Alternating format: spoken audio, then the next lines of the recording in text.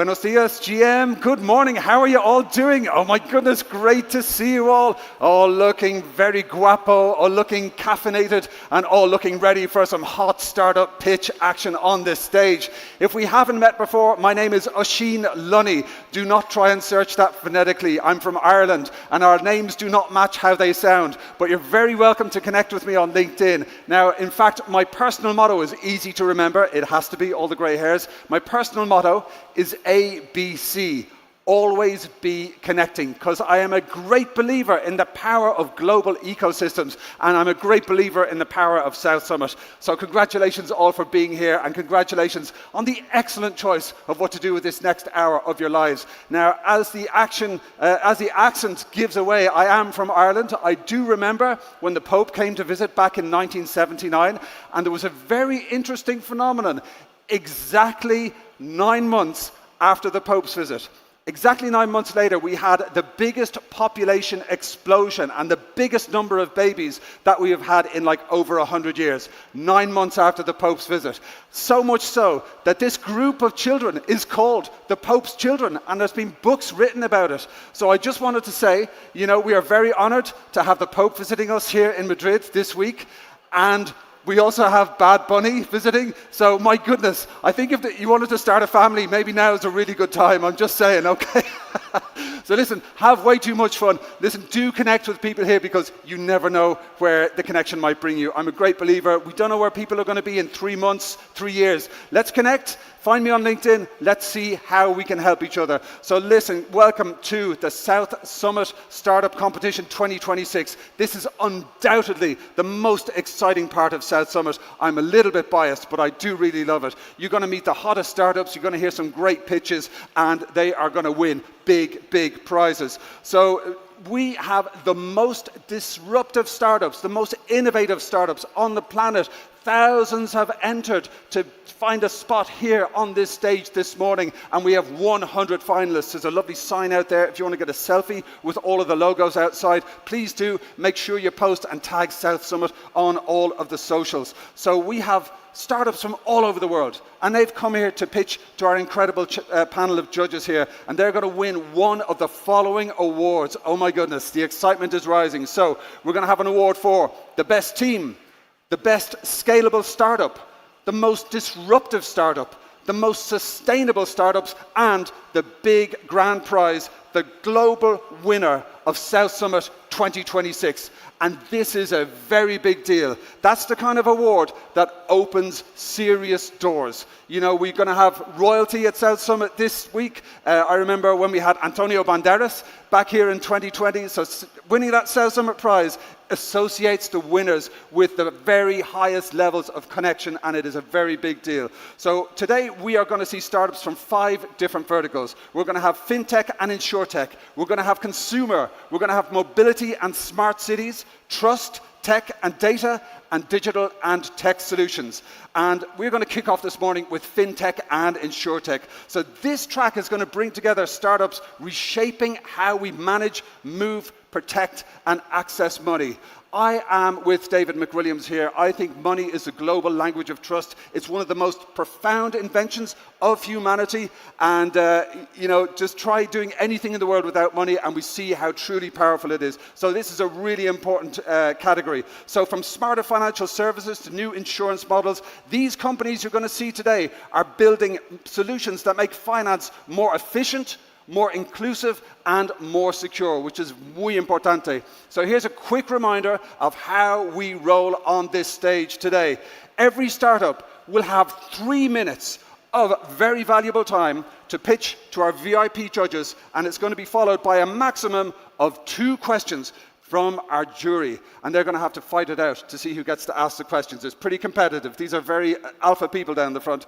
So it's good fun, and the questions are amazing, and the pitches are just awesome. Now, if you'd like to play along at home, hello everybody joining us via streaming. If you'd like to play along in the audience, here are the categories that our judges are going to be marking on: innovation, scalability, team, viability, and investability. Those 5 categories are going to be deciding everything. So you can kind of evaluate our pitches as they're happening, and you can mark in real time and see if you're the same the same mind as our wonderful VIP judges. So without further ado, I would like to say thank you very much to our front row of VIPs and MVPs down here. Their time is very valuable. We appreciate their insights, their expertise, and you're going to see how insightful and how expert they are. They're going to ask really incredible questions that kind of open the can of the startup pitch. It is amazing to see. So I'd like to say a heartfelt welcome and thank you, muchísimas gracias, to Antonio Vigueras Milades from Telefónica, to Begonio Garcia Almeria from Mutua Madrileña, to Denise Sales from the London Fund, who is here with her fiancé Jonathan. Lovely to see you, and congratulations to you both. Good morning to Gonzalo Tradesete from Faraday Venture Partners, to Ivo Roner from Swiss Post Ventures, to Javier Roca from Bank Inter, to Marino Pardo from MasterCard, to Marta Navayon Ivialba from Waira, the mighty Waira, to Oriol Juncosa from Plus Partners, great to see you, my friend, to Pedro Gomez Sabiani from Mutura Madrileña, and to Vasil Zahorodnyuk from UEX Capital Holdings. Thank you all so much for joining us. Can we get a big round of applause for our VIP judges, please? It is awesome to have them here. Muchísimas gracias. Thank you all so much. All right, we're going to kick things off right now. We've got 3 minutes on the clock, and believe me, when you're on the stage, when you're doing your pitch, the 3 minutes goes quickly. So we do feel the energy, genuinely, from you up here, and we really appreciate when you give full energy and big applause to welcome our startups to the stage and when they're done, okay? So I hope you're going to get very involved, okay? So our first pitcher joins us all the way from beautiful Uruguay, and their tagline is, they are a company which is an AI-powered front-to-back management suite for broker-dealers and for fund managers. The company name is Brokerware AI, and we are delighted to welcome to the stage the Client Success Manager of Brokerware.ai, our first pitcher of the day. Let's give it up for Lucia Molinolo. Thank you.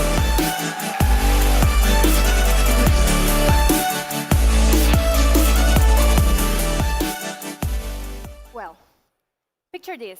It's Friday, 7 p.m. On the operations desk of a financial office, a group of 10 people is closing the day, reviewing spreadsheets, cross-checking transactions by hand across 3 systems that don't talk to each other, hunting for a $100 mismatch that nobody can explain. This isn't some small company. This happens every single day to thousands of firms moving millions of dollars, brokers, funds, investment houses. The global financial industry, the one that moves trillions of dollars a day, runs, to a large extent, on Excel.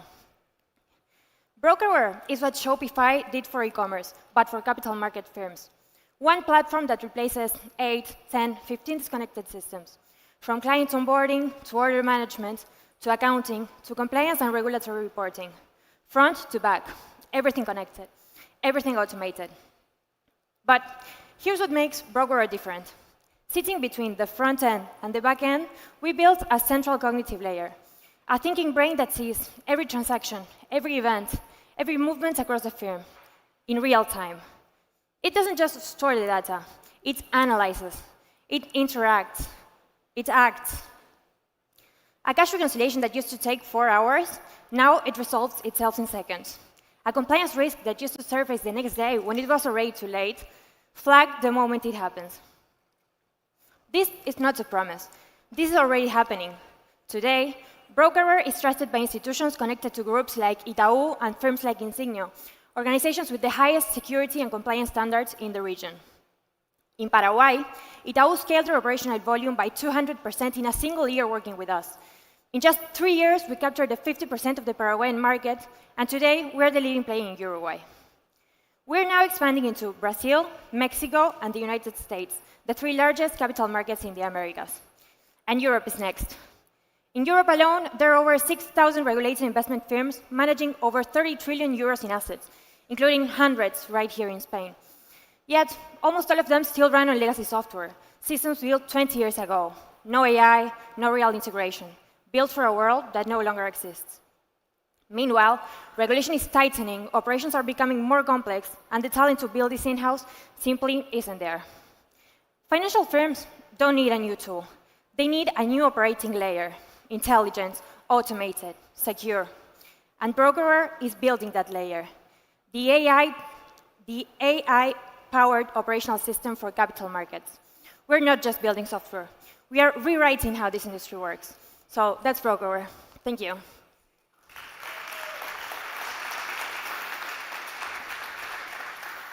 Oh my goodness, Lucia crushing it. We're starting on a high, finishing with 17 seconds left, which is not too common. So listen, that was a great presentation, but do we have any questions from our VIP front row there? We have a maximum of 2 questions. So who'd like to volunteer a question? We've got a question? Yes, you go ahead. Oh, do we have a microphone? On a micro? I think fantastic. We have Olympic-trained athletes here, ready to sprint over.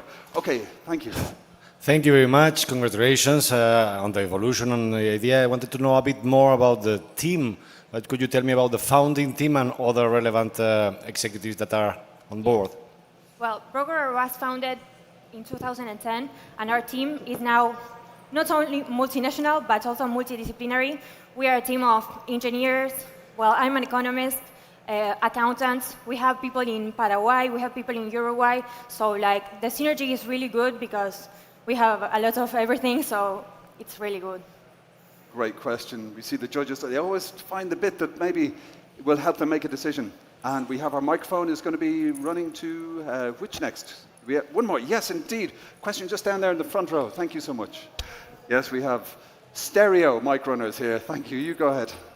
Hi, thank you. So my question has to do with the onboarding process. What kind of concerns or questions come up from clients when they're first engaging with your software? And what are the different processes in place to make that a smooth transition? Yes. We have 2 types of onboarding, one for the client itself and one for like the back office team making the onboarding process. But what makes it different is that we applied AI to all of this process. So, for example, when you need to fill a really long form with many things to fill in, you can just like take a picture of your document and the form is pre-filled. We always the last verification is from a human, so everything goes okay. But yeah, we try to make this simple and as quick as possible. No more than 3 minutes for the onboarding because no one wants to lose time with these processes. It's an API plugin into legacy Yes. tech. Okay. Yes. Getting into the technical details there, that's what we like to see. That is all the time we have for questions. Can we have a big round of applause? One more time for Lucia. Thank you. That was Brokerware AI. Muchísimas gracias. Congratulations. Okay, we're going to give our judges a few moments here. Now, if you're on the stage, you will see that they all have special iPads. They are connected to the South Summit mothership where all the votes go for the startups, and then they're all going to be added up, and we're going to announce them tomorrow, I believe. So you don't have to wait long. It's going to be absolutely brilliant. So with that in mind, I'm seeing a nice piece across the front row now. The marks have been set, and we're ready for our next startup. Now, they are a native of Spain.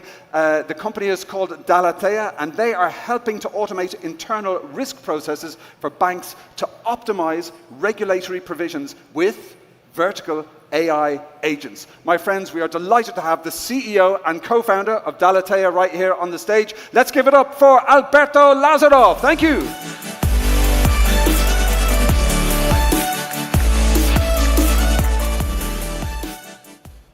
Hi everyone. I have one take-home message for you today. At Dalatea, we help banks make more money. You may be wondering how we do that. We automate internal risk processes. Not very sexy, but very needed. Why? Because while working in the industry, we realized a huge opportunity. Banks, like good investors, they want to keep their money flowing, moving, but they have to hold some reserves. This is money that is sitting still. So basically, what we do is that this money is tracked on Excel sheets, and we help them automate the internal process of tracking and logging and updating these capital reserves. So basically, as you all already know, this is a sad reality. It all runs on Excel.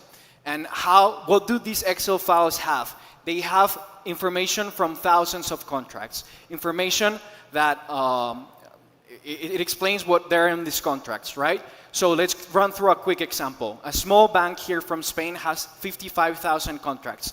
Going through each one of them would take them 5 working years to do so.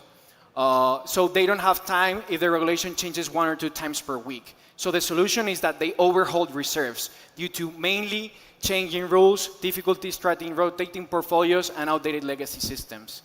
This creates a 30 to 50 billion opportunity just across the European Union. Basically, this is a huge industry, 115 billion throughout the world. So what have we done? We have done what we did before. We were working in the industry and we were doing this manually. So we have built a software that with heuristic rules and with AI agents, we scan the portfolio, we read through the contracts, we classify them, and then for the mistakes that we find, we generate a report for the bank to implement those changes in the database. Think of it as a proofreading software, but we want to think bigger. We want to be the Harvey, the Legora of the banking vertical. We want to think big.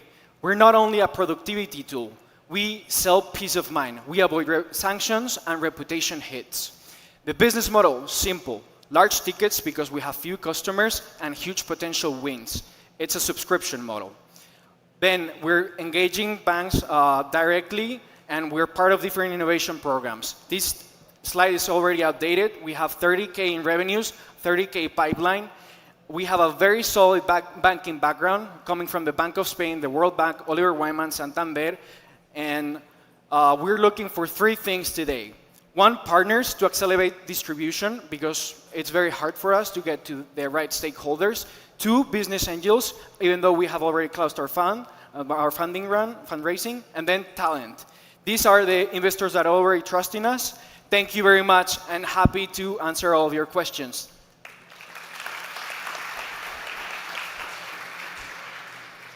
Listen, Felicidades, you can't see this from down there, but literally he landed that on the last second. That was perfection. Okay, but what did our judges think? Do we have any questions from the front row? We do, straight away. Thank you. Thank you very much. You're working with highly sensitive information from banks. What are the main security concerns that you're receiving from them and how you're working with them?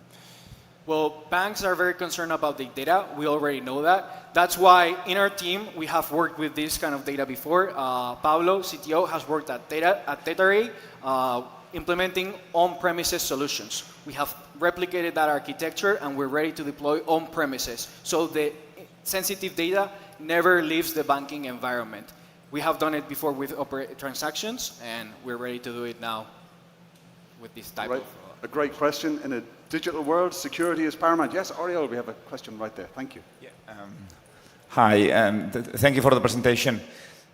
If you had to think about the next adjacent business that you can get, what would be that one? Because maybe the regulatory capital, kind of sort of productivity, it's not sort of the most pressing issue for a number of banks, because maybe some of them are sort of have internal models and so forth. So be creative. What's the next adjacent business that you can get for banks? We're in our roadmap, once we cover everything, we would like to be the next core banking system for banks, one that has AI integrated. No. Next adjacent business, not the core banking for banks. This is 4 years down the road. The next one, your next win. Stress testing of portfolios. We are building this feature. We have AI agents. You tell them what happens if the Strait of Hormuz is closed, and we build a scenario specifically for your portfolio with your concentration, and we tell you the impact on capital and so on. And we also are exploring with insurers because they also have capital constraints. Muy bien, my goodness. You see there, folks, the questions are not always easy. They're very seldom easy. They're really getting into the weeds there and getting into the details. And, you know, our wonderful startup pitchers really have to think on their feet. Speaking of which, you did absolutely fantastic. One more time, a big round of applause for Alberto from Dalatea. Thank you. Muchísimas gracias. All right, again, we are giving the judges a little bit of time to put their marks in. Let me just remind you, South Summit is about what happens in the room. It's what happens at the networking, the parties. It's also about what happens in the digital world. And we would like to please create some love and create some FOMO. So let's make everyone else jealous. If you know somebody who's not at South Summit, you're at South Summit. Feel free to take that selfie, post it on the socials, and make everyone feel some serious FOMO. Just use a hashtag SouthSummit26 and tag South Summit, and maybe you'll get amplified and we'll create even more FOMO. Okay, we're going to move immediately on with our next amazing picture. Now, the next company is called EthicHub. They are from Spain, and they integrate finance and trade, leveraging on disintermediation to provide better profits to all stakeholders within a shorter supply chain. And I believe they are rethinking the specialty coffee supply chain with integrated quality and impact. My friends, we are absolutely delighted, because I love coffee. Yeah, not that you could notice. We absolutely love coffee here, and we are delighted to welcome the CSO of EthicHub. Can we please give a huge round of applause? Gabriella Chang.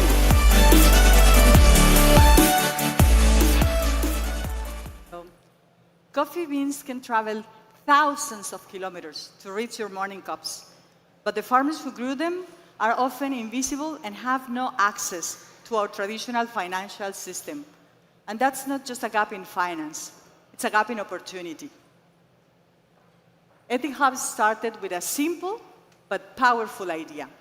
What if financial technology could connect global capital with smallholder farmers to become a sustainable driver for development? 600 million microfarmers are living in poverty despite producing 1/3 of the world's food, because traditional systems were never designed for them. Solving this problem is a tremendous business opportunity, not just because they are our 450 billion untapped credit market, but also because they are the last wave of digital adoption. And this is going to happen very soon, once Starlink achieves direct connectivity with their mobile phones. Now let's close up on coffee, one of the most traded commodities, but also one of the most asymmetric supply chains. Did you know that 80% of all the coffee in the world is produced by 25 million poor microfarmers? Traditional coffee markets are dominated by a handful of players in a game of high volume, small margins, ignoring the cost of social and environmental externalities. After many years working with these farmers, we just launched a marketplace to offer 5-kilo green coffee bags to serve the growing micro-roasters industry. We're talking about a market of 36 billion, expected to grow to 100 billion by 2030. By strategically disintermediating the specialty coffee supply chain, all the stakeholders benefit from interacting. ProducePay and Ninja Card are successful use cases of finance and market integration, but they work with a few big players, big producers, while our model is focused on smallholders. We have financed more than $6 million to 16 cooperatives in 6 countries in Latin America, selling more than 400 tons of coffee to more than 100 roasters. We are now looking for a lead investor for setting the term sheet of our next round. Thank you very much.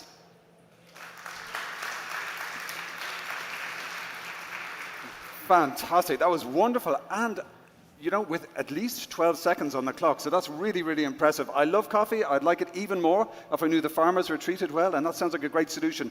Do we have any questions from our VIP panel of judges in the front row? Okay, sometimes there are no questions. We got a question straight away. Great. Thank you so much. Gracias. Thank you very much. Congratulations. Very interesting. Wanted to know a bit more about your credit operations. What's the size, typical size, if it's concentrated in one particular country, and the kind of morosity levels you've experienced up until now? Mm-hmm. Well, we are in Mexico, Brazil, Honduras, and Colombia, mainly. The other countries were pilots. Morosity used to be part of the problem when it was only lending, but our model actually is focused more on trading. So it's like a prepayment of the coffee. So the cooperatives pay with the coffee because they get the incentive to getting access to better markets. So they earn between 15 and 20% more for selling the coffee to EthicHub. And do you have a plan how to onboard the big coffee brands to buy also over your platform? No, it's not the idea. The big coffee brands, it's how the market is. We are moving to how the market should be, considering the cost of externalities. Because big markets, because they work with volumes, I mean, they work with one container, with one bag, for example, they cannot provide traceability. And regulation and society is moving toward traceability, responsibility about the biodiversity. We have now the European law for non-deforestation. So that's very complex to keep in big volumes. So we have to evolve to the traceability model. Fantastic. And that is our full allowance of 2 questions gone, but those are 2 excellent questions. Thank you to our judges. My dear friends, can we have a huge round of applause for Gabriela? Thank you so much. That was an epic hug. Thank you so much. Brilliant. Okay, as I mentioned at the beginning of the day, my personal motto is ABC, or always be connecting. Sometimes that stands for ABC, always be caffeinated. I do think coffee is the fuel of events. So yes, that was a great idea on how to have more ethical coffee. Shoot that into my veins. We have given the judges a couple of seconds to put in their very important marks, and now we're going to move on to our next picture. So remember, #SalesSummit26 for all the social love /FOMO. We are now going to move on to our next picture. They are all the way from beautiful Portugal, and the company name is Granter. They help companies find and apply for grants using AI. Brilliant. We are absolutely delighted to be joined by their CEO. Please join me in welcoming to the stage Bernardo Seixas. Thank you.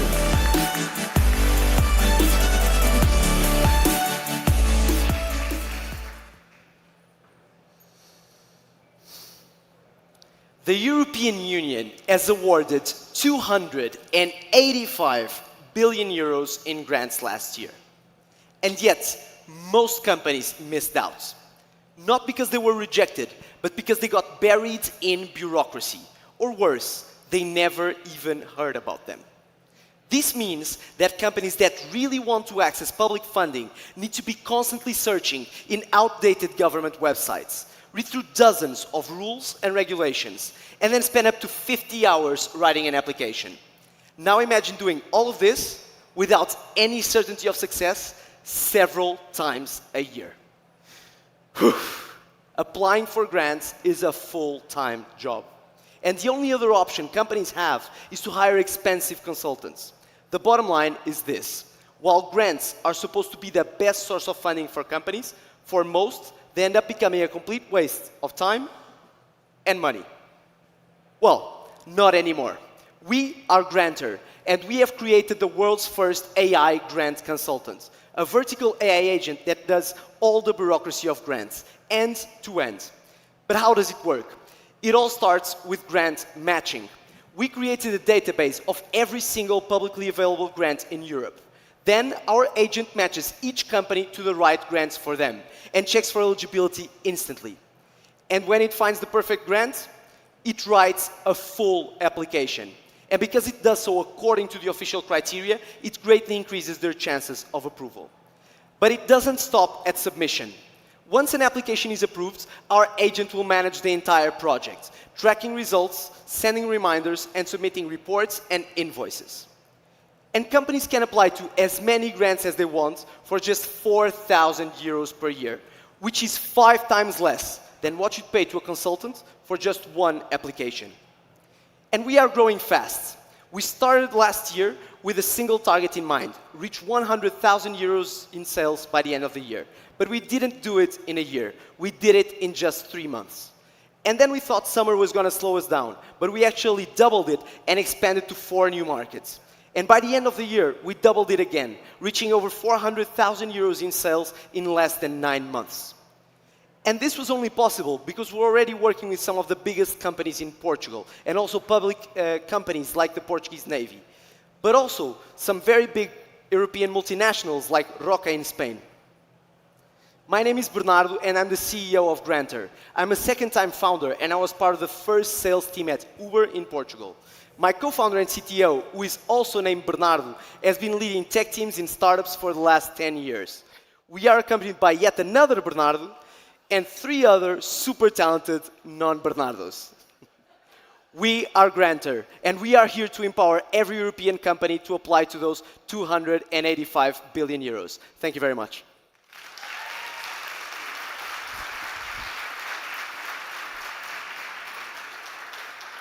Absolutely magnificent, and a bang on 3 minutes exactly. That's what we love to see. Okay, that was a strong pitch. But what do our judges say? Do we have any questions? Any? Wow, oh, good man, thank you, yes. All right. Again, congratulations, it's a spectacular growth. I wanted to know why you decided on that particular business model of 4,000 fixed fee instead of a mix or a totally success fee based according to the grant that you, as many consultants do, and as may allow you to gain some of the upside you win for your clients.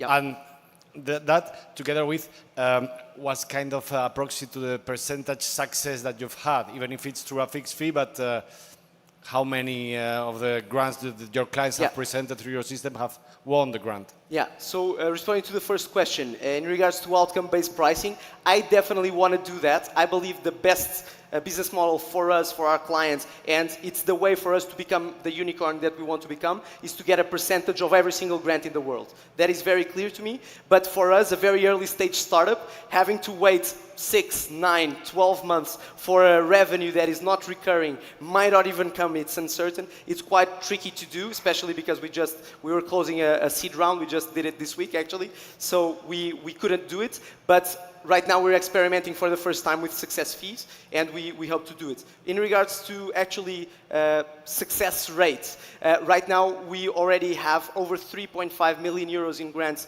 approved through our agent. This will be exponential because first we started to sell to startups, and now we mostly sell to big enterprises, like you see. So the grant sizes changed from 30K, 50K to 50 million. So right now, probably the amount of grants that we will get will reach 100 million by the end of the year.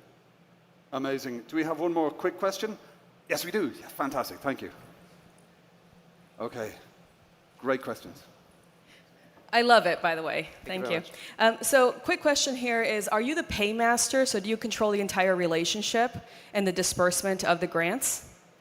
Actually, no. That's a very, very good point. We are currently trying to integrate through APIs. In some cases they exist, in some cases they don't. Depends on the market. We want to integrate with the government systems in order for us to actually be in the middle of the money and be able to. There's another business model on top of this, which is more fintech related. We can actually advance the grant for our customers, which is a very big pain also. It takes a lot of time for them to actually get the cash flow. So if we are in the middle of the money, we can actually advance them the grant, and then we get paid by the government. This is something we really want to do, but right now we are not. We are a SaaS layer on top of the government platforms. But that's part of your roadmap? Sorry? That's part of your roadmap? Definitely, yeah. Oh my goodness, all the details coming out here in these very pointed questions. That was just fantastic. Can we give a big round of applause, please, to Bernardo Seixas? That was granted. Thank you so much. Muy bien. Muy bien.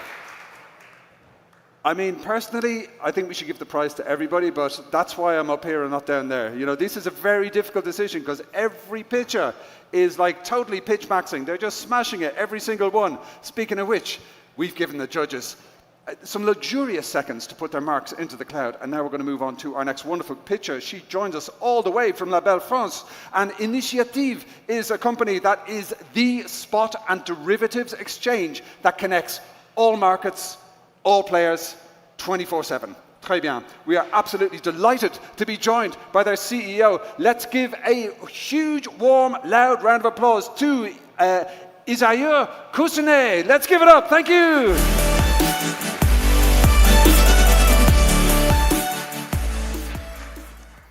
Before we start, quick show of hands. Who here's heard of a little company called Revolut? Okay, how about Robinhood? Okay, now what does Revolut and Robinhood have in common? They were both first movers in simplifying access to finance. Revolut changed the way people bank. Robinhood changed the way people trade. And now Initiative is changing the way businesses trade. Initiative is the smart exchange to trade the commodities of today and tomorrow.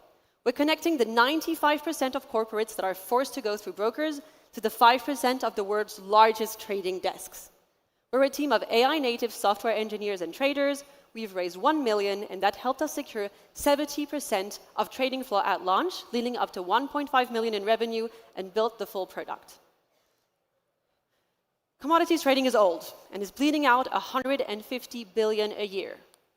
The worst case, the 1 trillion market of European emission allowances. On the one hand, 11,000 corporates, that's 700 in Spain, are forced to buy emission allowances or pay a fine. On the other hand, a large ecosystem of traders and banks all go through the one single American exchange. Corporates are stuck with brokers, and traders are stuck with high fees and no product innovation. We're counting 170 corporates pre-registered in our waiting list today, and we're focusing on 35 large traders and banks that are all set up with a demo and actively engaged as early members. We're also piloting with one of the largest buyers in Europe, a large shipping industry. They trust us because we've built the only team technical enough to build it and credible enough to sell it. Our go-to-market is led by the global head of sales of BP's carbon trading desk, which made them 90 million in revenue. Our ops and regulation is handled by the guy that did shares.io's compliance and got them their financial license. I lead product the way I did at a US scale-up backed by the World Bank. Every week we talk to the market and we listen. And what do they want? Corporate want instant execution, so we built a true spot exchange. Traders want to repo their inventory, so we built new weekly futures. They also want to trade when industrial activity is at its peak, and that's why we did new contract maturities. But mostly, everybody wants to stop being killed on fees, and that's why we cut them by half thanks to our tech. Exchanges are sitting at the center of priceless financial flows. That's why they're so defensible and they're so scalable. And that's also why Total Energy Trading's general manager and BNP Paribas' general secretary both invested in us and sit on our board. Now that we've successfully secured a lead for our 3.5 million raise, we're ready to deliver best execution to European corporates and bring our traders back on a European venue. Now, if industrial competitiveness in Europe resonates with you, support us, give us the win, and we'll make good on our mission. But most importantly, take initiative.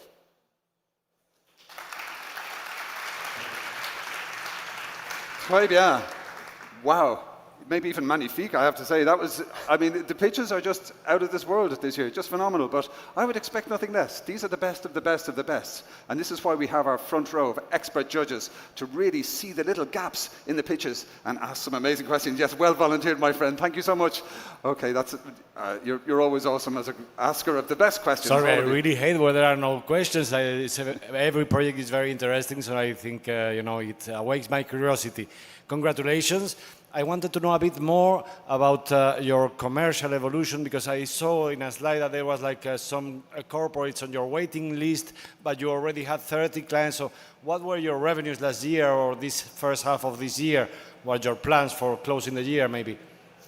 Exchanges take a long time to build. We're under the MiFID II European regulation. We've been engaging for the regulator with a year, and that lets us engage people as early members. This way we know that we have liquidity when we launch. An exchange is really made or broken with liquidity. And we've got 70% already secured. In terms of revenue, that equates to about 1.5 up to 2.5 million as soon as we open. And you're planning to open, so you're not having revenues, you have the waitlist, but you're opening when? We're opening Q2 2027. Okay. That's why we're closing the round today. Okay. Fantastic. Technically, that was 2 questions, but we do have a few seconds on the clock. Going once, going twice. No further questions, Your Honor. Okay, give it up for Isa Kusune. Thank you so much. That was great. Merci beaucoup. All right, we keep things moving here because the pace is relentless. We have more startups. They are battling it out here in the Nave for the love of the judges in the front row. The judges are now considering which startups to give their love to. It's going to be beamed to the mothership, and then we're going to announce them later. Very, very exciting. So the winner of all of these heats goes on to the main stage tomorrow, and that is absolutely one of the grand finales, one of the most exciting things that you see at South Summit. Right, we're going to move on to our next wonderful startup. Now, they are all the way from beautiful Spain, and the company name is Paga Factu by Zertiban. Now, Paga Factu is on a mission to make every invoice pay itself and to kill the wait And the weapon is pay by bank, my friends. We are absolutely delighted to welcome to the stage the CMO. Give it up for Miriam Vicente. William.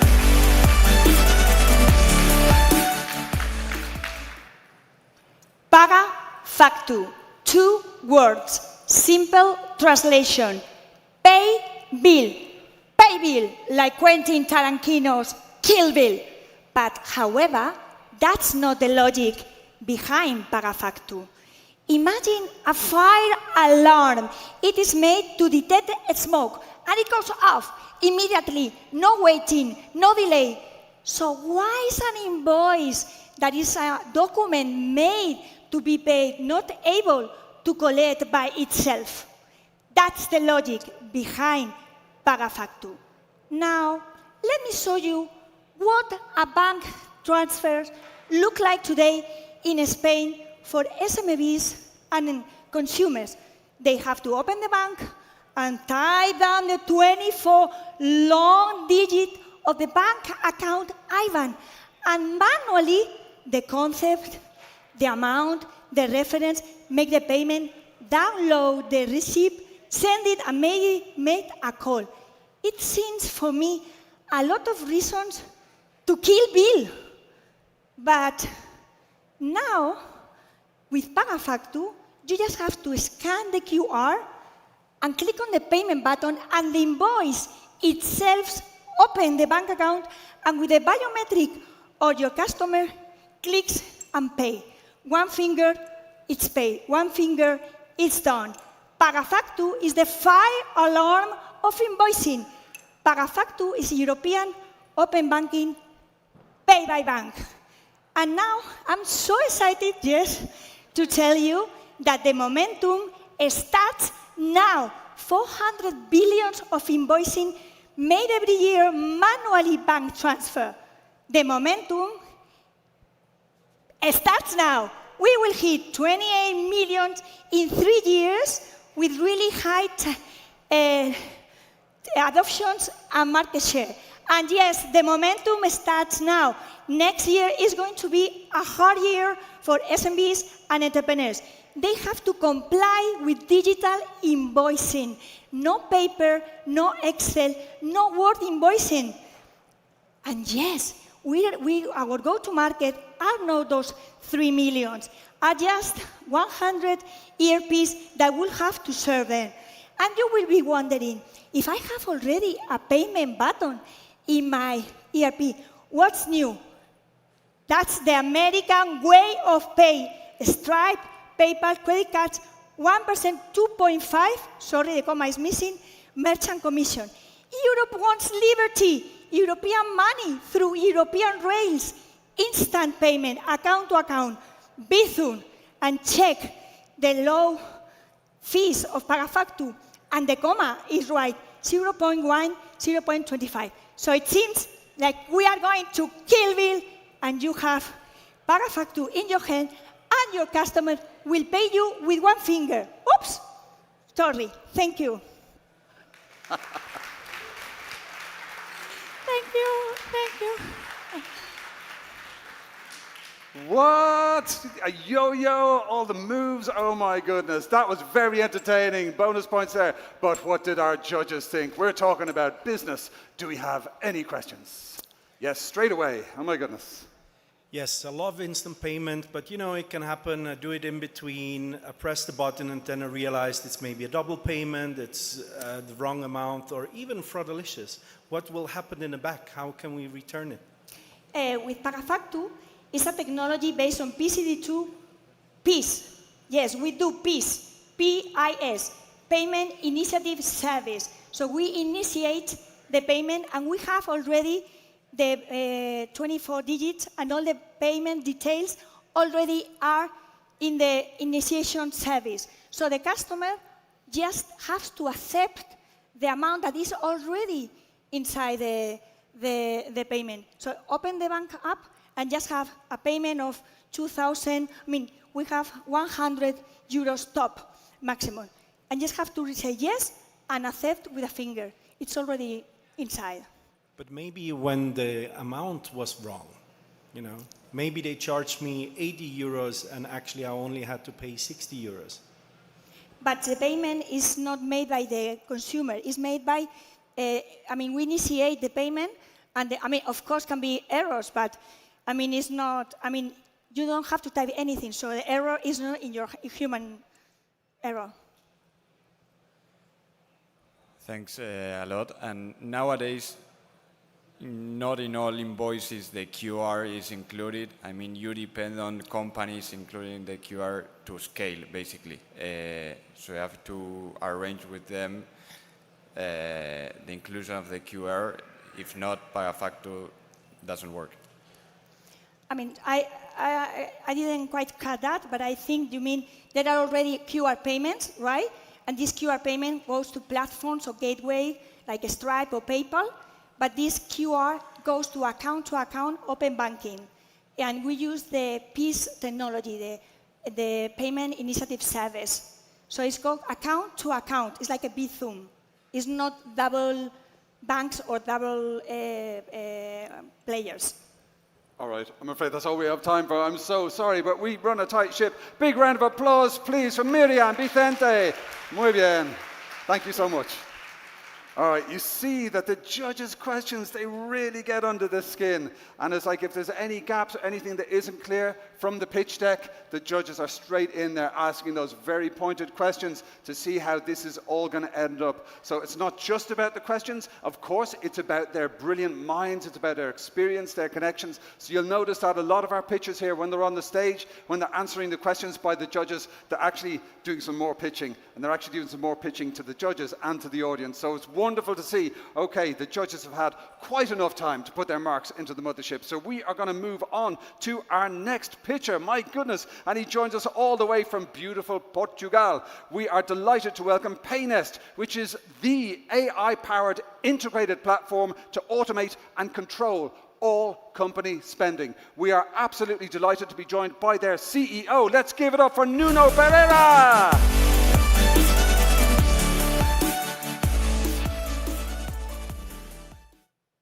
Time and money.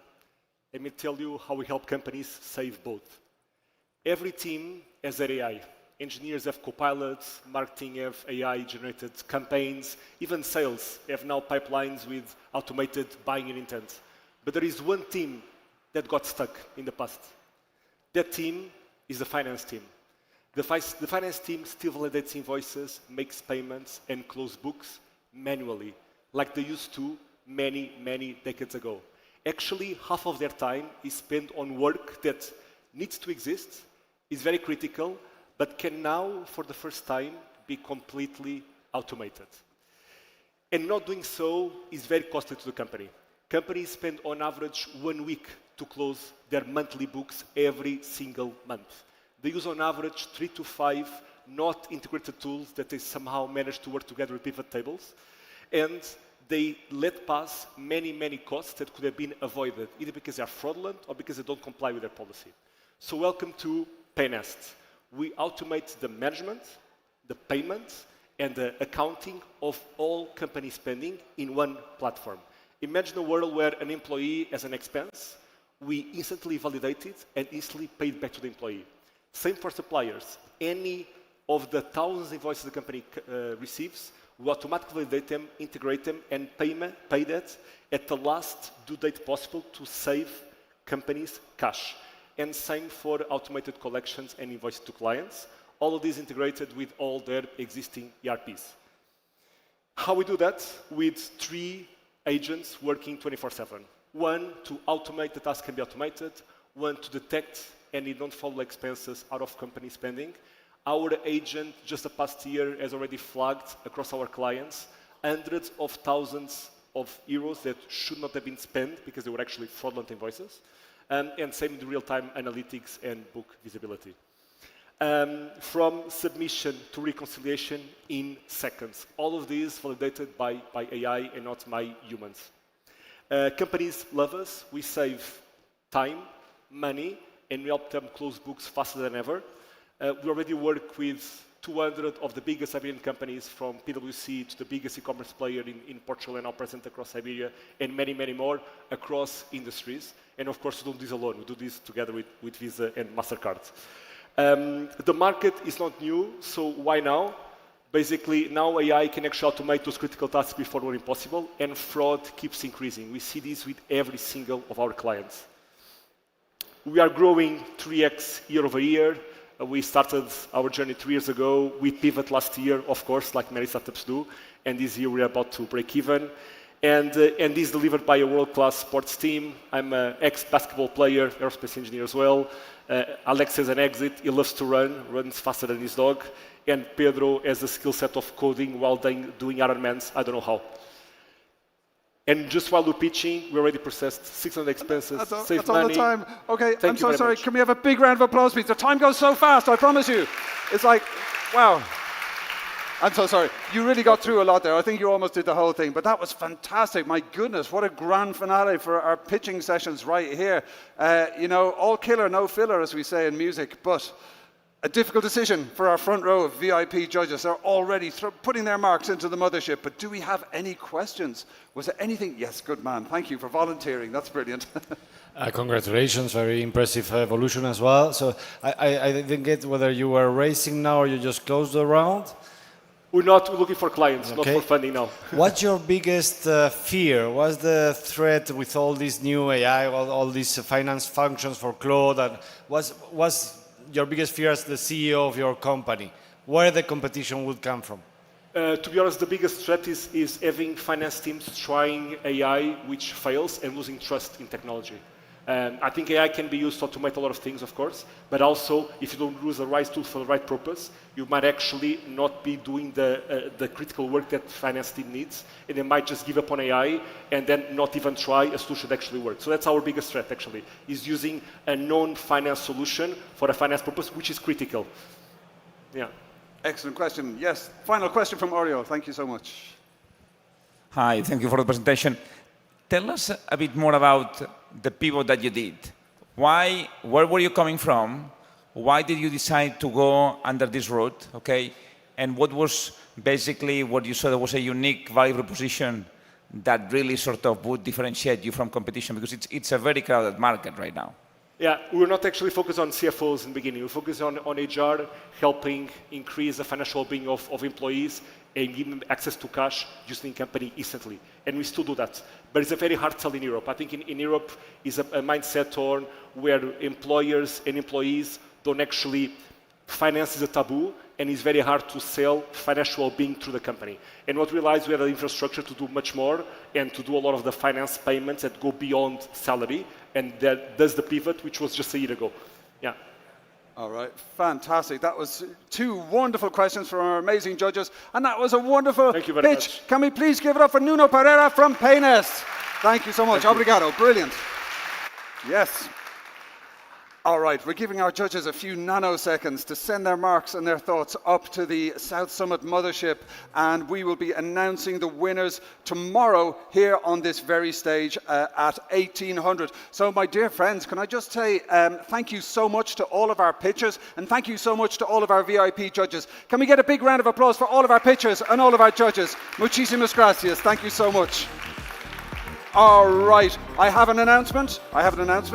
All of the judges and all of the pitchers, meet backstage, please. You're all required to meet backstage. We're going to make some magic happen backstage. Okay, so one startup from this session will pass on to the final round on the arena stage on Friday morning. We're going to make all the winner announcements here at 1800, 6 p.m. on this stage tomorrow. You don't want to miss it. It's going to be absolutely packed. It's very, very exciting. And my friends, if you're in the audience and you have a big idea and you would like to see your startup here next year, I believe we have a QR code on the screen there, so make sure you scan the QR code, apply to be in the competition, because if you're not in, you can't win, and you do miss all of the goals you don't take. So if you got a goal, let's make it happen. Come here. I hope to welcome you this time next year to the stage. Applications are now open. You could be one of the finalists. Right, we are going to move on. We're going to give our startups and the judges a little bit of a break, all backstage when you have a moment, and we're going to move on for a fireside chat, I believe. We're going to get some chairs on the stage.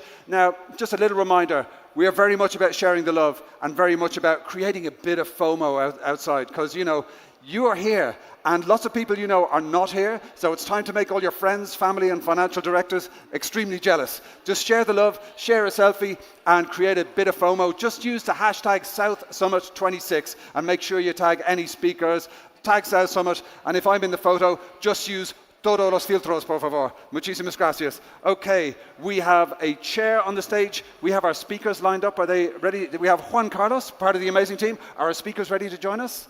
Okay, todos listos. Muy bien. Okay, thank you so much, Aida. That's great. So we got some cans of the finest drinking water on the stage, and we're going to move on to a fireside chat. So this session is called the AI Creative Stack. Now, as you all know, every act of creation, from a quick social post to a professional campaign, now runs on an invisible layer of artificial intelligence. And tools that were once required years of experience are now available to everyone with a smartphone. But as AI becomes the infrastructure beneath human creativity, deeper questions emerge. What does it take to create? Who gets to create? And what happens to the craft when the barrier disappears completely? This next session is going to explore how AI is quietly rebuilding the creative stack from the ground up. And we are delighted to welcome two very brilliant speakers to the stage. Namely, we have the Global Head of Program at South Summit, the wonderful Christopher Locke, and he's going to be in conversation with the co-founder and COO at PixArt, Mikhail Verdanyan. So my dear friends, please welcome to the stage Mikhail and Christopher. Thank you.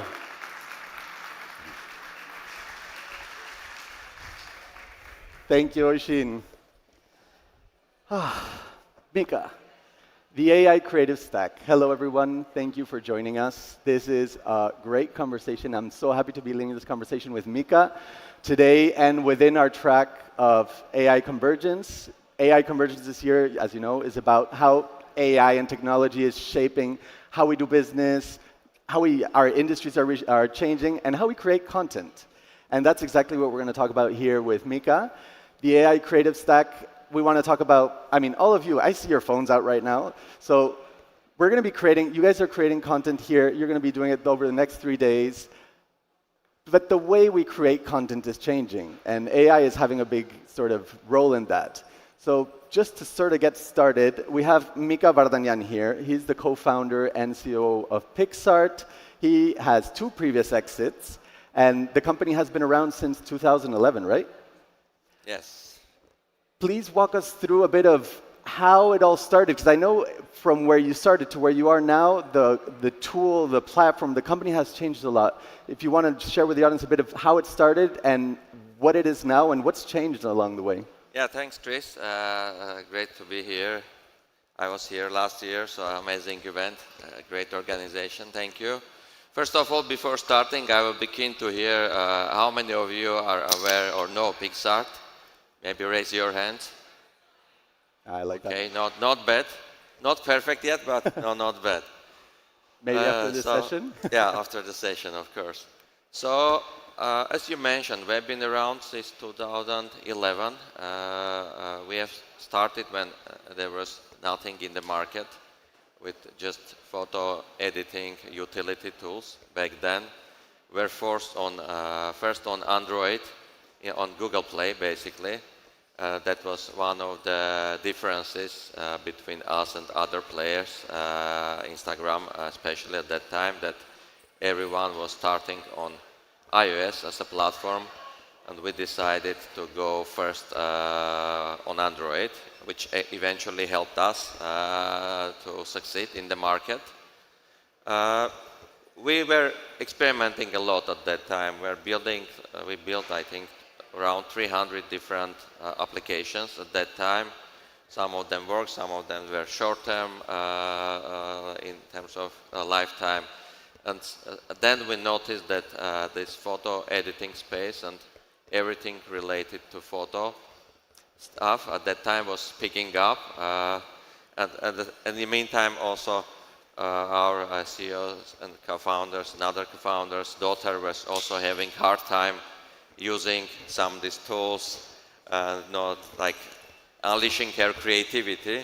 So we saw that there is a real opportunity to make the creativity accessible to everyone and not only let Adobe with its professional tools, which are only available to professional designers, own that space. It started to grow organically. In a couple of years, we grow to 100 million users, monthly active users. And then we started adding more and more products and features. Then it was iOS, next iOS as a platform. Then we created community, which was a big piece and currently the big piece of our platform and the most engaging one. And we started to grow. And just in 2018, we introduced payments and subscription in our product. Before that, it was completely free, and we're just providing everything for free. And as a result, it helped us to grow organically.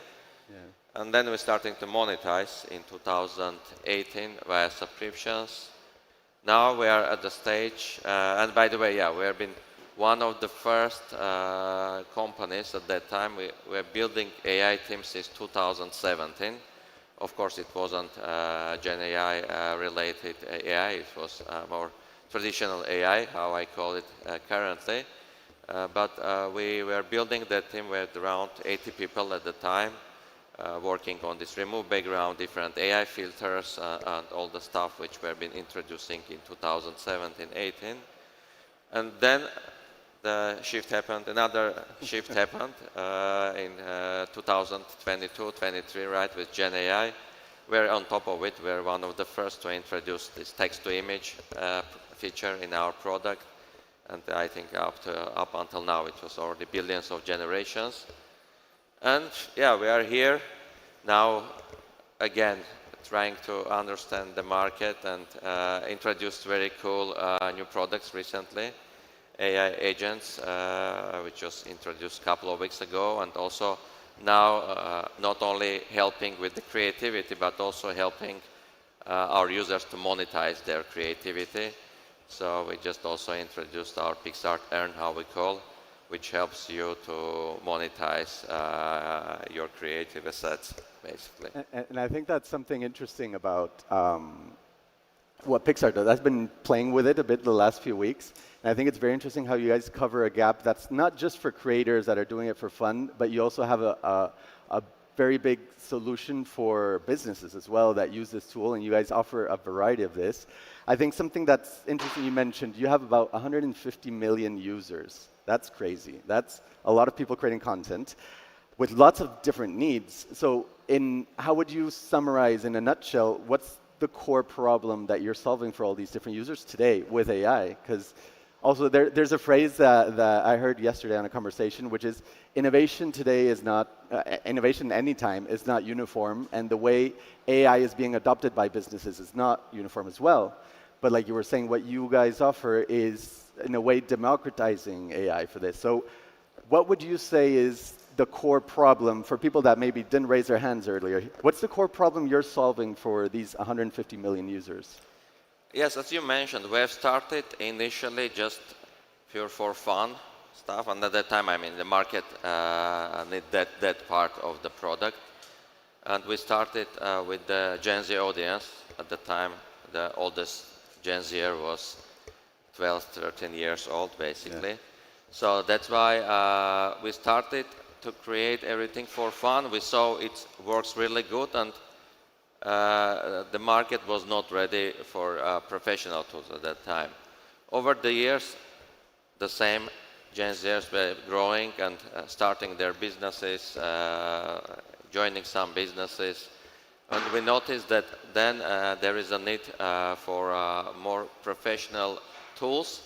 But the same tools that we're building for fun, the same tools were just reshaped and refined a bit, and they were also suitable for professional use. And over the years, this gap was narrowing down between what you can do with these tools for fun and what you can do for business.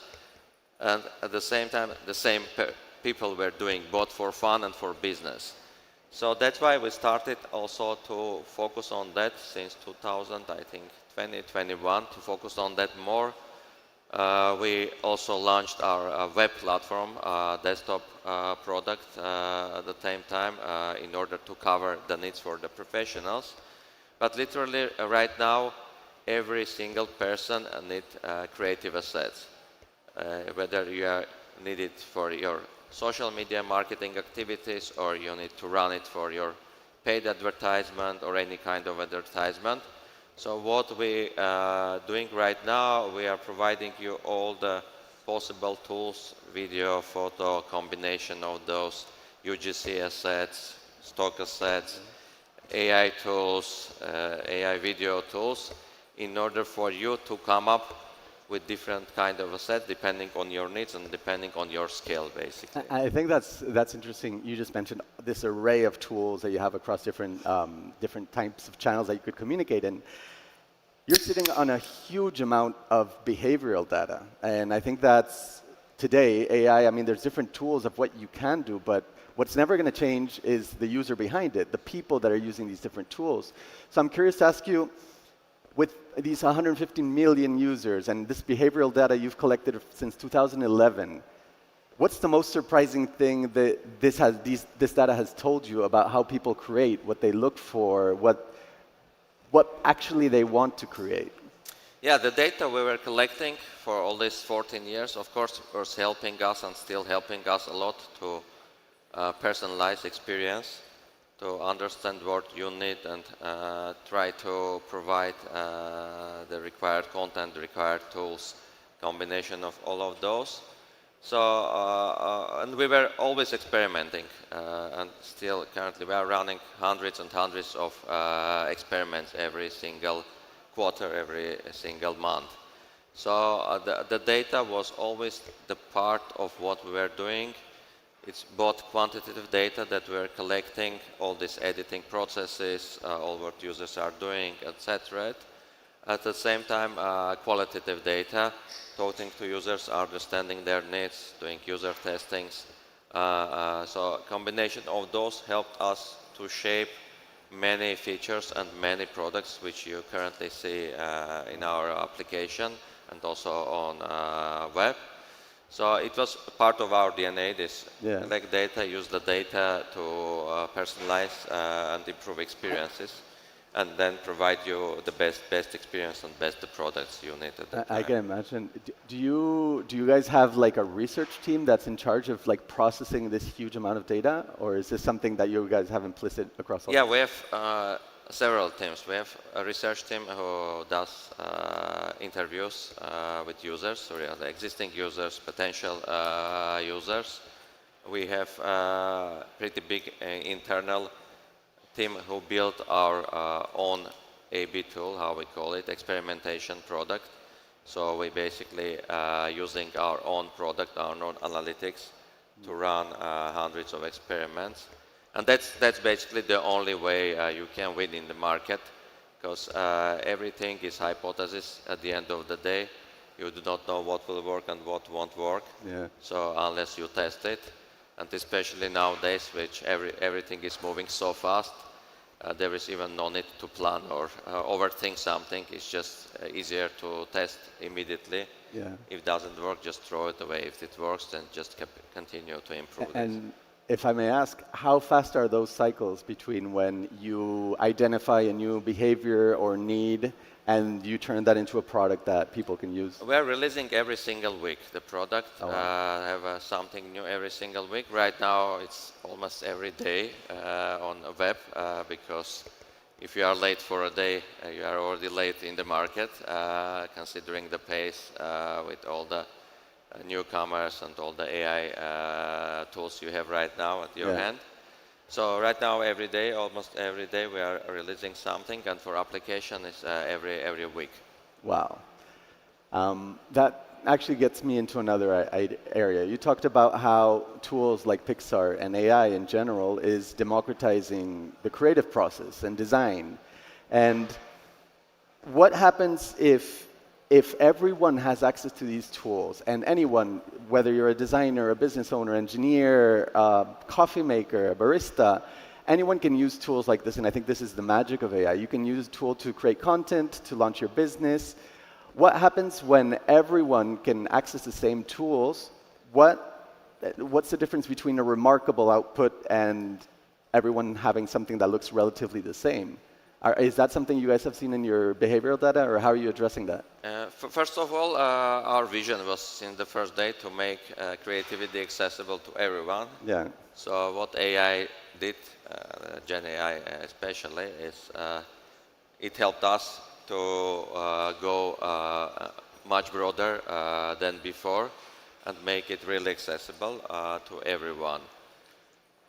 The differentiation, it actually was an interesting experience for us all these last 3-4 years.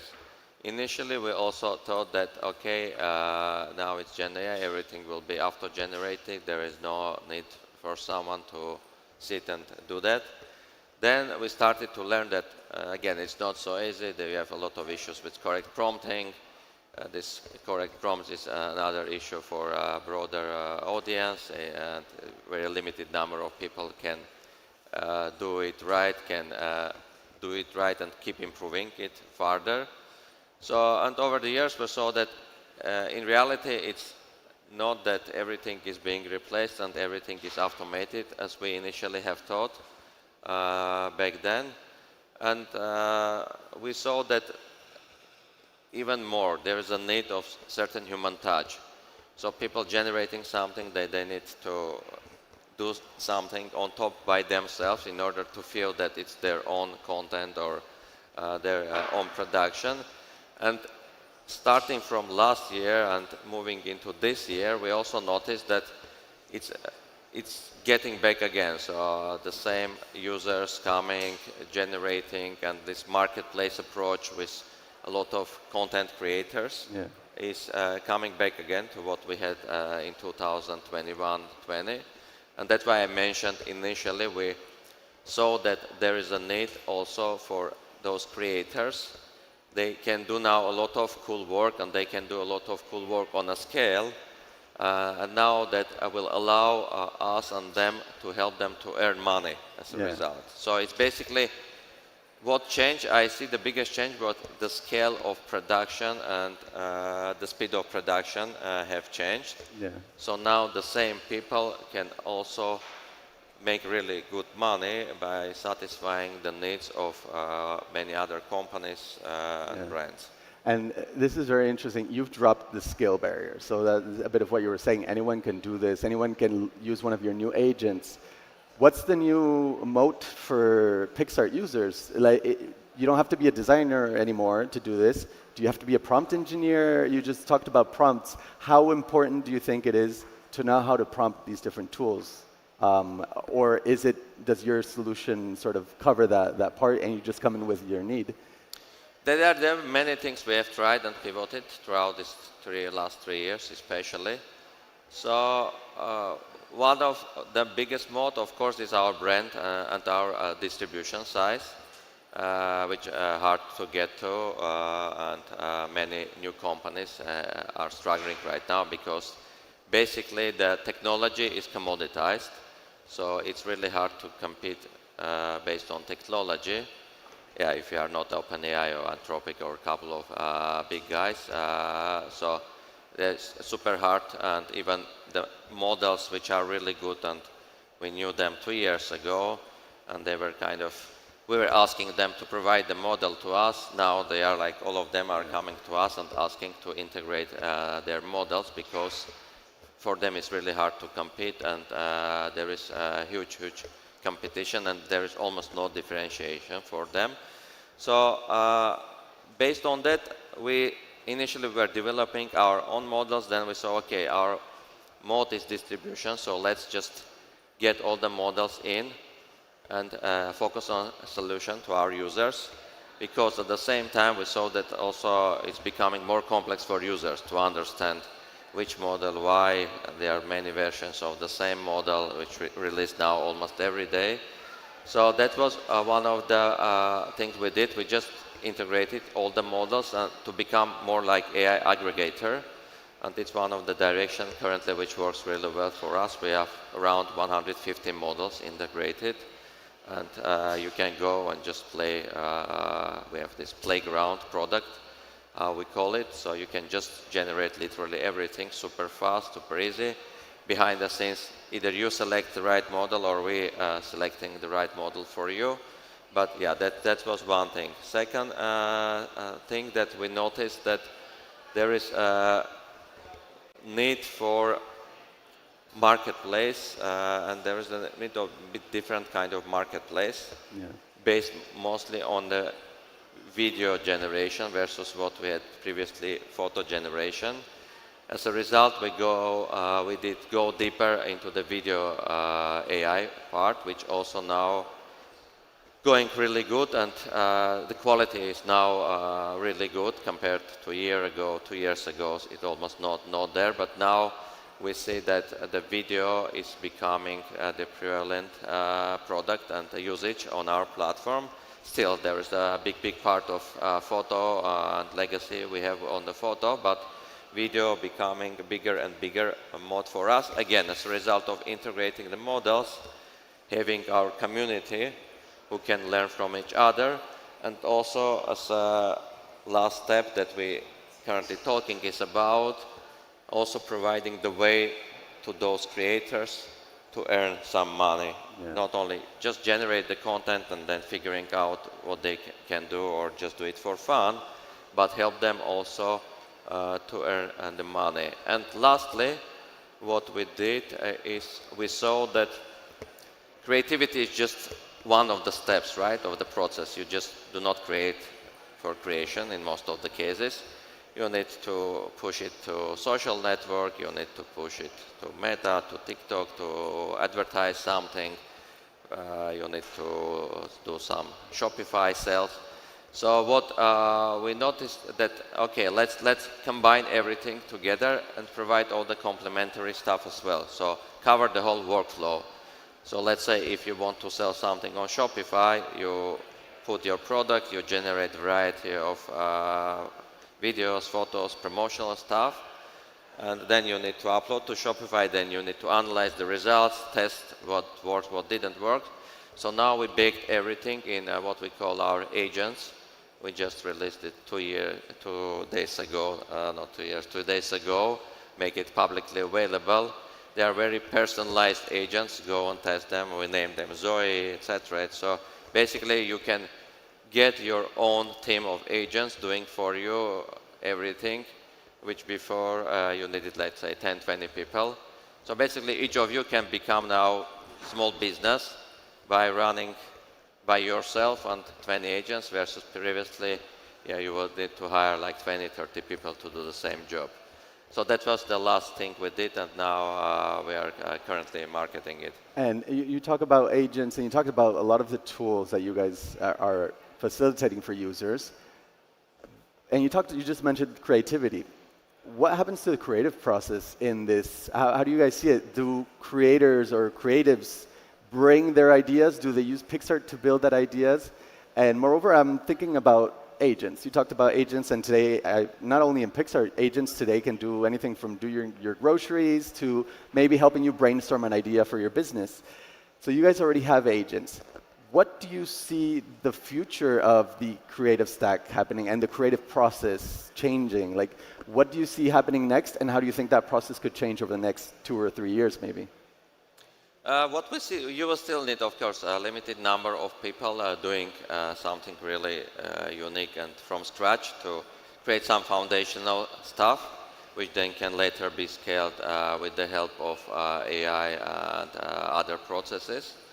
So what we see right now is transitioning. Given the largest, let's say, bloggers, influencers, now they're in transitioning phase to learn how to correctly generate something which is really unique. Again, it's not so easy to generate something unique, and at the same time, there is vast opportunities to do it right if you keep playing and learning it fast enough. So internally, within our company, we now see also another transition, like the same designer can build the prototype, can do user testing, can convert that prototype to the working code. So we see that it's not only about like creativity and designers, but the same designer can become engineer and can become product manager. And that's what we are also seeing happening within our company and other companies. And vice versa, the same engineer can become designer to a certain sense and do everything end to end. So my perspective here that we will see more solopreneurship moving forward, because what you have available right now can help you to grow super fast, and there are so many opportunities which literally were not available 2 years ago. But at the same time, of course, as with all the technologies we have seen over this last 25 years, some of the professions or functions will not exist or will not have the same form or shape. I think that's very interesting. And I'd like to ask you something that I saw in another conversation earlier today. What do you think? Do you think we'll have our first? And of course, Pixar is a unicorn company, of course, and you know the struggles of building a company like this over many years. Do you think with tools like Pixar and of course all these AI agent tools we have, will we have a unicorn solopreneur founder maybe in the next year or two? Do you see that possible, or is that something There's already, I think, a couple of weeks ago, if I read there, like a couple of guys already became unicorn, 2 brothers, I believe, as far as I remember. Yeah. So now I think that's why I'm saying like I also have son. He also just graduated from the school. It's a hard topic for me. What you should do, but I see that the only way you can succeed, and you have a lot of opportunities right now, is just to think of some of the problem, and there are a lot of problems, a lot of boring problems, which can be actually automated really well, starting from government, ending with healthcare. And now I think it's a good opportunity. If you like that, you are not limited anymore with execution part, which was an issue before. So basically, you have idea, you can build prototype, you can build product, and you can sell it yourself, basically. That's amazing. I think something that, on this point where you're talking about skills as well, for creatives or entrepreneurs that are probably in the audience here, or that are future entrepreneurs, maybe we have some students here, what would you recommend they do? You talked about traditional education. Traditional education has changed and is maybe not going as fast as AI and as fast as companies like Pixar are evolving.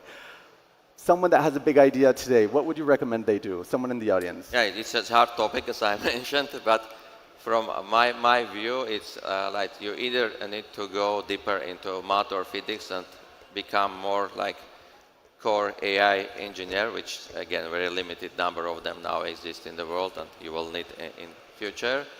Or I suggest just to start experimenting right away. Do not wait finishing your school even now anymore, like getting to university. Just start working and experimenting from first day, because it's the best learning you can get. And when I'm looking at the university program right now, they are so far behind from what's happening in the world.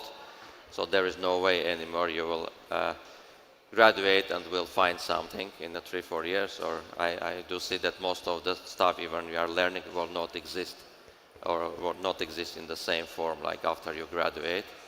So that's my suggestion. That's what I'm doing with my son. Just say go build something right away.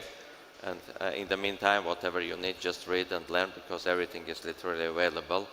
And you will learn much faster, and you will be first in the market with something. And at the end of the line, that is the creative process, to iterate, to test. Yes. It's just applied to new technologies. And I go the other way. What's one thing you believe AI will never replace in the act of creating something? So far, I think the COVID was a good experiment, right? When everyone was thinking, okay, no one will get back to work, no one will need to travel, or no one will, again, gather together, drink together, etc. So we saw that still human like to interact and socialize.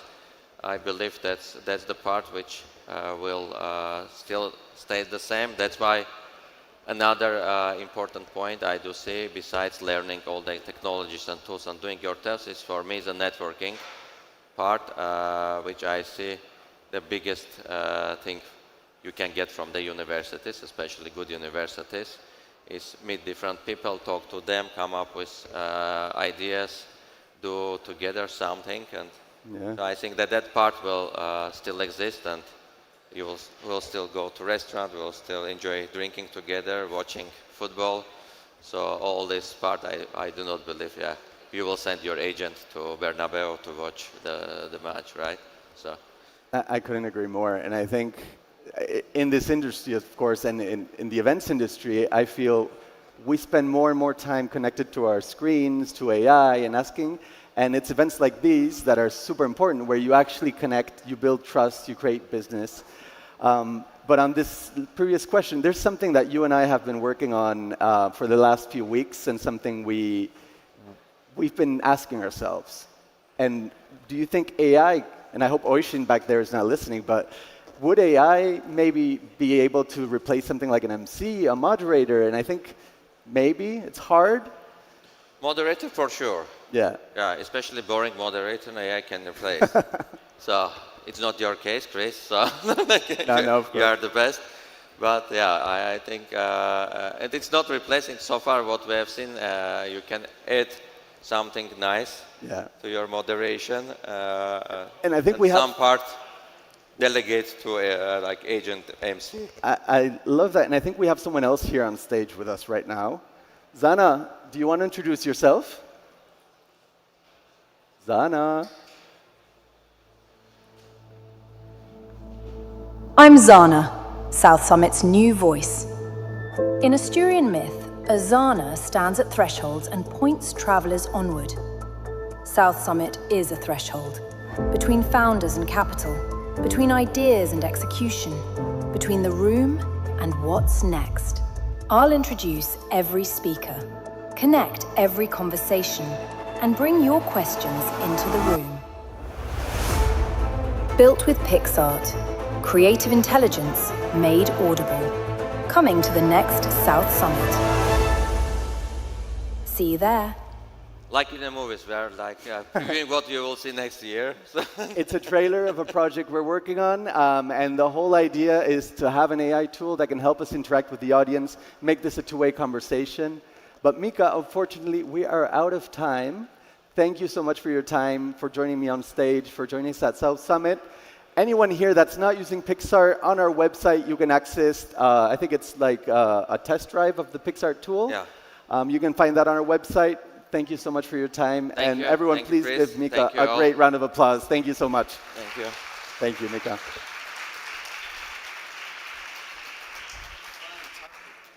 Fantastic. Muchísimas gracias. Absolutely brilliant. Historico. Right, that's what we like to see. Some nice AI overlapped with creativity, overlapped with brilliant minds. Now, if we haven't met already this morning, my name is Oisín Lunny. I help great people, companies, and organizations tell their best stories through things like podcasts, through media, and through events like the mighty South Summit. Now, I have been coming to South Summit for over 10 years, a lot more than 10 years, and it is an absolute privilege to be with you once again. Now, it is a bit of a cliche when people say something is like a family, but South Summit is una grande familia, for sure. It is absolutely beautiful. It's great to see familiar faces in the audience every year. Great to see old friends and make new friends. And South Summit is a global family. So a little reminder, we are all about growing the global family and really sharing the love and sharing the influence and getting the world excited about what's happening at the Nave right here this morning. So I invite you all, you're very welcome to connect with me on LinkedIn or any social network. I'm on LinkedIn all the time. I love to connect. My personal motto is easy to remember. It's ABC. Always be connecting, because I'm a great believer in the power of global connectivity and the power of the global family of South Summit. So welcome aboard and congratulations on choosing a very good thing to do with the next hour of your life. I promise you it is going to be fun, fun, fun. So my dear friends, we are going to move on to the second track of the startup competition of the day, Consumer. Very important track.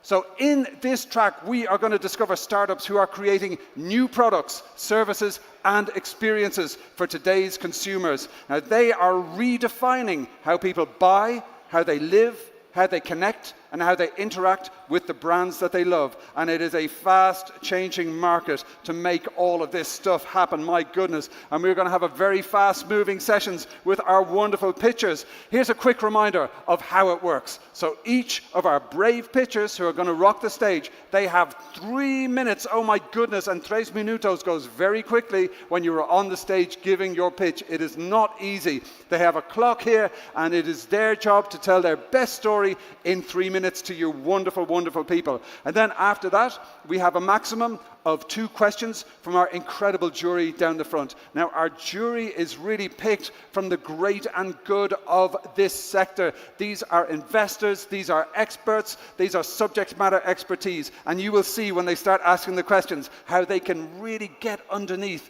the kimono of our pitchers. They will look for those gaps and they will ask those piercing questions, and you'll get an insight into exactly why they're here. And of course, that's not the only reason they're here. They're here to give their marks. After each of our pitchers, they're going to give their marks. It's going to be beamed up to the South Summit Mothership, and we're going to be announcing the winners tomorrow evening at 6 p.m. You're all invited. It's one of the most fun sessions of South Summit. And then the winners of all of our category pitches here, they go on to the grand finale on Friday morning on the big arena stage, and that is just crazy good. So you're all invited. It's really fantastic.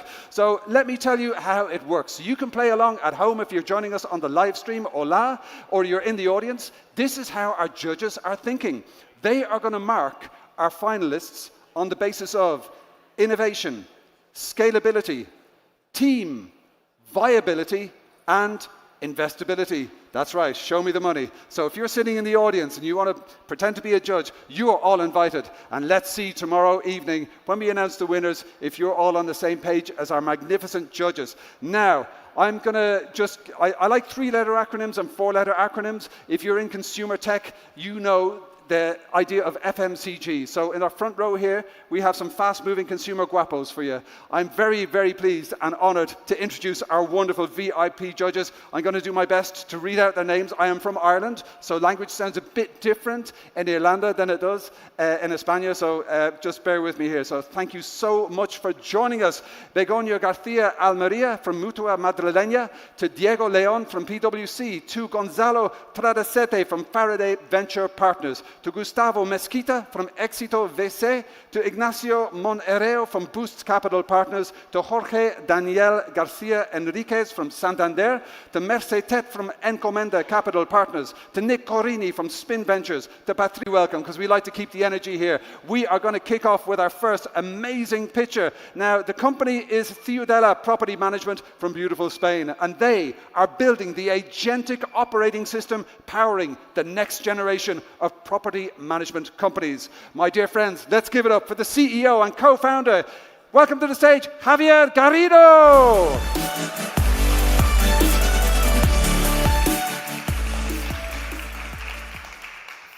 12 years.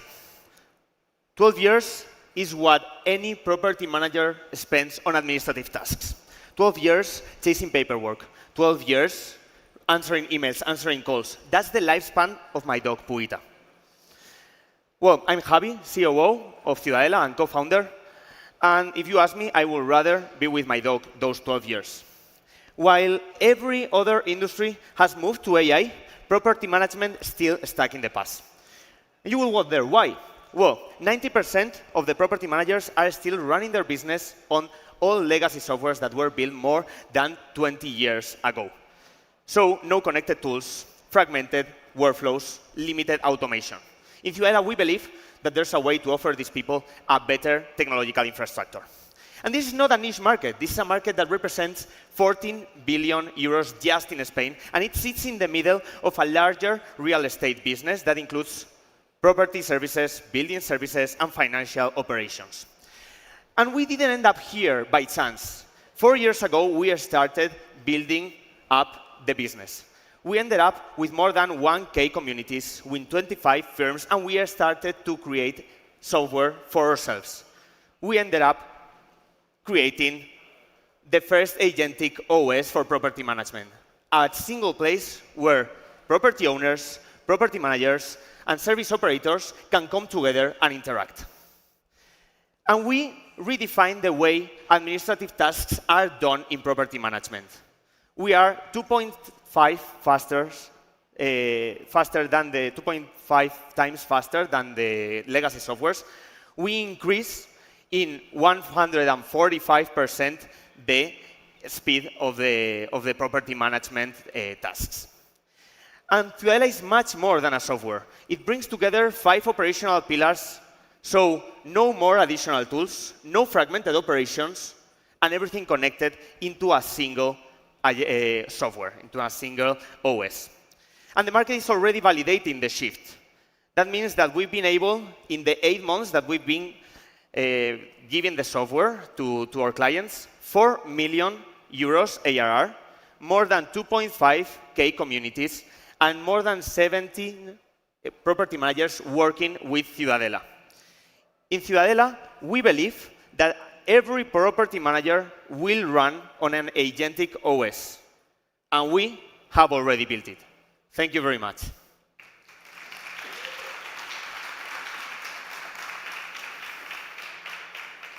Oh my goodness, a strong start there and coming in ahead of time, which is kind of a pro move. But what questions do our amazing VIP judges have? My man over there, that's fantastic. Yes, the mic goes to our king of questions. Hello, congratulations, very interesting, very successful deployment of the software. Wanted to know a bit more about the full company's business model, whether it's just a single monthly recurring revenue, you take also a percentage of any transactions through your system, or how do you earn from your customers? We get, out of those 4K, or 4 million, 2 of them are direct sale of the software to communities that we already have and to communities of the property managers. And the other 2 are additional services, services that already need the community, for example, LEOPD, so things related to regulation, and also topics related to building services that we can also canalize through our software to property managers and therefore to communities. Excellent question. Yes, straight in with question number 2. Thanks for the presentation. And my question is, you mentioned that accounting is the main pain for property managers. How do you differentiate in this accounting problem versus established fintechs, where its main value prop it's accounting versus yours, which is a more general?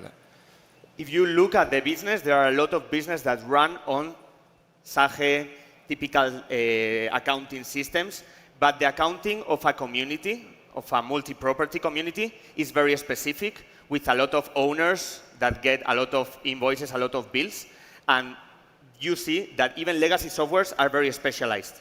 So we are the specialized software for these kind of businesses. Fabulous. And that was your 2 questions. No further questions, Your Honor. Just a big round of applause to Javier Garrido. Thank you. Muchísimas gracias. Thank you very much. Fantastic. We're giving our judges a few nanoseconds there to upload their thoughts to the cloud. And as I mentioned earlier, we will be announcing the winners of each category here at 6 p.m. tomorrow. Very exciting. Do join us. There's going to be paparazzi. And then on Friday morning, they're going to duke it out on the big stage, the arena stage, which is very, very, very exciting. So we're going to move on to our next startup. Now, they join us all the way. They're based in Colombia, but their CEO is actually from Argentina. So 2 very beautiful places. The company is called Fibrazo, and they are building the digital infrastructure layer, enabling connectivity and next generation services across underserved Latin America. What a great pitch already. We are delighted to be joined by the CEO. Give it up for Emiliano Mrowe!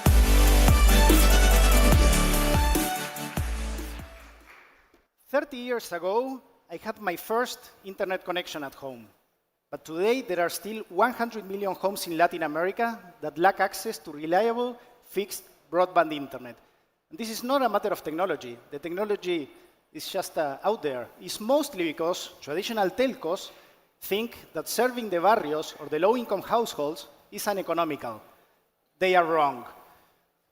Today, infrastructure with technology results in software economics. We are Fibraso, and in less than 3 years, we built one of the largest internet service provider companies in Colombia.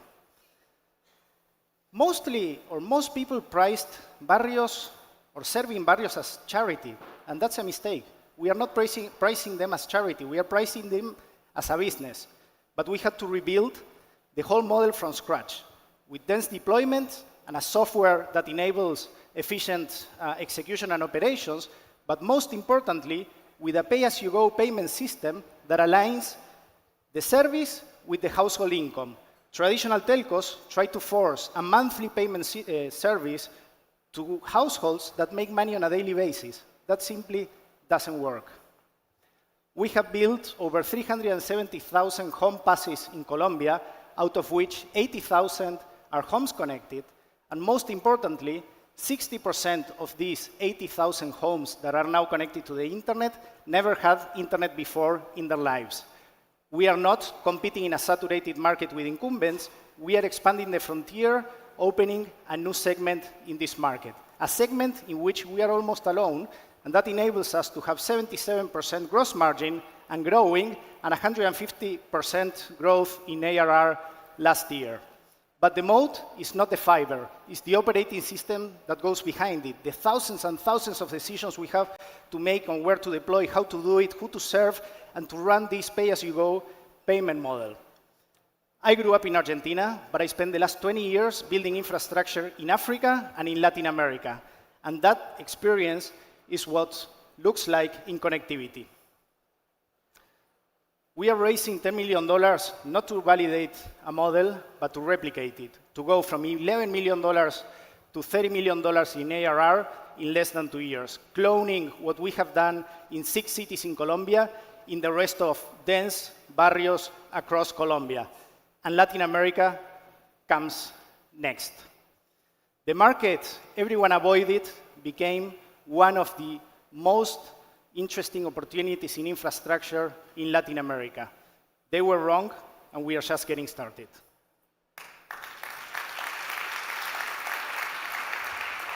Thank you. Wow, fabuloso, Fibraso, absolutely amazing. Right, but what questions do our judges have? That was a great bit straight away, front row. Yes, we have Olympic athletes ready to give you the mic of power. Fantastic. Thank you so much. I think this is a fascinating blue ocean opportunity. And you mentioned incumbents and saturated markets on the other side. What is stopping incumbents in the future entering this space you found? What defensibility do you have?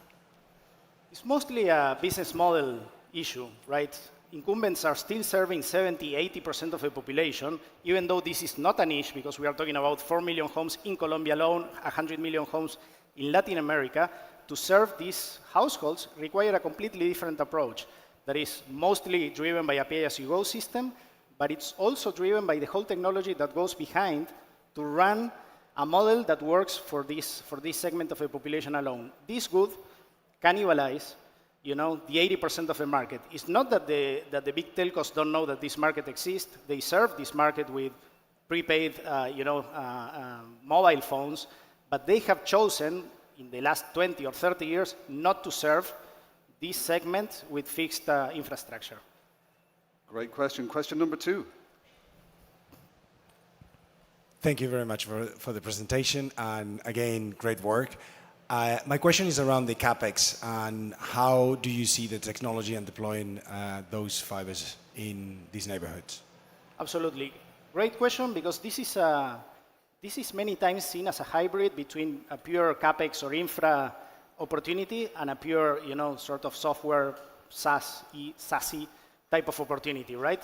This sits in the middle because it's infrastructure, but the unit economics look a lot more like a software economics, right? So the whole logic for us is building the capital stack that makes sense to finance the CapEx on one end and build the remaining part of the capital, mostly these $10 million, for example, that we are looking for, to foster and enhance the technology so that this CapEx becomes more and more profitable, and it's a lot shorter to pay back. If anyone is in infrastructure, we have a full payback of the entire thing in less than 2.5 years, which for infra is really short.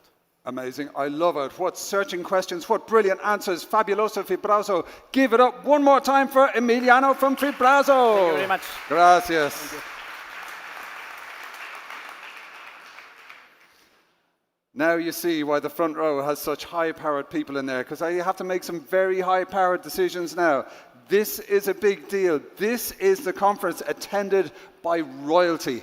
And to win any of those prizes tomorrow and to win the category is very powerful and could be transformative. So you see all of our pitches are really giving their best, and they are here because they are the best. So that is a few nanoseconds for our judges to send their thoughts to the cloud as we move on to our next wonderful pitcher.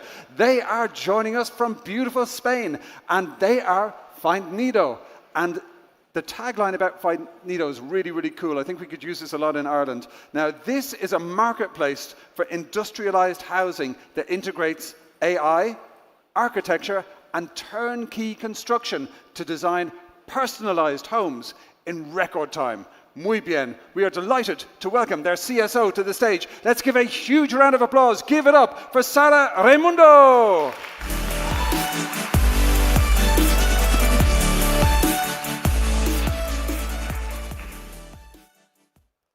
Hello, everybody. We live in a world where you can order a car, you can order a mortgage, you can order a meal in just about seconds and a few clicks. But what if you want to build a home? It will take ages. 500,000 homes are missing in Spain. That's the largest housing deficit in Europe, with a construction system that hasn't changed in decades. And that's what we're coming to change. Welcome to Find Nido, the future. The problem with our sector isn't the land, it isn't the demand. It's a system that's designed to fail, with permits that take too long, with costs that are unpredictable, and just a system that's so unconcise that people just decide to give up. They decide not to build. That's why, instead of patching the system, we decided to redefine the entire experience from scratch. We built a platform that brings together developers, home buyers, and architects in a way that's fully digital, more efficient, and at scale. So let me show you real quick what we have built. So we have built a platform that's super easy to use, where anybody can select any plot of land. Our AI will study that plot of land.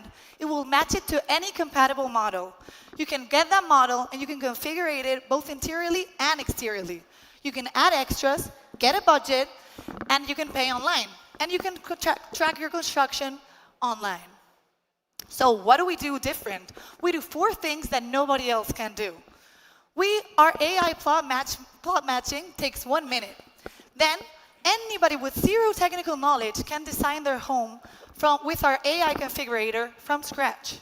We generate all legal and architectural documentation online in 1 day instead of 6 months. And because we build through industrialized construction, the prices are fixed at signing. That easy. That's what happens when you use technology at your favor. What's more, we are very sustainable. The numbers tell their own story. We produce 30% less waste, we use 0 diesel on site, and we produce 1/3 of the carbon footprint that traditional construction does use. So the real question is not whether industrialized construction is faster, because it is. It's the only scalable way to build sustainability. 3 years ago, we were 3 people at an office with 1 idea. Today, we're more than 30, running over 150 different projects all among the world. We're in Spain, we're in Dubai, and we're in the USA. We produce 3 times every year. This year, 5 times, with 5 million euros in revenue. So the real question isn't whether we're going to solve this huge problem, because we already are. The real question is, are you going to help us build it faster? Thank you.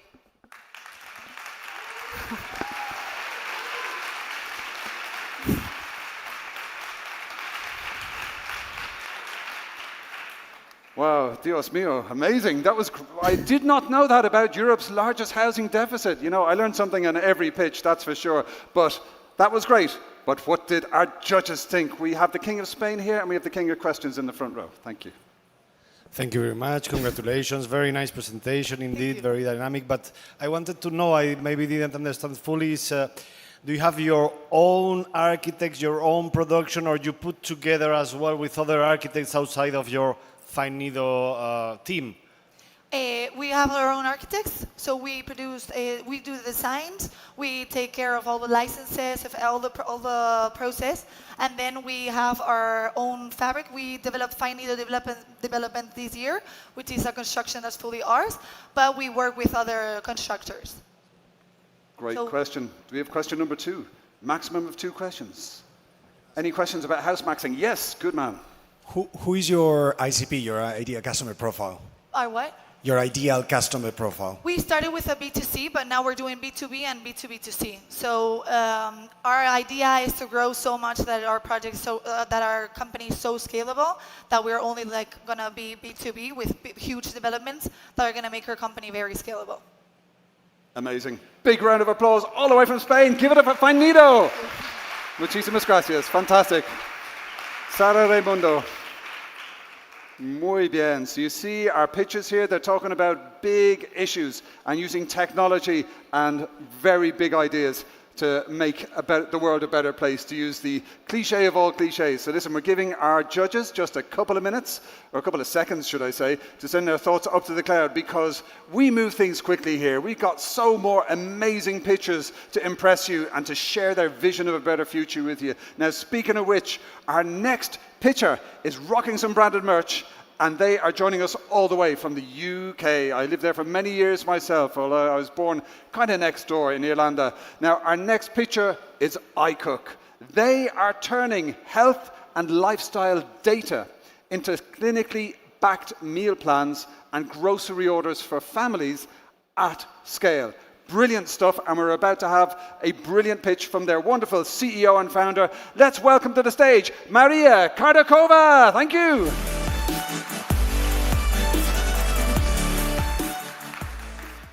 Hi everyone, my name is Dr. Maria Kardakova. I'm a venture scientist and serial entrepreneur. And when it comes to food, there's actually 2 things we usually focus on: is the personalization, biohacking, or actually the problem that people face across the globe. It's the food insecurity and poverty.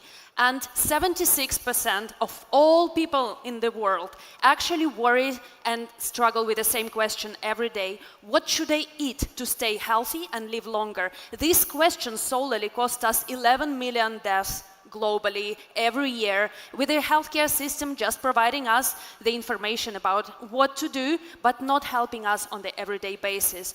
So consumer solutions, they provide personalization solutions, grocery delivery solutions, recipes, or like great taste solutions, but none of them actually provide a comprehensive one. So we created iCook because we want you to eat healthy and know what to eat today for the dinner. iCook generates the meal plan and provide the grocery delivery from your regular supermarket. We actually currently generate the more layers of data by combining the healthcare, lifestyle, and some grocery retail data, combining them together, and just seamlessly delivering the groceries. When we launched our MVP, we actually learned a lot about our average consumers. 250,000 users currently utilize iCook on the everyday basis. And what we learned from B2C, that actually healthcare professionals and trainers and well-being experts approached us and said, we want this for our customers, we want this for our clients and patients. So we decided to do the pivot and start the B2B2C with a projection estimation of 21 million users by the end of 2028, starting with approaching well-being centers and insurance companies. We also expand our revenue streams to the blood testing companies and the grocery delivery infrastructure. At the moment, we are targeting 156 billion market with a projected revenue for iCook 12 million. And we are currently launching the startup that's already showed the profitability. And we've been bootstrapped, went profitable in 1 year, and currently raising 1 million with a 600 soft committed. And to back up our amazing team, and bring on board more experts from across the globe, spreading to different countries. We are targeting South America and Emirates. And if you want to commit to our round, join us as we are building the future world where food, tech, and health finally speak the same language. Thank you. Fantastic. Landing it exactly right. Thank you so much. Muy bien. My goodness, 11 million deaths. This is big stuff happening on the stage here. Big problems, big solutions, brilliant minds. But what did our judges think?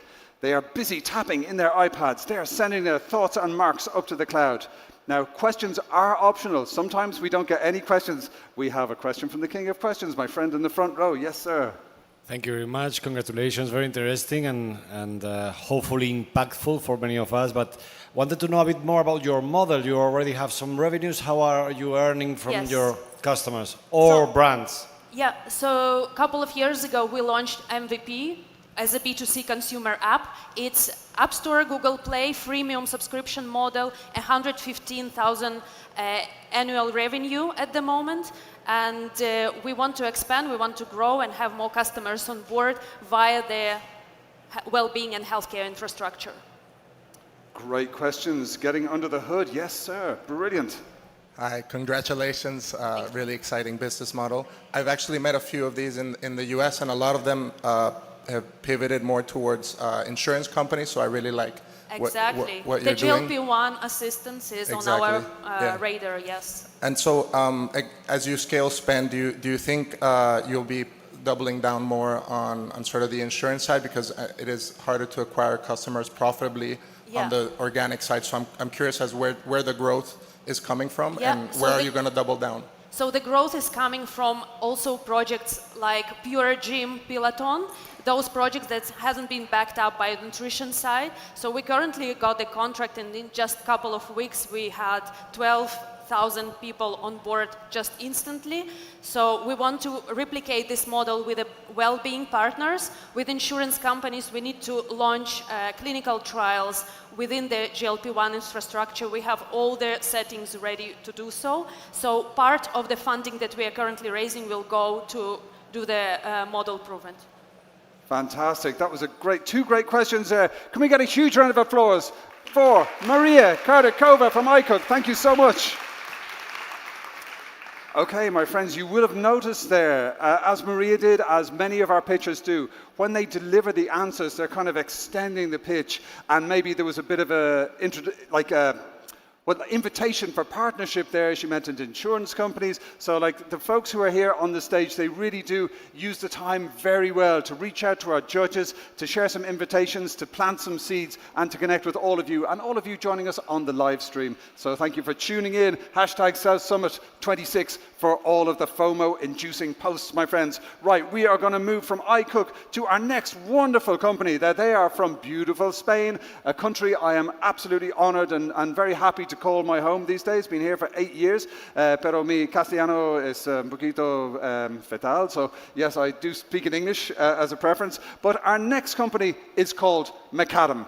Now, Macadam is the gamified tech platform turning daily steps into rewards to fight the global sedentary crisis. My friends, the more I hear about the dangers of being sedentary, the more I know it's so important to move, to keep moving. And our wonderful next pitcher is going to join us. She likes to move it. She's ready to slay. She is Diane Vey, the head of comms and public affairs from Macadam. Let's give it up for Diane. Thank you.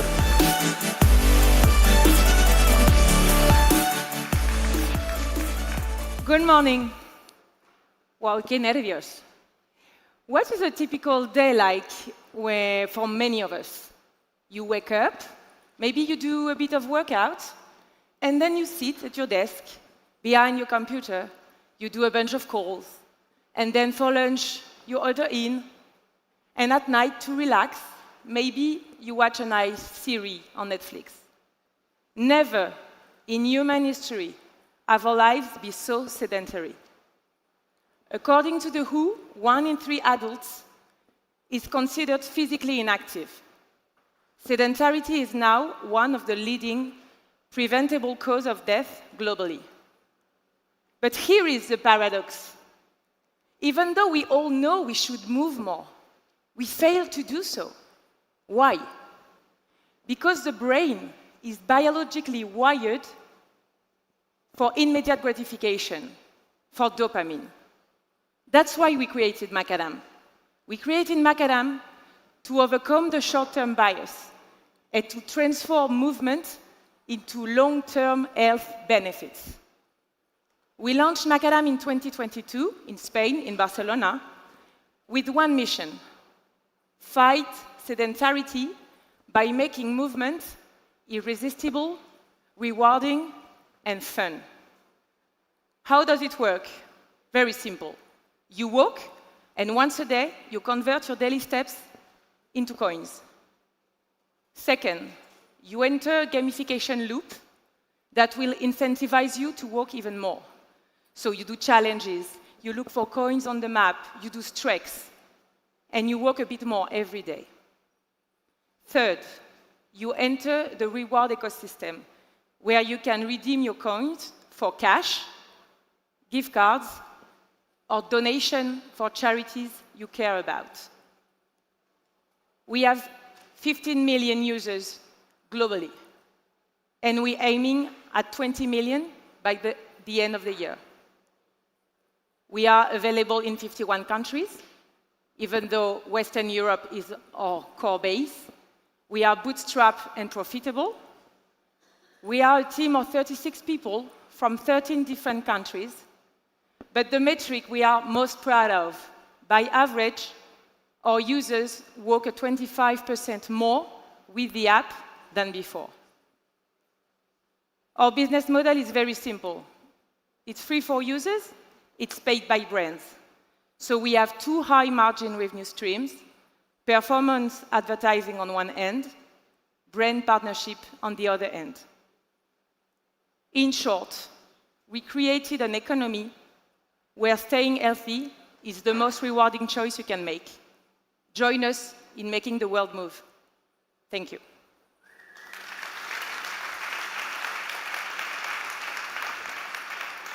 Wow. Magnifique Macadam, that was wonderful. My goodness, you know, I think more and more research is showing that you just have to move every day. You don't have to go to the gym for hours, just move. And so I love this. But our judges are going to have more questions. And yes, okay, we got our two questions have gone on. Whoever wants to go first. That's very sure. I'll come to you next. Thank you very much. Amazing. We were already in the filtering part, amazed about the evolution of the company. We really wanted to see you. So, quick and easy question. Who pays the cash rewards? It's not the brands, it's you from the money you get from the rewards that decide to pay these cash rewards? So? Of course, we pay them. You pay we them. pay them. So we have to, and we have this whole system for people not to cash out at the same time. If not, we will go bankrupt. But we have, so we delay it over time. And of course, so we have to keep our finance very tidy in order to be able to reward our users. And the more we grow, the more it's something we look deep into. Thank you very much.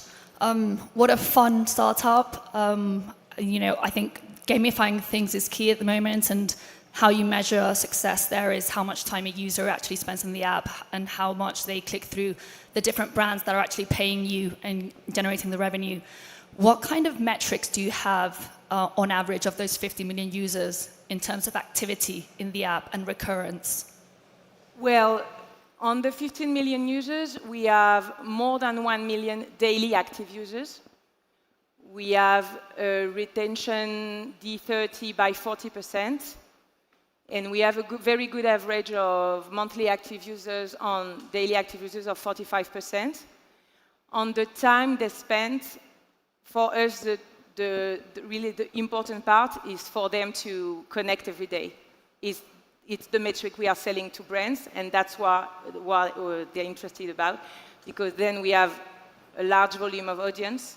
So for brands, it's an easy way to communicate about something healthy, like a sustainable purpose, while reaching a lot of people.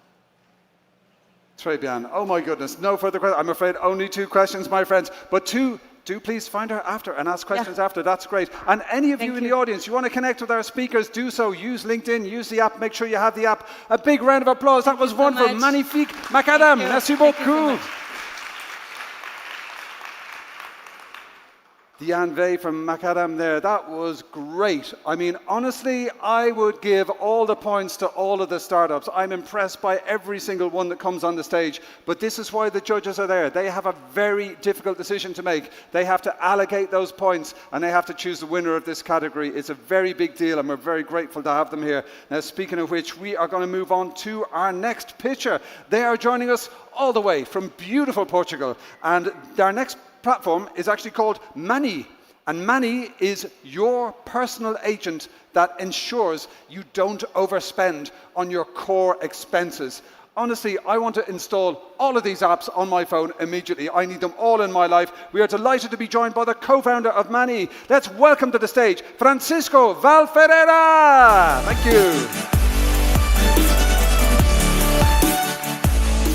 you. Morning. So overspend is basically everywhere, but this is especially true in core services. And core services are the things that we really need, but are almost undifferentiated. Think of energy, for example, telco, insurance, or even loans. Most of us will eventually get one of these contracts. Now, you look onto the market, and you can see that providers are basically marketing the same thing at different prices. And what's really interesting is that most people are here. They're overpaying. So why? Usual suspects, so lack of knowledge, lack of time, necessary features like hidden features, and fear of change. So how much or how big is this problem? Well, in Spain, we estimate it to be over 7 billion, sorry. Europe around 60 billion, and then worldwide around 380 billion. So our mission is basically to make it zero. So at Many, we manage your core bills for you. You get all your core services in one place. AI basically makes the decisions for you, and then we have a service called Auto Switch that automatically switches for the better contract. So we launched about 18 months ago, just at the end of 2024. We've scanned over 1 million invoices. We're doing 90 million of contracts management for 30,000 people. We've saved 15 million in savings already, and we've passed 1.5 million in revenue this year. So we started in Portugal, launched only in the energy vertical. We then expand to Spain, and this year we're looking to expand to even more markets and more services. So what is our vision? So in practice, what we want to be is the engine to stop overspend. So we gather and collect all the data about the users, we get all the regulation in place, we get all the docs and the interfaces, and then we expand that proposition to all these different channels. So we have a direct channel, which is our app, but then we can expand to other channels, like, for example, AI models, or even other budgeting apps and banking apps. The interesting part is that then can get access straight into these verticals and these propositions and services, and they can act directly from there. So we allow them to do all these different actions. So search offers, make a switch, get support, and so on. In AI, for example, we build a connector that allows you on Claude, for example, to basically query it and say, can you give me the best contract? Am I on the better offer right now? And if you want, you can basically start the switch from there. So why are we different? The key differentiator for us is the fact that because we have scale, we can negotiate and coordinate users and negotiate with providers the better deals. So we cover more offers than the average player can do. On the other side, because there's obviously regulation, we can act as a regulated entity and act as a barrier for innovation for some of these players, where we access better deals and then can do things that only regulated players can do. So our team combines basically experience in fintech. We worked in London, UK, and US and Portugal. We've run major comparison platforms in Portugal alone, and then we've done most of the work and experience in technology. So that's Many. We're here in the Startup Portugal stand, so come meet and say hi if you guys want to. Thank you.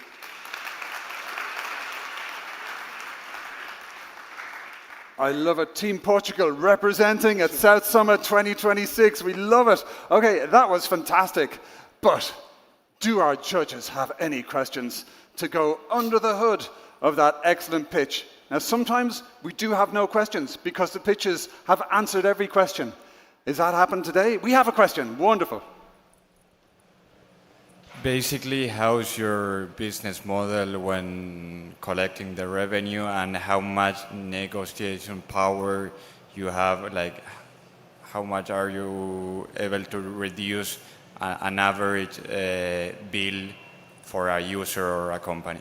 So the average usually when people come to us, they're in a really bad contract, so that's where they save most money. We do around 20 to 30% reduction in cost.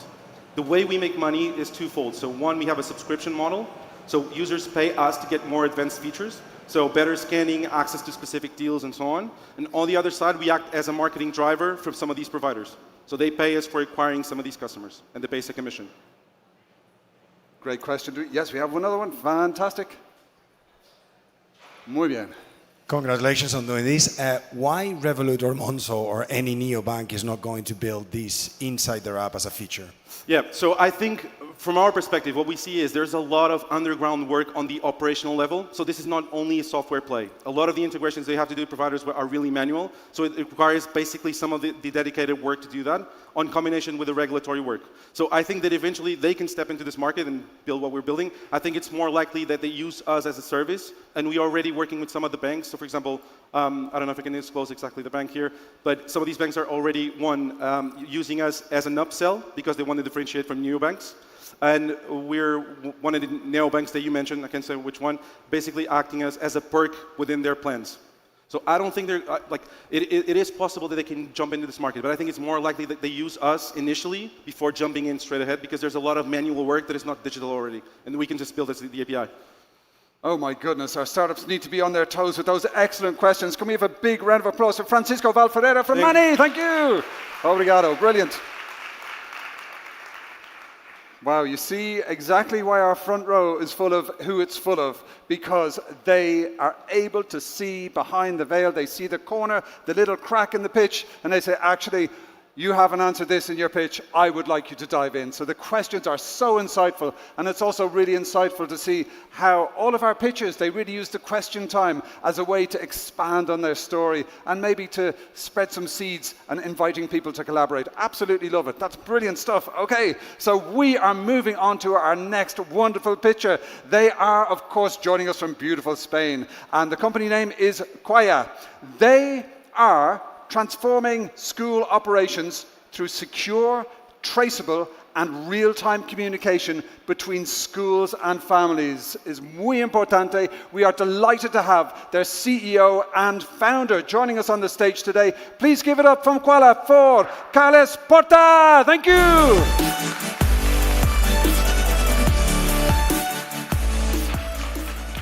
Okay, this is Quaya, the place to give teachers their time back, because their mission is to teach, and ours is to ensure nothing gets in their way. Maria, this is Maria. She has 26 kids in front of her. She should be teaching, but instead of this, Grandma is picking up today. Betty is not having lunch. Ann's dad is not allowed to collect. Every single day, hundreds of requests scratched via email, WhatsApp, etc. Lands in her school. No traceability, zero legal cover. This makes Maria to draw in a chaos she didn't create. But this isn't just an inconvenience, because 1995 law and the incoming child protection law means that the lack of control today will become a legal liability tomorrow. Schools don't have a choice anymore. Let's see an example. Parents can manage all their family in an only click. Today, neither dad nor mom are able to collect if. One click, and they authorize Berta. They stand by, and at dismissal time, Maria only needs to look for if and check that Berta is authorized. Done.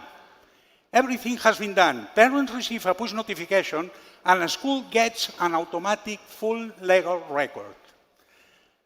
This isn't optional. 28,000 schools in Spain face legal compliance. That's a mandatory market conversion, and Quaya is inside 140 of them. We haven't addressed yet Latin market, but there is a mass there.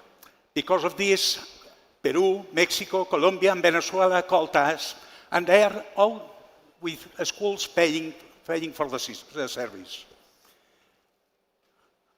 100% of retention. Every single school that has introduced Quaya is still with us. This quadrant, nobody else owns this quadrant. Academic platforms manage grades, communication sends messages, and Quaya is the only platform that tracks, authorizes, and legally protects every single transaction between families and schools. The average result last year per school in the new schools was 3,600 euros. We have introduced new partners who are already introducing new schools and paying for the ones we have. We are in an investment round of 200,000 euros. 67% will be aimed to sales and marketing in a moment that the product is validated and with a proven retention. Schools are literally asking us for new functionalities, concretely the payment that we have developed already. Okay, do you remember Maria? Her mission is to teach. Ours is to ensure nothing gets in her way. Thank you very much. Muy bien, muchísimas gracias. A lot of information there. They're the only company in that quadrant, and this is not optional. So I'm sure our judges might have some interesting questions straight away. Yes. Oh, with the old mic here, sorry. Give it another try. Hello, can you hear me? Perfect. Thank you, Carlos. Congratulations for your presentation. Selling to schools is something very seasonal, right? So are you planning to expand your business model in order to be able to capture more value from schools, considering that only selling software allows you to sell during 3 months period during the year? Yeah, sure. We have interoperated with platforms that already existed in Spain, as ClickEdu, for example, and we are going to be sold from them too.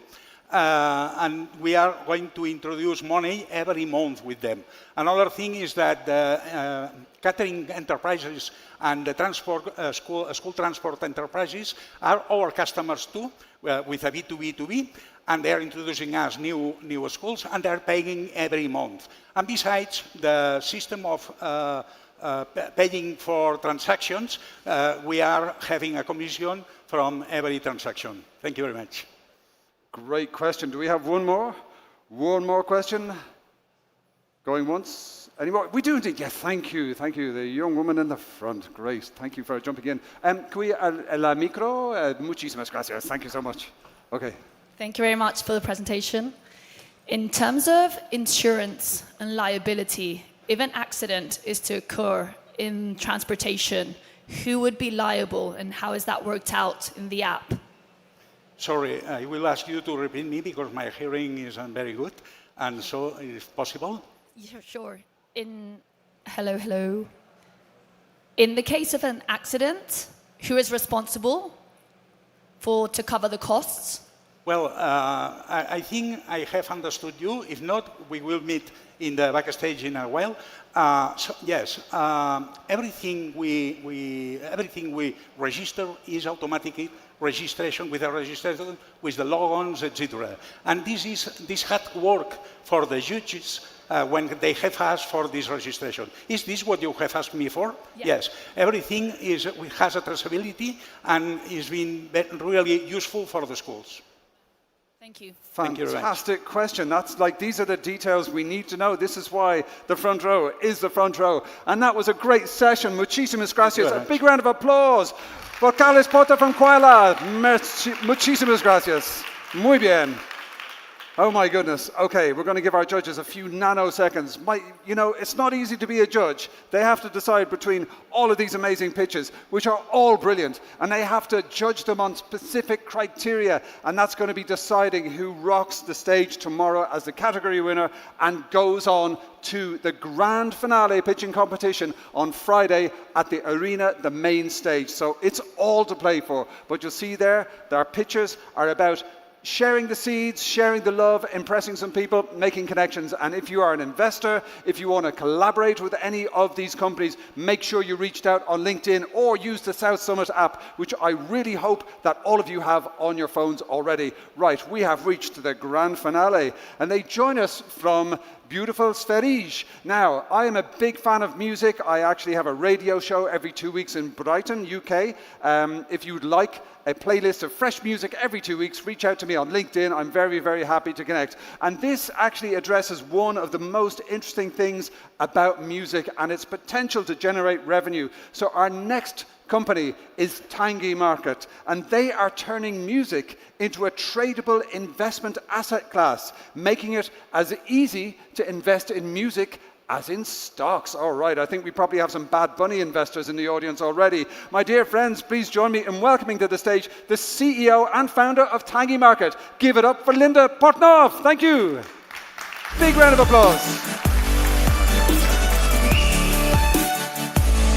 Hi everyone, how's it going? Let's start with a quick question. How come you can invest in Apple or Nvidia, but not in ABBA or Bad Bunny? If that caught your attention, you're going to want to remember Tangy Market. Imagine owning 1% of your favorite song. Then you would get paid every time it played, in cafes, in stadiums, when it streams on Spotify. You see, music is no longer just something you can listen to. It's an asset you can invest in. And the biggest players in finance, they already know this. Institutional giants like BlackRock, they're pouring billions of dollars into cultural IP. And why is that? Because it's a massive and growing market. But music as an asset class has not been available for you and me to invest in. What if we could have been an early investor in the Beatles back in the day when they lacked funds? So here's the real problem. There's a market for everything but culture. Markets price stocks, commodities, coffee, gold. Even the price of money is decided on the currency markets. But there is no NASDAQ for music until now. Yes, you guessed it right. So Tangy Market lets investors buy, own, and trade music royalties directly from their phones. We built the marketplace, we've proven investors want in, and we're earning revenue from marketplace fees and recurring services. Music is our first vertical, but, and this is important, we have a patent for the use of AI to build not only music markets, but markets for any cultural asset like books or films or games. Today, we have 6,000 users across more than 50 countries, and investors on our platform, they've earned average annual returns of 16%. So that's not a concept, that's a functioning market. We're early days, but the path to profitability is pretty straightforward. Our revenue scales with marketplace volume. So marketplaces take time to build, but when they scale, they dominate. I'm Linda Portnoy. I am a former drummer who somehow ended up getting a PhD in accounting and finance, but that comes in pretty handy when you're building in the intersection of culture and capital markets. And with our team, we have strong domain expertise within intellectual property, capital markets, tech, and AI. So yes, we're building in this space. My time is up. Your time is up. Join us in shaping the future of music and IP investments. A Thank round you. of applause for Linda. Thank you so much. Thank you. Tack så mycket. Yeah, Okay, tack. but don't go. Don't touch that dial, because that was packed full of interesting ideas. Do our judges have a question straight away? Yes, they do. Yes, 2 questions already. Brilliant. Thank you. Congratulations. Looks you. very exciting. So with two-sided marketplaces, you obviously need to, like Uber or any of those, you need enough supply so that there's demand comes to the platform. So in terms of the music or the investors, is there one that is more challenging to acquire so that you can grow both, so that there's enough music and investors that have music where they can invest in? Yeah.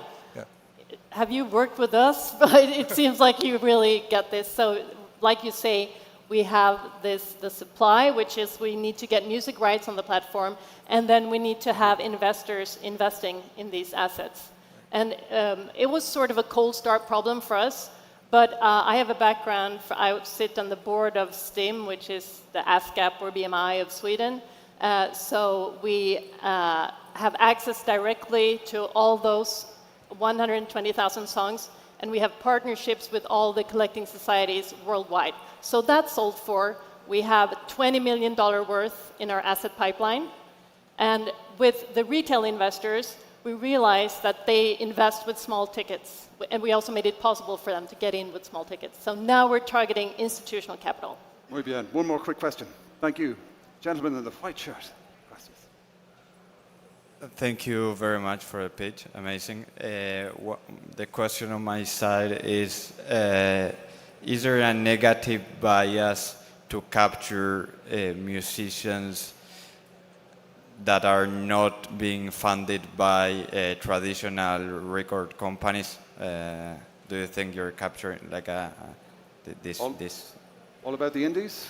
Yeah, we work with any music rights owner.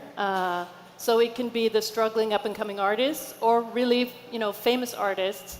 And because investors, they want to invest in songs they know. But the ones who need money the most are the ones up-and-coming. So we do work with the whole spectra, if that answers your question. Fantastic. Take my bad bunny already. Let's give it up for Linda Portnow from Tangy Market. Thank you.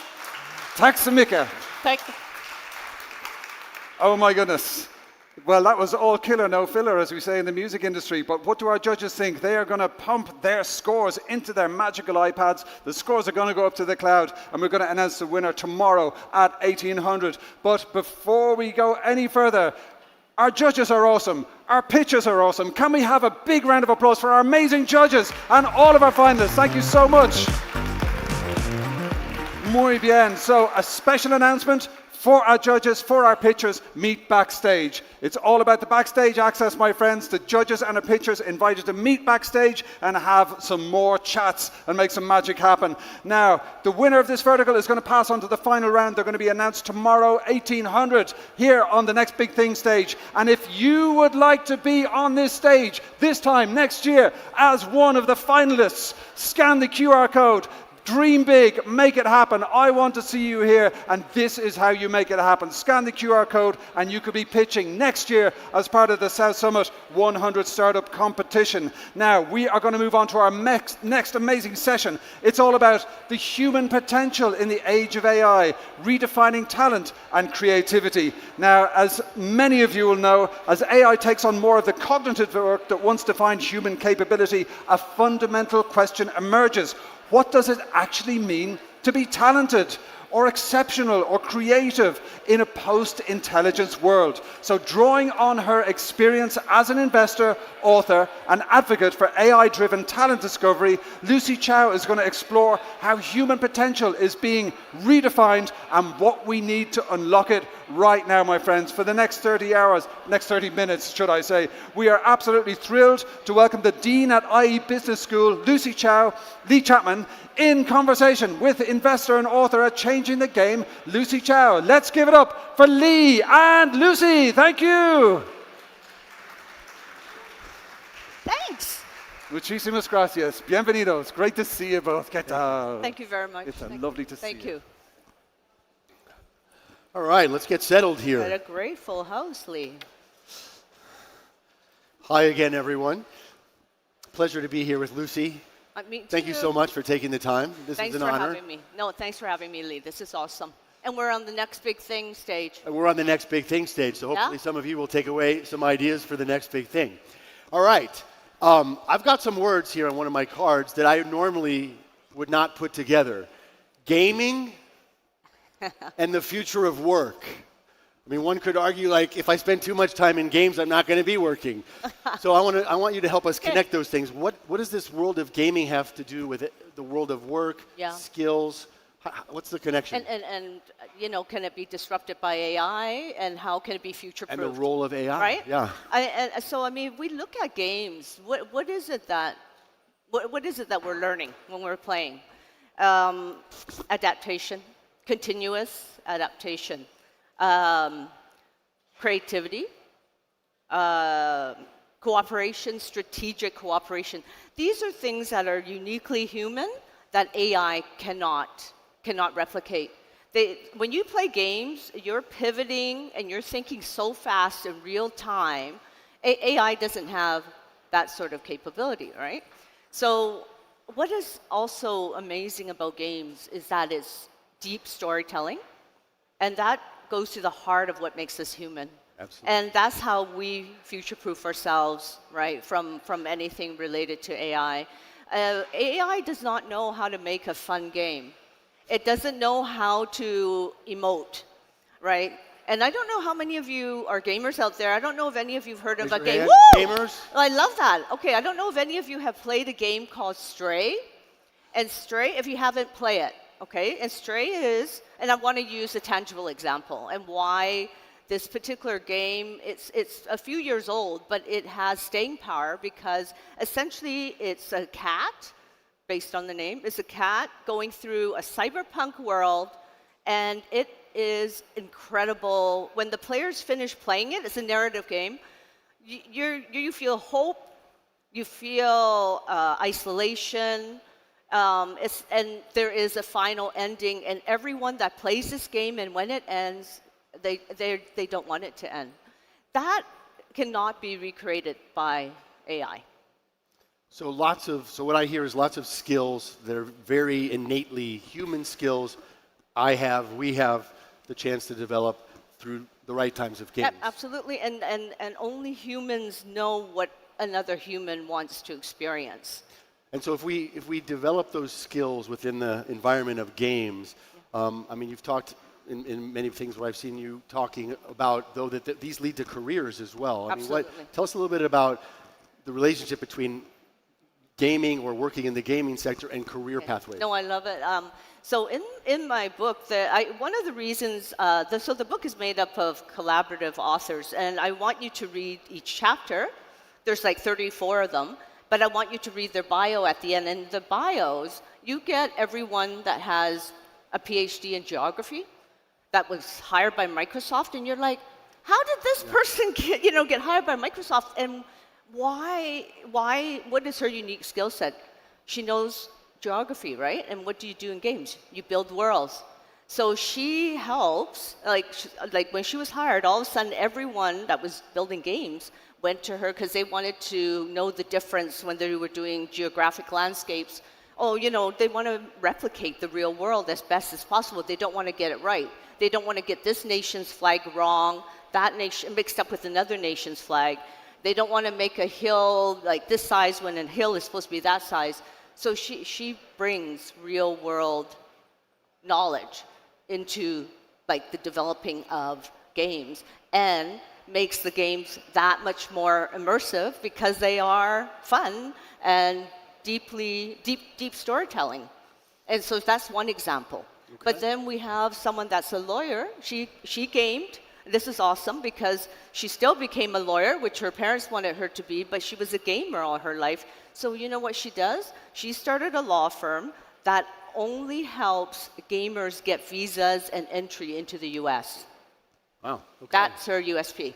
So sort of two sides of the coin. I mean, on the one hand, playing games develops human skills. Yeah. You've given us some idea of creativity, collaboration, cooperation.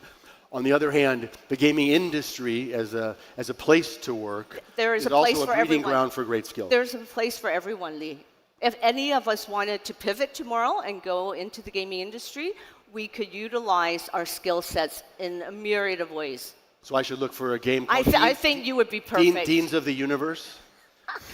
Okay, so, yes. All right, so we talked about skills and some career paths. Let's talk about education. So, I mean, all of us know there's, SDGs, there's 17. You have suggested that there should be an 18th SDG, like the UN SDGs, which is education, AI education, that is actually at the level of a humanitarian issue worthy of an SDG. Right. Big claim. Yes. Share with us what that's about. And so there has been a global movement to have an SDG 18 focused on AI for humanity, okay?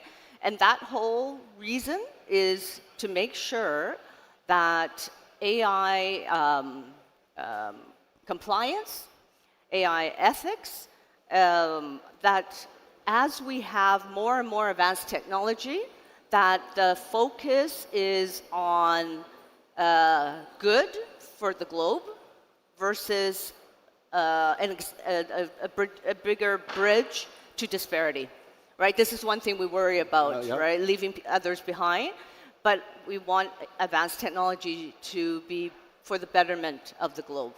Okay, so now let's dive in very quickly to 2 SDGs, and here is the hook. I argue that having AI for humanity is an accelerator for the rest of the 17 SDGs. And you know, we're not performing fabulously on meeting those. To be clear, this SDG 18 is not already on the 2030 agenda. It's not there yet. I'm hoping it gets there, but SDG 8, for instance, economic growth, work, yes, there are jobs that are being done away with. But obviously, through AI for humanity, we can focus on what about creating jobs, again, that focus on uniquely human skills, right? Empathy, creativity. AI can help us fix that. It really can. And then let's go to one that you and I both care about, SDG 4, education. Yeah. AI knows what skills can be future-proofed. I just named some of them. Creativity, collaboration. It can also come up with educational platforms that focus on lifelong learning. It can focus on allowing people to pivot.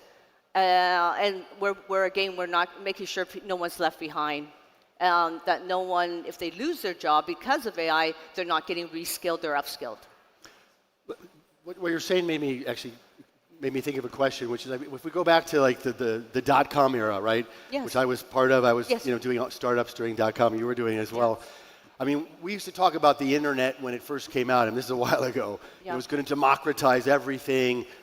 Lots of like hope and optimism around it. And then, here we are with Amazon, Alibaba, Walmart in the U.S. with their share of retail is crazy, right? So you could argue like it's given us massive access to information, but it hasn't democratized a lot of things. So I'm wondering, when we think about AI in education, I mean, it's going to give many people in the world access to quality, let's say, teaching and content that they may never have had before. But on this idea of AI, is it going to democratize education? Yeah, no, I mean, just a guess. None of us know. No, we don't know. 100%, we don't know.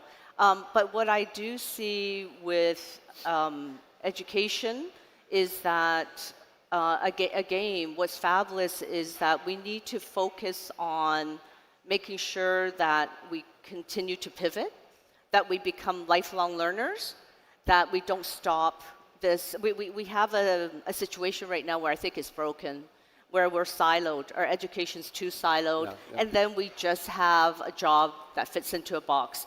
The world can't continue like that anymore. We need public and private sectors involved to make it, to normalize continuous lifelong education. And again, AI can help us do that. We just, as human beings, need to accept, at one point we used to say we would have 7 careers in our lives.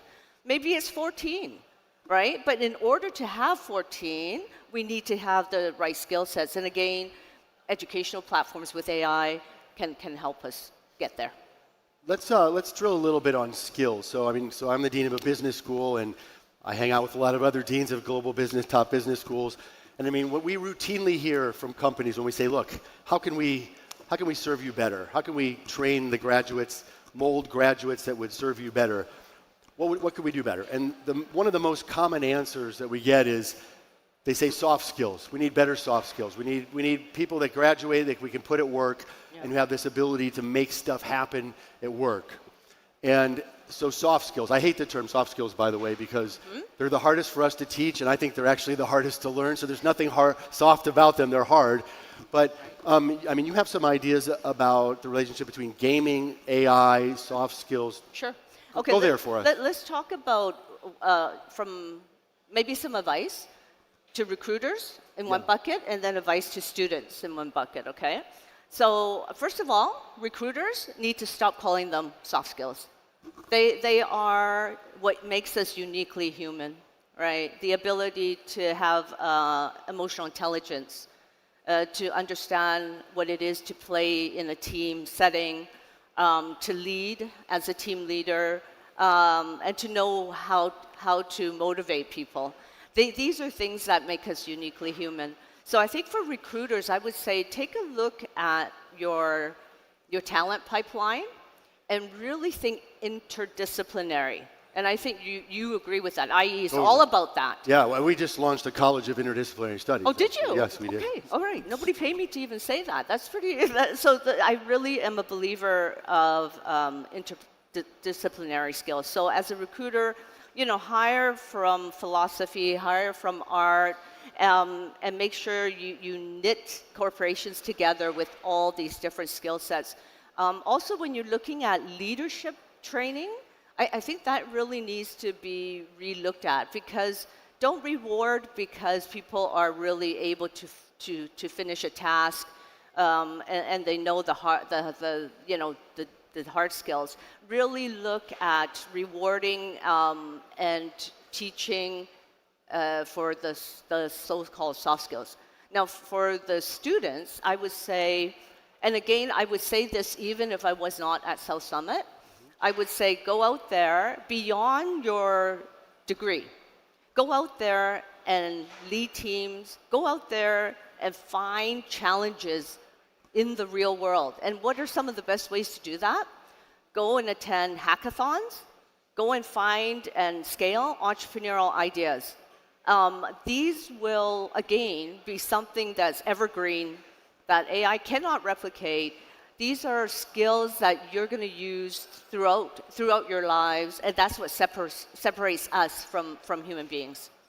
Yeah, I mean, this is the big idea stage, the next big thing stage. I mean, so I can say to anybody working in any kind of company, raise your hand that does behavioral measurement, trying to do something where the app or so you have one. Okay, so I mean, for me as an educator, I mean, one of the things I would love to do, I would love to have every student that comes to IE Business School have to, I don't know, go through 200 hours of pitching every year, for example, right? You cannot graduate from IE Business School unless you've pitched 200 hours. Now, I can't deliver that, right? I mean, I'd be out of business, right? Because I can't assign everyone a personal coach to listen to them 200 times over the course of a year. Right. But what made me think about this is gaming. I mean, what would cut the Gordian knot is some kind of app, tool, whatever, that's better than the ones we have today. No, I love that idea. That would bring AI into it, and so then our students can sell, Yes. do venture pitches, do whatever they want, public speaking, Yes. and get tons of feedback. Could that be a game, and is there a relationship to gaming? It totally is. Actually, that could totally be gamified. I think Lee's just given someone a great business idea if it isn't already out there. Let me give you another one. I just actually heard from a female founder at a UBS pitching event, and she's come up with, okay, so anyone that invests in startups, you know that so much depends on the founder, right? The founder can have so many issues going on that you don't know about, and it can surface like a year later, 2 years later. It could be family issues, lots of things. This founder has come up with something that essentially can be put into the due diligence process. It's called founder operating conditions. And it's a focus on really mental health in a way. And so so AI comes out with questions, but it's the human beings, it's the GPs that look at the answers and are like, I can see that they might be rocky here. So actually maybe we can coach her up, right?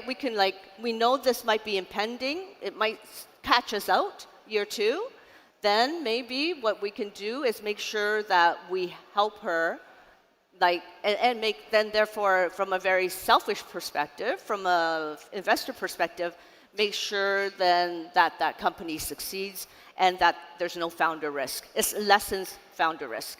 I love it. Yeah, and I really love this idea of those gaming, because I mean, there are apps that you can put your speech that you've done somewhere into an app, and it analyzes your speech if you've recorded it, and it's okay, it's pretty good. Yeah. But I mean, gaming brings something different, which is because gaming brings the context and the environment and the simulation of the real world that you get to practice in, which these other things do not, right? Yes. You just upload a video. So I think an interesting opportunity there. Yes, 2. Back to skills. I wanted to ask you a question that I think quite relevant for people in the room, which is, I mean, all of us have our superpowers, that sort of power our ability to get things done and be successful. uncomfortable question maybe for some of us, but what are the superpowers that some of us in this room might have that you think we should start finding another superpower because it's probably not going to be that useful in the next 5 years? Yeah, that's a fabulous question. And I don't want either Lee or I to be booed off the stage because we are talking to a very educated audience. I'm going to before I go into a specific, I'm going to put it all in a broad bucket. So if you parse data, if you're able to analyze data, like all of that, obviously, AI can do now, right? But why not look at again what is the human element of all of that? All of that is the ability to think critically, and that is not something that AI can do easily, and it cannot do it fast, and unless it has a specific data set. Okay, so we're going to come back to critical thinking. There are probably fabulous AI prompters here. And as you know, I mean, in a span of 18 months, now people are now saying we don't need AI prompting because AI can prompt itself. And so again, let's go back to what makes you uniquely human. I bring in interdisciplinary skills, right? So bring in your knowledge and make sure you have a broad skill set, right? Bring in your knowledge of accounting, finance, law, and be the person that makes sense of what's going on in the world with AI. Be the person that's the critical thinker, right? The strategic thinker, the strategic analysis, or the ability to have the strategic analysis to help companies, founders, institutions figure out what they need to be doing, right, with all that AI is disrupting. No, woe is me. Just focus on the fact that you're a human being and that you have the ability to think critically, and you can do it real time. You have your lived experience, again, which AI does not have. And really, I would call that an action point. I would double down on that. Be very interdisciplinary and use that ability. Yeah, and I think, on that, I mean, one of the things we're trying to solve with respect to critical thinking is this difference between using AI to do work for you, like to do tasks, do some research, check this out, do these numbers, this kind of stuff, versus using AI as a thinking tool. I'm curious, maybe we can just do a quick poll. How many of you are using AI to do work? You give a task and you're outsourcing, you're delegating work to your AI? Okay, hopefully most of you. How many of you are using it in a different way where you are using it to help you think about what work should be done? Raise your hand. Okay, that's great, but many less people. And I think that's what we're trying to do with students is problem framing is really critical, right? I mean, I can say to my AI, look, I need to do some research on some companies because I'm thinking of investing or whatever it is. Yeah. Go do it. And I give a nice long prompt. It's very detailed. But that's different than is now the time for me to be doing that? Which kinds of companies should I even be looking at? I mean, there's the whole framing around the task. And I feel like when I see students or I see staff doing it that way, it's 100x what they did before, whereas the people that are having AI do the work, the quality is roughly speaking what it would have been without it. It's just faster. Yeah, so I love, and framing is exactly the way to put it, Lee, because again, as human beings, we are able to frame problems. And again, AI can't replicate that. And so if we're more, if we're going up the spectrum in how we're using it, it's still very beneficial to us. Yeah, so it's don't just do this, but poke holes in what I'm doing. Yeah. Find the holes in what I'm doing. Tell me what else I should be doing or why I shouldn't be doing what I think I want to do. Very different approach for critical thinking, I think. But also, okay, so you've come up with this idea, but then also again, because of my background or my lived experience, don't always listen to what AI throws out at you, company A or company B. Here's what I think. And this is from my knowledge of all this background that I have. Yeah. I mean, what I also love is that people that have English degrees, linguistic backgrounds, they already know how to use the language of AI. And now they just need to double down on the human element. Okay, so I mean, so one of our themes, I mean, the main theme we've been talking about is human potential, right? And AI, of course. You're an investor and a successful one, from what I understand. So if we think about the next big thing, I mean, where do you think smart money is or should be going in the world of investing in human potential, talent, skills, and this whole world we've been talking about? Yeah. Where smart money is going right now is platforms that are leveraging the best of human and AI potential. Okay? I'll give you some ideas. Again, I used the business idea earlier.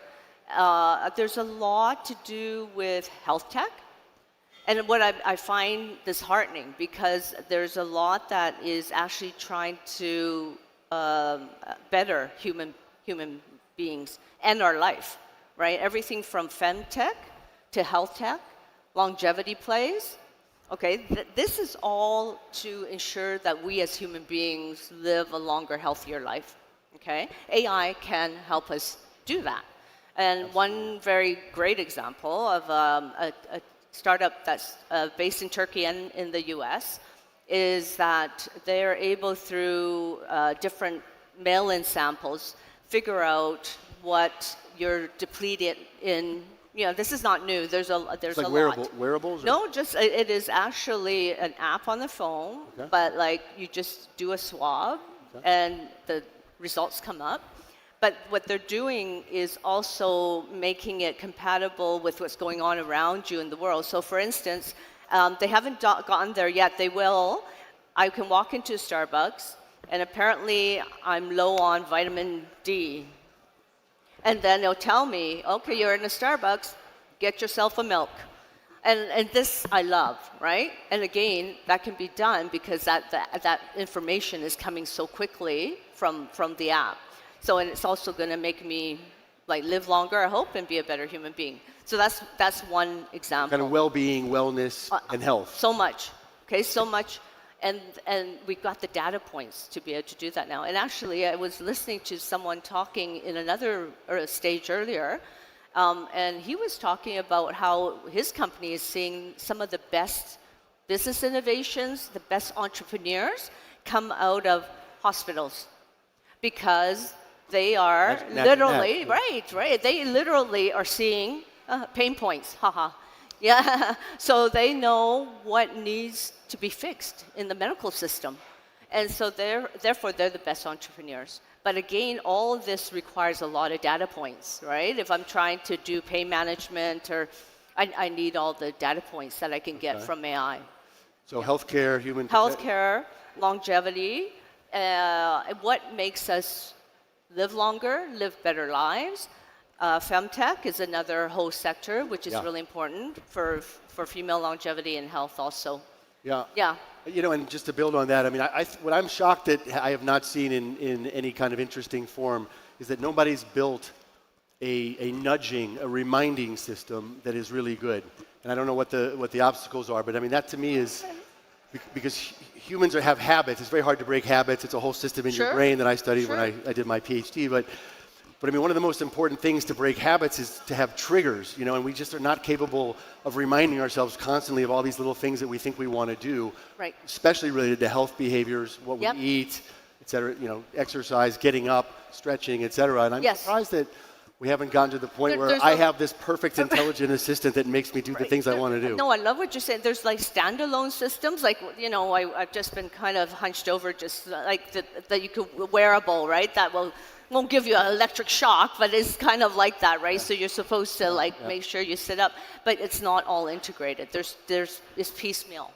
So yeah, we need more sophisticated systems like that also. Yeah.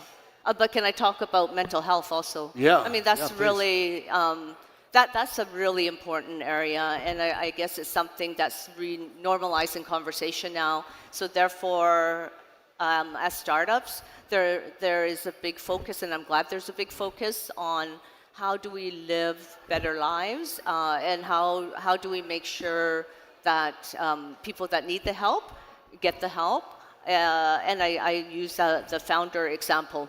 I love that that focus was on founder mental health. Okay, last question. So, I mean, I'm always impatient. I mean, I think the world doesn't move as fast as I would like. Governments are probably not the best example of speed and agility, some, but not all. Companies are probably the fastest. Educational institutions are relatively slow, not us, but others. When we think about obstacles to change with respect to human potential, I mean, what are the biggest, what's like one or two of the biggest changes or obstacles that you want to see come down that you think would really allow us, the world, to unlock human potential at a new scale? Yeah, no, I honestly feel we need to rewrite the playbook on lifelong learning. It is broken right now, unfortunately, not IE, but where you have siloed education and it's a one-off and then you have a job and that's like in a contained department or container. I think we need to be really open as a society, and I already opened, I think, with this fact. We really need to ensure that society, which includes government, private sector, public sector, is okay with us pivoting, upskilling, reskilling, and that's normalized. That's just part of who we are as human beings. We don't just go to school one-off. We are learning throughout our lives. And it's accepted. It is accepted. Well, the time has gone fast, and the time has reached its end. Will you please join me in giving a giant applause, Lucy Chow? Thank you so much for being here. Thank you so much, Lee. Thank you to all of you. Thanks. Thank all of you for attending.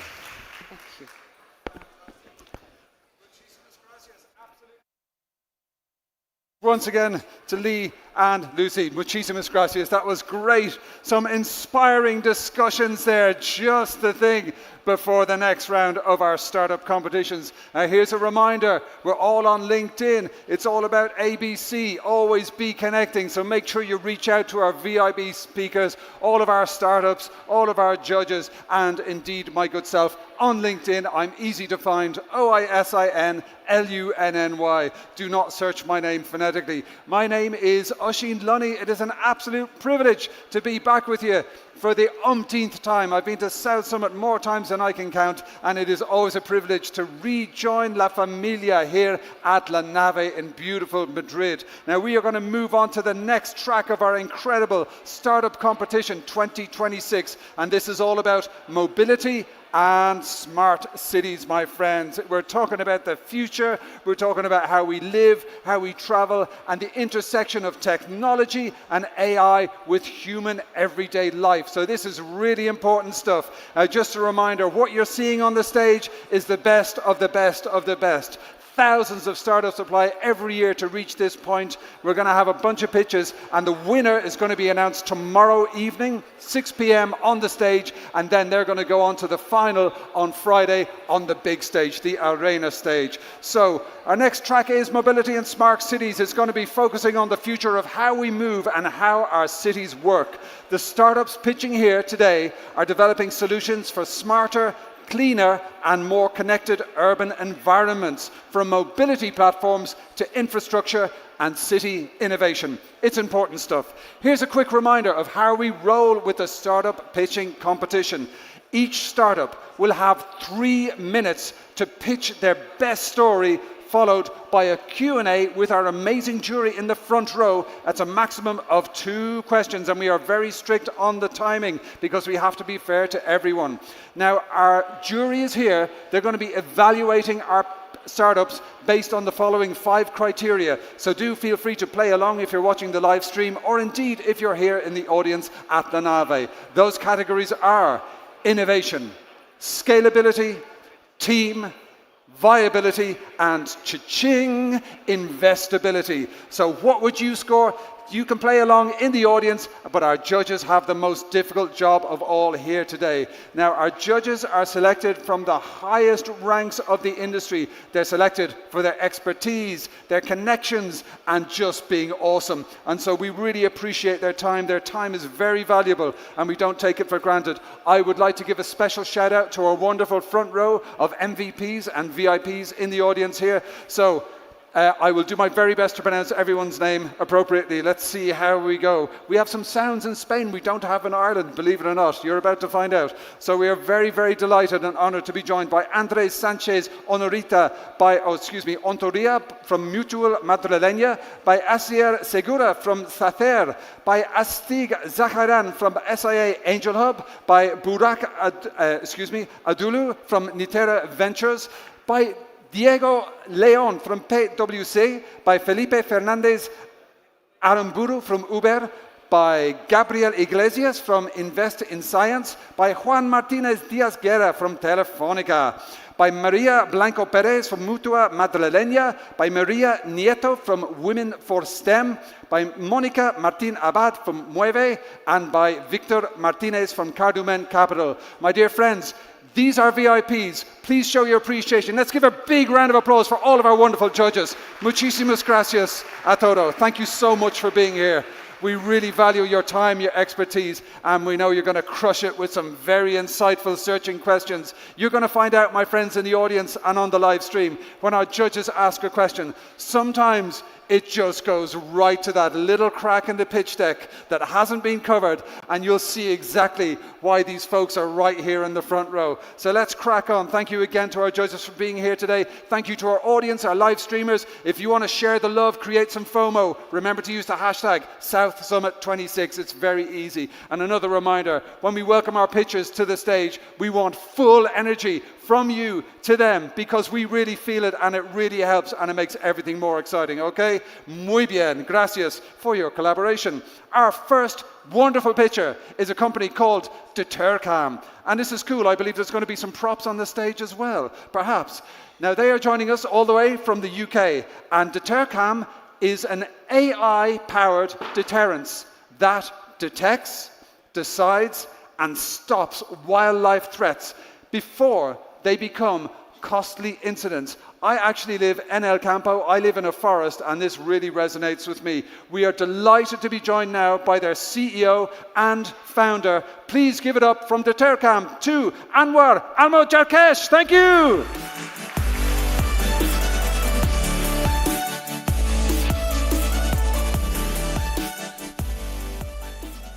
Hi everyone, my name is Anwar, founder of CEO of Detercam. Millions of animals being killed, unfortunately, every year due to train and vehicle collision, and which will cause huge economic damage and economic loss as well. In the UK alone, more than 3,000 minutes delay only by hitting an animal, which causing huge cost for fixing the damage happening to the train. And it's not convenient to build a fence for 1 mile because it's costing £1 million. So we proposed Detercam. So Detercam is the first of its kind camera that's able to recognize any species of animal and play more than 20,000 alarm sounds to avoid habitation, detect any animal species, and also we offer 0.3 seconds to just scare the animal. As you know, whenever you see a deer, you start honking, they will freeze. But in our case, we guarantee this animal will be running away quickly. So it's covered up to 40 meters using visual, ultrasonic, audible, and other alarm system to scare those animals. This is a real footage from England. As you can see, the animal is, okay, forget about it. Since installing the system, we had 0 deer strike, usually more than 30 accidents. More than 18,000 of animals being deterred and saved more than 1,700, which also lead to saving cost and minutes for the train operator companies. We detect wide range of animals for different countries, and we have this new system coming in, which we're going to have a giant speaker on the front of the train, cover up to 2.3 kilometers to scare all these animals. So in terms of the traction, we have loads of customers in the UK, Japan, Ireland, detecting different animals and scaring them. We work mainly with government. For example, in the UAE, we have problems with camels. In Japan, we have problems with wild boar and black bear. So every country, they have different problems with different animals. We do have competitors in the market, but unfortunately, none of them still available in the market. And when they offer this, it's low battery life. It's very easy for the animal to use to hear the same sounds. So the business model is to sell one-off price for the device, and there will be a subscription model to see all these footages on the cloud. We do work with railway operator company or highways authorities as well to sell this solution. We can create up to 93% profit margin from this system per unit, which including the cost and subscription model. So the team is diverse team. We have people like walking around, biodiversity monitoring, understanding the animal behavior. This is the key in order to scare and deter those animals effectively. Without it, we can't scare those animals. Of course, alongside with AI and other stuff. Thank you very much for listening. Amazing. Fantastic. Big round of applause. Wonderful stuff. Okay, my goodness, and we have a little an animal here. This is great. Okay, so you scare the animal with the thing. I love it. Yeah. Oh, look at that! Brilliant. That's the quickest demo ever. But we have questions already from our VVIPs. Thank you so much. Thank you so much for the presentation. I'd like to know more a bit about the markets where you already have some traction. Maybe you could explain a bit. I don't know, like in what geographies you are, or to what geographies you are planning to expand your activities to. Sorry, can you repeat your question? There is echo. Sorry, maybe this way. I would like to know about your market traction and where you are planning to expand operations to in the coming future. So at the moment, we have the biggest traction in Japan and in the UK because we are dealing with a huge population of deer and wild boar. Especially in Japan, black and brown bear is attacking people in Japan. So they needed a system not only to scare those animals, but also to warn the people nearby to avoid coming close to this area. It's due to the lack of food, climate change, unfortunately, and the human conflict. So usually black and brown bear, when they see animals, they run away. But this is like 10 years ago. Now, if they see a human, they don't care. They come and they attack them. They don't eat them, but they attack them. They follow them because they are hungry. They're looking for food. We are looking to expand to the Spanish market because they have big problem with wild boar and dogs. Those dogs is difficult to capture. With this device, it's capable to detect it on the edge. Fantastic. Thank you so much. But do we have one more question? The question is, what does my name mean? Oshin, it means a little deer, believe it or not. Next question, sir. Congrats for your pitch. Your sensors, you deliver connectivity with the sensors? Sorry? The connectivity of the sensors, do you deliver it as a managed services? Or? You mean for the cloud? We use the cloud to push the video and pictures to cloud, but we don't use it for analysis. As you know, this device will be in the middle of nowhere, forest, desert, in a mountain. So we have designed neural processing unit, NPU, inside this device is capable to detect animals within 1 second without the need to cloud. We use 4G, we use LoRa communication and satellite in remote area in order to deliver these messages to the customers. Amazing. Okay, that's all the time for. I'm going to give this little deer, or Oshin in Irish, back to you. Can we have a big round of applause? That was great. Anwar from the Tercam. Excellent. Thank you.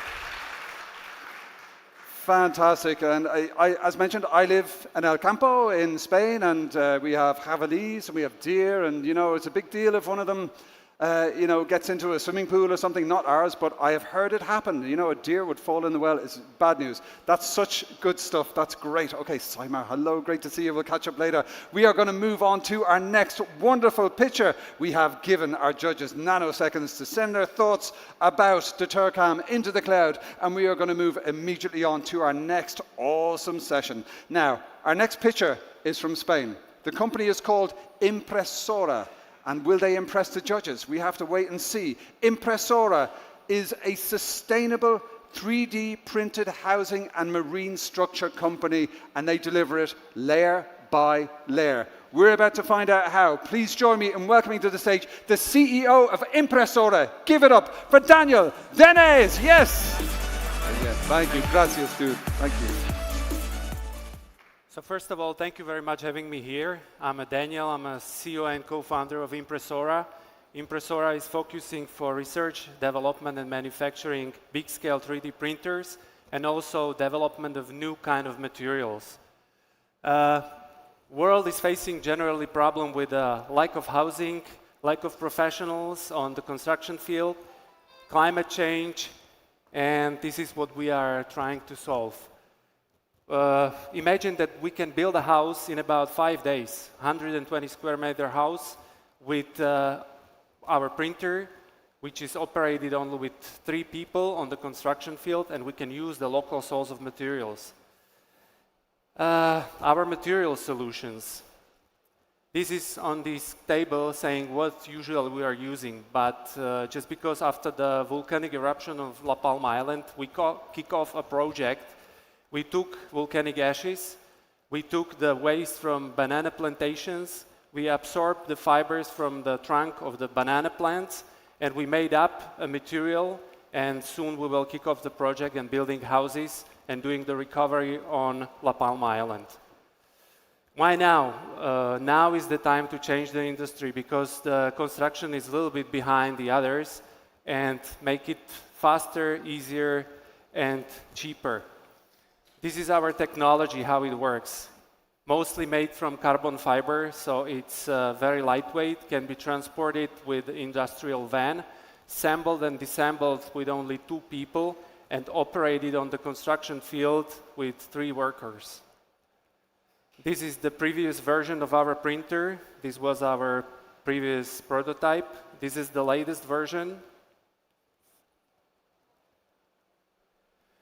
This is step-by-step picture how we approach the best working in the circular economy, so localization of a source of a future material, then making a formula for a local source, then making a premix, connection to the pumping system, and pumping system is connected to the printer.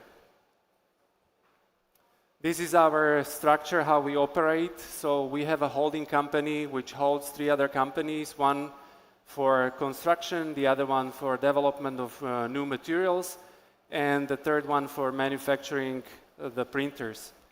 This is what we are looking for, and in the detail where the money goes. Our core team behind us, there are more professional mechatronics, mechanical engineers, and other people. And this is the famous picture from La Palma Island, where we actually start with the idea of circular economy. And I believe this is the option how we can save the planet and be more sustainable and using the local sources, what nature brings. Thank you very much for having me here. Fantastic. Landing the plane with precision right there. But what questions do our judges have? In the front row, we have our Olympic-trained mic athletes who are ready to run and give you... It is possible there's no questions, but just put your hand up if we do already. Yes, yes. Thank you. Hi, thanks very much. Can you tell us a bit more about the business model and your traction clients? Okay, so now we finalized the last period, the CE certification for the whole European Union, and the business model would be manufacturing the printers, selling them internationally, lease them, make a schooling for people that are buying it, and the other business model is doing, I will give you an example. There are marble stone quarries in Portugal, and they ask us to come and find a solution to absorb this waste from the mining activities, making a material, going to the giants like Holcim or Votorantim or Sika, and make a deal on material side. So each tonna makes you money. So this is the one part. The other part is using the technology in circular economy plan, looking for developments in the area and making the advantage from disadvantage, taking local source of materials, using our printers, and doing also business on the side of construction. So that's why we have these different companies. Shortly, briefly. Great question, great answer. Do we have one more? One more from there now. Thank you very much. Hey. Hey. The question is about the cost. What is the cost of building with this versus building with traditional means? Especially considering the carbon is not a big topic anymore, or unfortunately we are started to forget about that. Okay, that's why I want to establish the manufacturing on Canary Islands, because there is a ZEC zone, which gives us a huge opportunity. Go on the market with the best prices, because there are cuts on taxes, and income and export tax too. So this would be the best place to operate internationally. This is on the 3D printer side.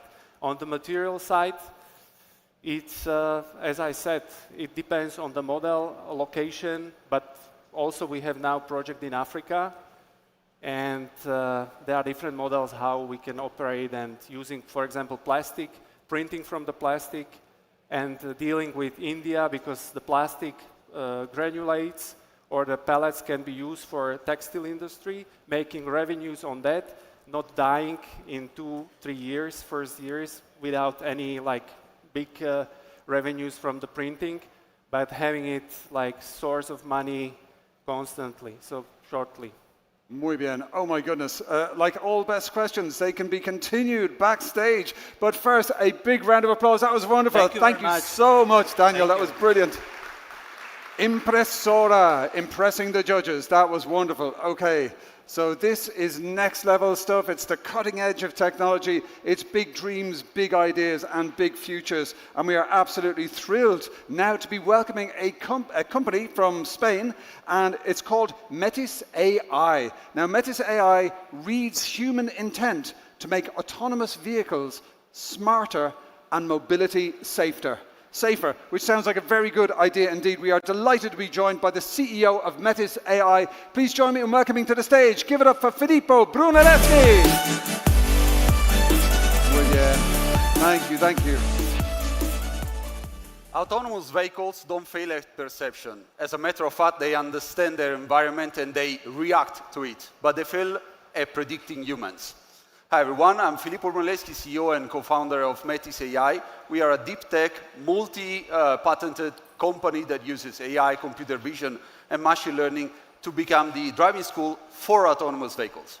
There are plenty of university papers, McKinsey Big Four studies that indicate that this is the big problem for autonomous vehicles. Even 10 years from now, 70 to 90% of the fleet in the cities will be still driven by humans, meaning that it is a relevant problem and autonomous vehicles cannot understand and predict human intent. We have a system that uses and captures data from real-world environment, converted in a structural layer of human intent, and the output is a readable, machine-ready output for autonomous vehicles.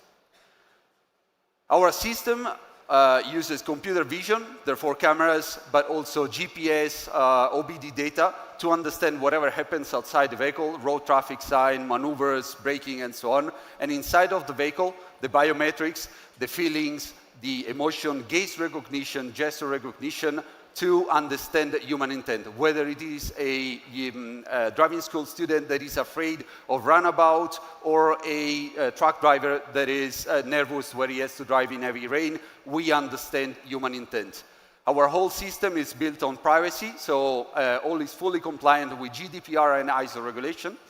And our unique architecture captures data from all these verticals: the fleet and logistic, insurance, driving school, ride-hailing, car-sharing, heavy industry, solving individual problems while at the same time giving us this data.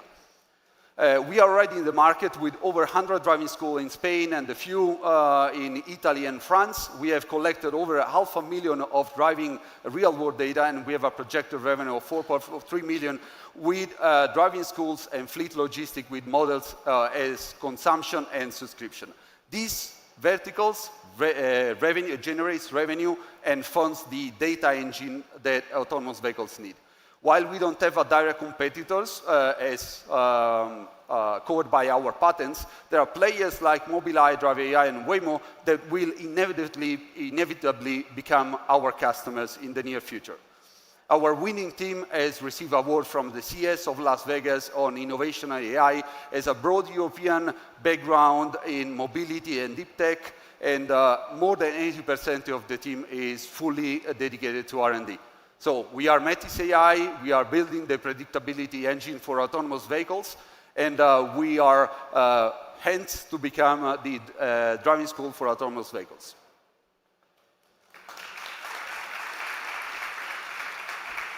Molto bene. Okay, my friends, sometimes we like to shake things up. We are introducing a wild card. That's right. Only one question from the judges. Starting now. Who's going to have the one question? Yes, good job. Thank you for the pitch. Very interesting. Can you talk a little bit more about, you talked about autonomous vehicle companies being a future client. What needs to be true for that to happen, actually? So imagine Waymo.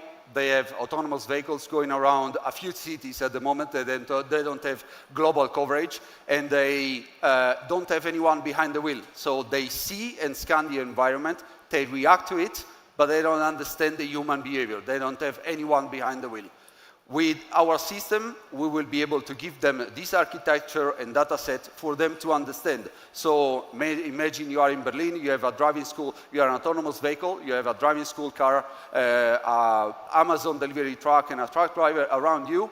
With our data set, you will be able to read and predict in a horizon of 30 seconds. Of those data are subjected to an interpretation, human interpretation, both in the civilian side and in the defense side. What if we could have a giant CT scan of the underground? That's too expensive.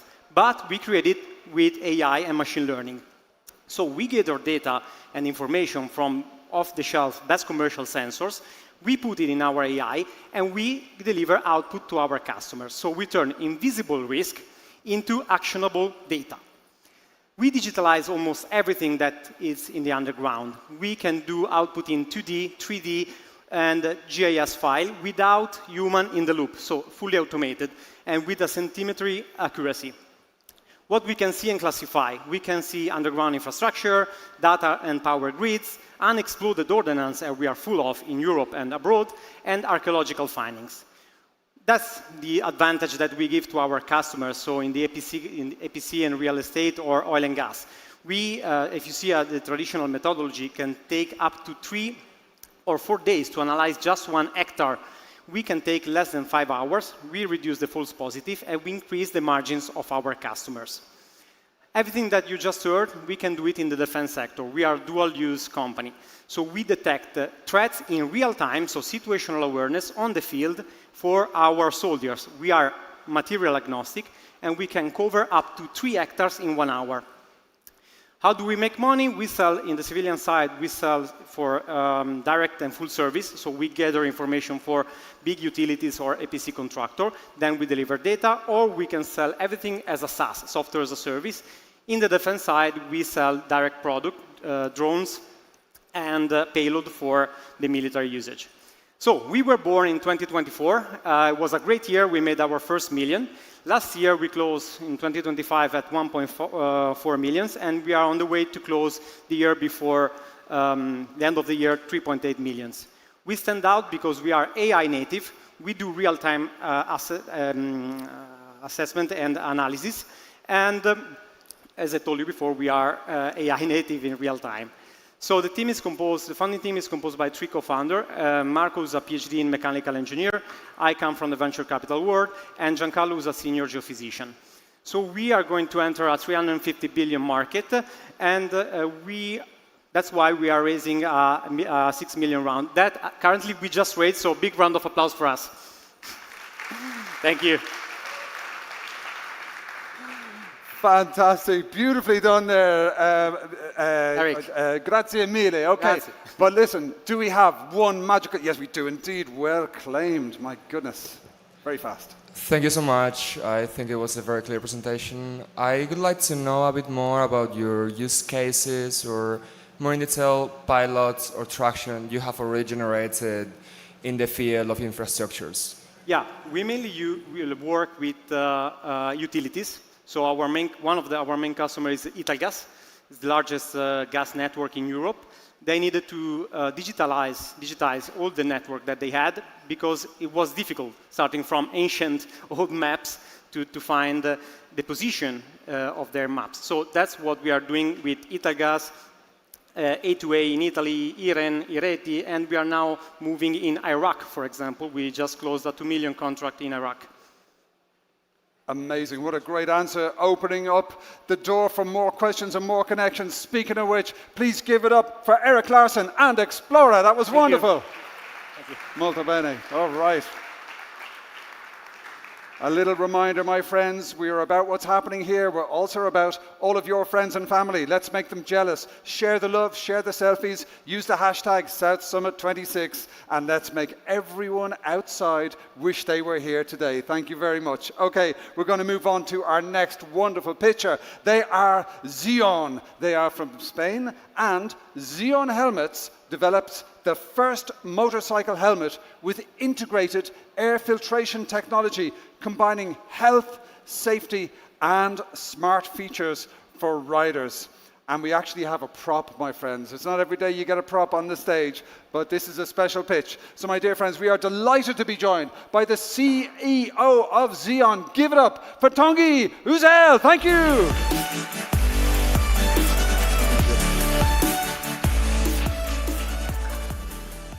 Hi everyone, before starting, let me ask you one simple thing. Can you all please breathe in, breathe out. Right now you may haven't noticed, but you just breathe a lot of air pollution. And guess what? Air pollution is the second cause of death worldwide. But do you know who is the most exposed? Actually, it's me, there, the motorcyclist. I'm behind trucks, cars, on the highway, tunnels, breathing a very, very, very unhealthy air. Let's have a look at stats. Air pollution, it's killing 8 million people per year. And we motorcyclists, we are 100 times more exposed than car drivers. On the top of that, agent seasons are getting worse and worse every year due to climate change. I am Tanguy, the founder of Zion, and this is the world's first helmet that filters out air pollution and allergens. How? Thanks to the Breath Safe system. It's a patented filtration device that protects against air pollution and allergens. But there is more. Our helmet is also safer. It is equipped by an active rear light that increases visibility to other road users. Let's go back to the patent.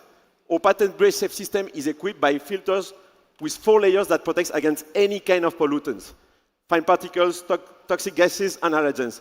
Filters are replaceable in order to ensure an optimal filtration over time. I told 2 innovations, but there is 3. Our helmet is also smart. The chip and app detect crashes and call emergency if needed. This is a whole new standard in terms of safety. Let's talk about market. Innovation enters through premium product. In this case, it's a $1 billion market, but the opportunity is over there in Asia. The need is urgent. Everybody is commuting with motorcycles, and everybody is wearing face masks. That's where we want to scale, in a $4 billion market. Regarding your business plan, we have 3 business lines. B2C, selling helmets. B2C, selling filters with subscription. And last but not least, B2B, we are also licensing our patent to other helmet brands. And that's how we want to scale in Asia with low-cost industry. The key of Zion is our team. We are 2 complementary co-founders leading the Zion double mission, innovate in product and in marketing. Our team has extended experience in industries like MotoGP, Formula 1, KTM motorcycles, but we have also a strong advisory board, including people like the chairman of Yamaha Motorcycle or Shark Helmets. In only 3 years, we have been able to reach more than 6,000 helmet reservations, a global patent, and more than 2 million euros in funding. We have also signed an agreement with one of the largest helmet brands worldwide with B2B licensing. Cars have protected drivers over more than 2 decades. Now is it time for motorcyclists to be protected. Make your move. Right on with Zion. Thank you.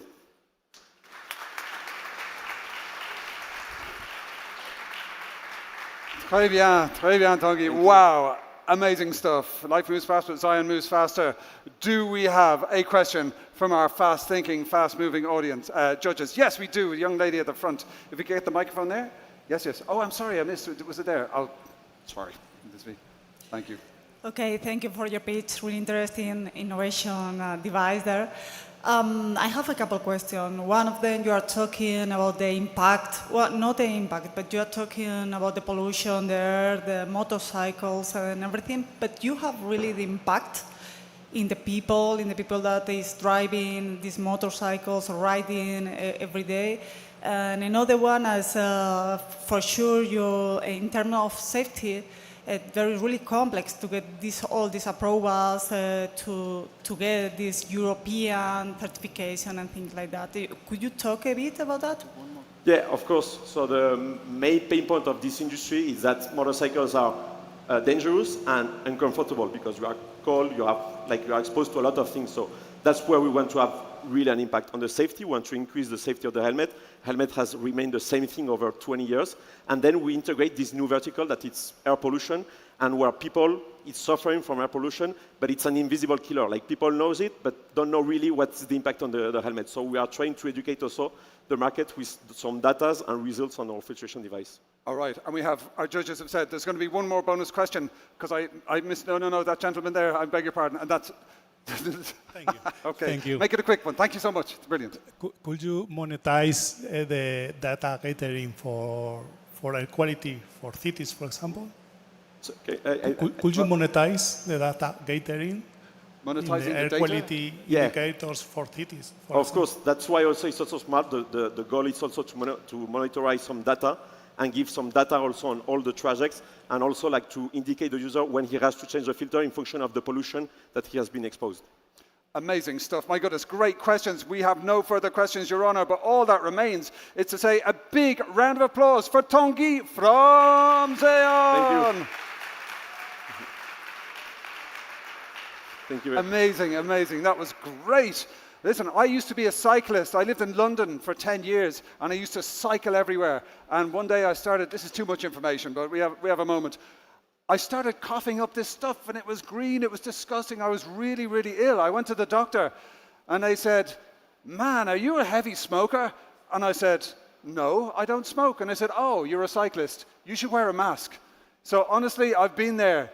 Inhaling car exhaust, it's better now than it was, but it is a very big issue, and it's great to see Xeon actually fixing that. That's wonderful. So kudos there. Okay, we have reached the last startup. I can't believe it. Time flies when you're having fun. Time flies even faster on the next big thing stage at South Summit. So my dear friends, we're welcoming our grand finale. They are joining us from beautiful El Salvador. The company is called Boxful, and they are the e-commerce infrastructure for LATAM SMBs, enabling ultra-fast fulfillment, multi-carrier shipping, and payments. Cha-ching! We are delighted to be joined by the CEO and co-founder of Boxful. Please give it up. It's the last one, so make it a big round of applause. Welcome to the stage, Salvador Ramirez.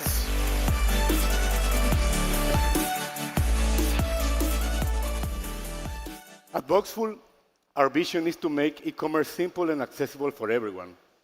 Just 4 days ago, we crossed 10 million in ARR in small markets only. We launched in 2023 in El Salvador, then expanded to Honduras, Guatemala, Costa Rica, and Nicaragua, and our best-selling service is a small smart shipping platform. The founding team is amazing. I am a third-time founder with experience of over 10 years in developing startups.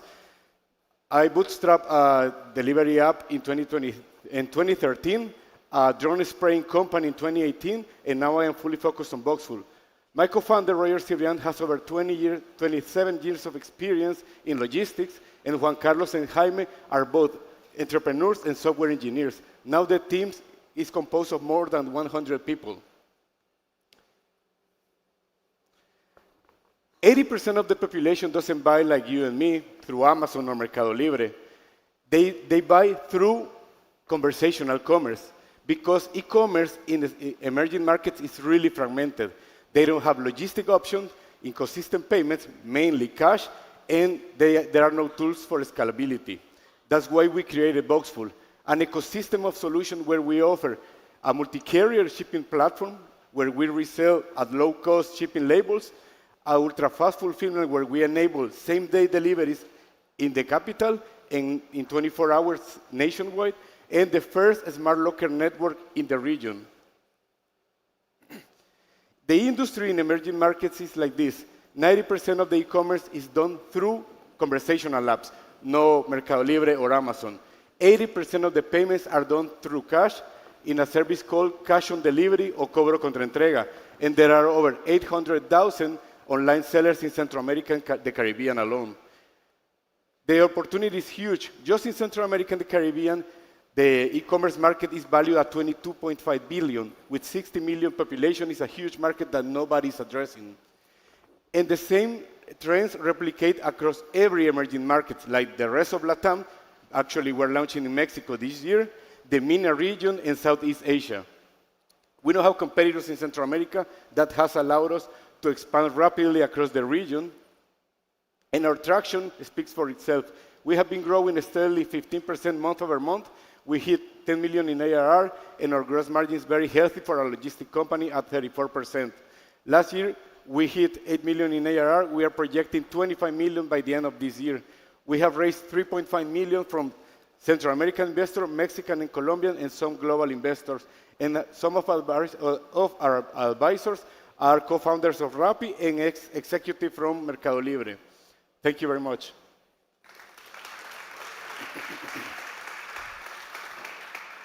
Muy bien, Salvador. He landed that with split-second accuracy. Right on time. That was so pro. That was just exactly on zero. So we have time for one question, the last question of the entire round, the entire category.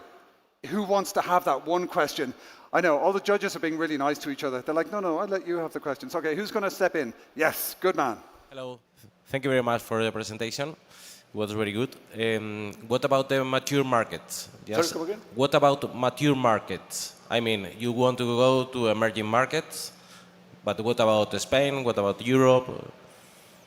We are not necessarily addressing Europe right now because we have seen that we thrive where there is no great infrastructure. For example, our home market is El Salvador, which is a little, if I can say, a little bit more developed than Honduras. When we launched Honduras, Honduras became our biggest market. We thrive in these emerging markets. So because we specialize in conversational commerce, that is not that big in Europe. So probably after we develop different verticals, we will land Europe. Fantastic. And with that, that's all she wrote. My dear friends, please show your appreciation for that wonderful pitch from Salvador Ramirez from Knoxville. Muchísimas gracias. Yes. Felicidades. Outstanding. So that was indeed the grand finale for our category of mobility and smart cities. A big thank you to all of our startups and a big thank you to our VVIP judges in the front row. Can we give them all a big round of applause? Muchísimas gracias. We really appreciate your time and your expertise and your marks that you are sending to the mothership. Okay, the winner of this vertical is going to pass on to the final round, and the announcement of the winner of this vertical will take place tomorrow at 6 p.m. on this stage. You are all invited to join us. It's going to be a lot of fun. So that's all for now. Let's go and grab some lunch. Remember to stay hydrated, and ABC, always be connecting, always be caffeinated. My friend Alec Pereira is going to be looking after you here on this stage after lunch, and you are going to be seeing the Trust Tech and Data and Digital and Tech Solutions this afternoon. It's going to be awesome. I'm going to be over on the playground stage. You are very awesome, very welcome to come and say hi there. Now remember, you can connect all of the finalists in the South Summit app. I just have a little reminder, all of the judges and all of the startup pitchers are invited to meeting, to a reunion backstage. So if you are a judge, if you're a startup pitcher, please join us backstage because we have a special meeting scheduled for you. So again, if you want to see your startup on the stage next time, remember, scan the code, dream big, apply. I would love to see you on the stage next year. So I hope you'll scan it and I hope you'll be joining us and delivering your best 3-minute story. So our app is available. Get the most out of South Summit experience from minute one. You can download it right now. Set your goals in advance, and it allows you to contact every single attendee, to contact all of our pitchers, to access the VIP meetings, and much, much more. So I'd like to say thank you, muchísimas gracias, to the incredible team. I think I've captured most of those names. Gracias to Antonella, Frank, Pascu, Maria, Aida, Karina, Laura, Daniela, Juan Carlos, Alex, Alvaro, Victoria, and Cecilia. If I've forgotten anyone, disculpe. I'll see you after lunch. Have a great afternoon. Muchísimas gracias. Thank you.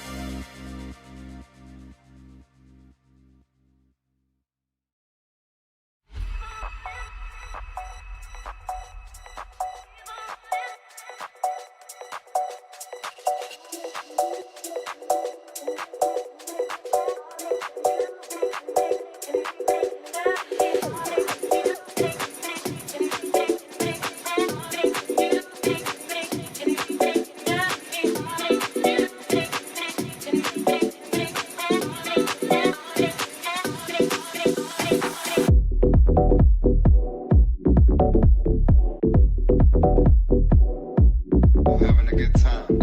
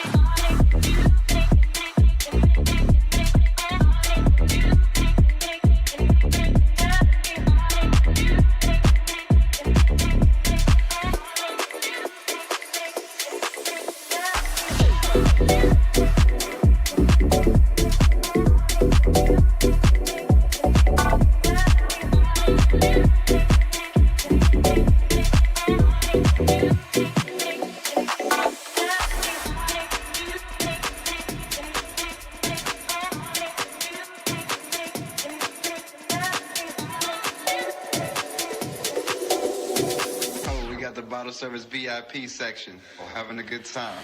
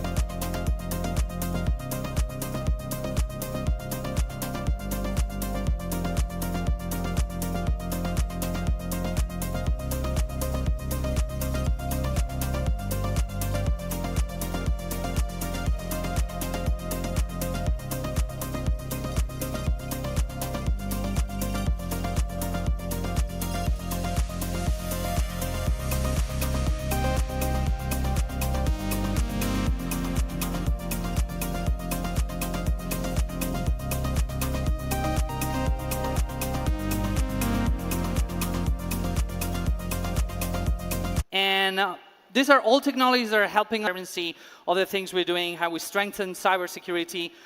And I'll just be very quick with the rules of engagement. You probably, if you've been here before, you know the rules. So they have a 3-minute pitch. It's a 3-minute sharp pitch. Alex will come on stage and kick them off. And then judges, we have time for 2 questions. Okay? You got that, judges? 2 questions? Yeah, there's always an evil one that goes like, can I ask 15 more, please? Okay, you'll get to engage with them later, so don't worry. And the judges will evaluate the startups on 5 dimensions, so innovation, sustainability, team, viability, and investability.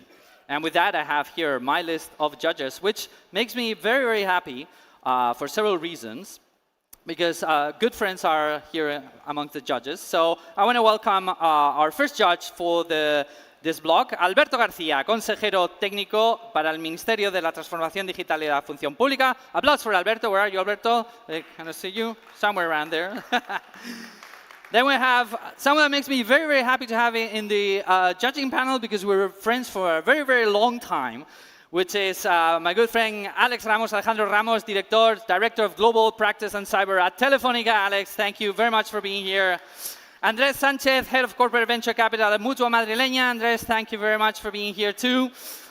Benjamin, come on, we can keep on going on. Let's make some noise. Benjamin Langer, partner at Seed Stars. Borja Breña, partner at Nauta. Thank you, Borja, for being here. Jacob Thorson, investor at Foresight Capital. Jorge Blasco, partner at Lumo Labs. Always a pleasure having our dear friends from Lumo. Jorge Fernandez, investment associate at Bullnet Capital. Where's our Bullnet people? Then we have Luis Maldonado, professor at IE, and also peer that we meet on many different things. Thank you, Luis, for being here. Maris Leitch, innovation ecosystem lead at PricewaterhouseCoopers. Thank you very much. And then we have Marta Campillo, principal at Abacnes Ventures, Rodolfo Condesa, investment partner at Armilar, and last but not least, Jesus Frances from Ilunion. Thank you very much, judges. Thank you very much for your time. And let's see. Let me go back to my readiness level. So, let's see if the team is ready. Judges, you ready? We're ready, judges? Yes? Audience, are we ready? Yes. Startups, are we ready? I can hear. Okay, so we're now flying for a first startup of the blog. We're flying all the way to Portugal to talk about an extremely important theme, which is governance and trust in AI.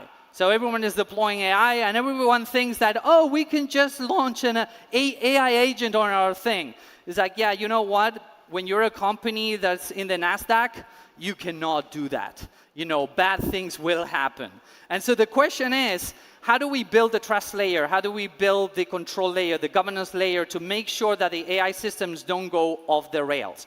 This is actually becoming a very contested space. So I'm very, very happy to see more and more startups actually applying to that space to try and bridge the gap. So to talk about that, please welcome our first startup pitch, Carlos Ribeiro, CEO of Coalex.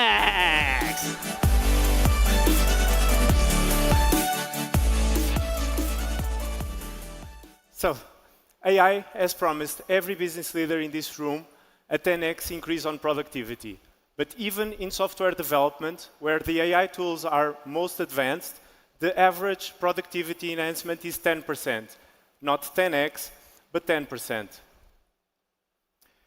And this is after more than $30 billion have been deployed, with 95% of enterprise AI pilots delivering 0 measurable returns. When even the most successful companies describe this as the Wild West, we know that this is a trust issue. The same trust issue we had with e-commerce before PayPal and others created a trust layer that allows us to put our credit cards online safely. So we built Coalex. Think of Coalex as a know your agent platform. We track everything your agents are doing, we protect the risky decisions, and this creates trust data that's available both in our dashboard, in your AI copilot of choice. And this creates a flywheel. Every governed decision means better data means less risk. And it's by measuring that risk that we are able to offer the insurance that limits the liability your company faces when AI makes wrong decisions. We have been incubated in the top incubator programs both in Portugal and in Spain, which has unlocked us access to the largest Portuguese insurer and the largest private health tech provider. We are also live with 4 other companies spanning from pharma to financial services. Gartner says that this market is set to be $15 billion by 2030, and this is without the insurance layer on top. We price per agent, we scale up with usage, but we also scale down win-win with the risk while the risk decreases. We have raised 300,000 euros through business angels and grants, and we are on target to reach 250K for the end of this year. Our team is our unfair advantage. I've been building AI to production for the past 10 years, and I've scaled Talkdesk AI unit from 0 to 100 engineers in Coimbra for a fraction of the cost of their US or even European peers. Our team knows enterprise buyers, regulatory pressure, and how to scale. Towards the end of the year, we'll be raising a round of 1 million.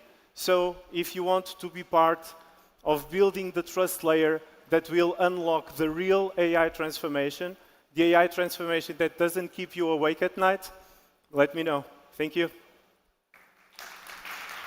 There we go. Right on time. Very good. Good job. Okay, judges, questions for Carlos, please. Who wants to be the first one? Not all at the same time, please. Thank you. Thank you for your presentation. I would like to know, how do you compare against your competitors? I mean, what's differential about your technology? Yeah, a couple of things. So we are a real-time platform. Most of the competitors are on the compliance side. They do an evaluation, and then you get compliant for X amount of time. We believe that in AI, that's not possible. That could be possible in infrastructure where things remain the same. But on a probabilistic event, you can have like a certified infrastructure, but your AI can hallucinate on top. So we are real-time, and we are this one-stop shop that includes regulation as code for the compliance, human in the loop, evals, governance, observability, everything your AI needs, and we can deliver that both to your developers, so the same 3 layers of defense that the financial servers are used to, the business units, the DPOs, and the auditors. We serve all these 3 personas in one platform. Okay. Thank you. Another question, judges? That side? Yes? No? No? Yes? Alex, you want to? There you go. Yeah. Hi, thank you. Do you think the market is mature enough? Yeah, that's a great question. We were discussing that just before. We started, the concept started 12 months ago. The platform actually started to be built in February. And I think 12 months ago, nobody really understood. Everybody was so into the hype that nobody is asking the real question, what happens when this goes wrong? Because it will. This is probabilistic, so there's no such thing as zero risk. We can mitigate the risk. We can insure on top of the mitigation. But bad things will happen, and we are here to sell for the ones that don't want these bad things to happen in their systems. Okay, and with this, please, big round of applause for Carlos. Obrigado.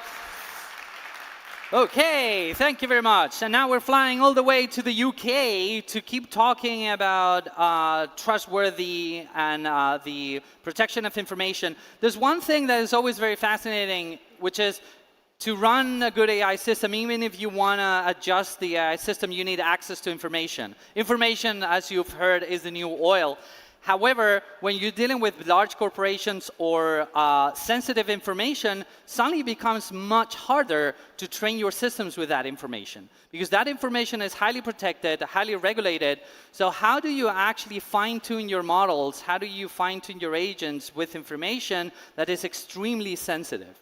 So precisely to talk about how we play with not the data, but with the metadata on top of that. How do we federate that? How do we employ sovereign information and still unlock the capacity of our AI systems, our next startup. So please welcome our next pitcher, Adam Millward, CEO at Meta Data Works.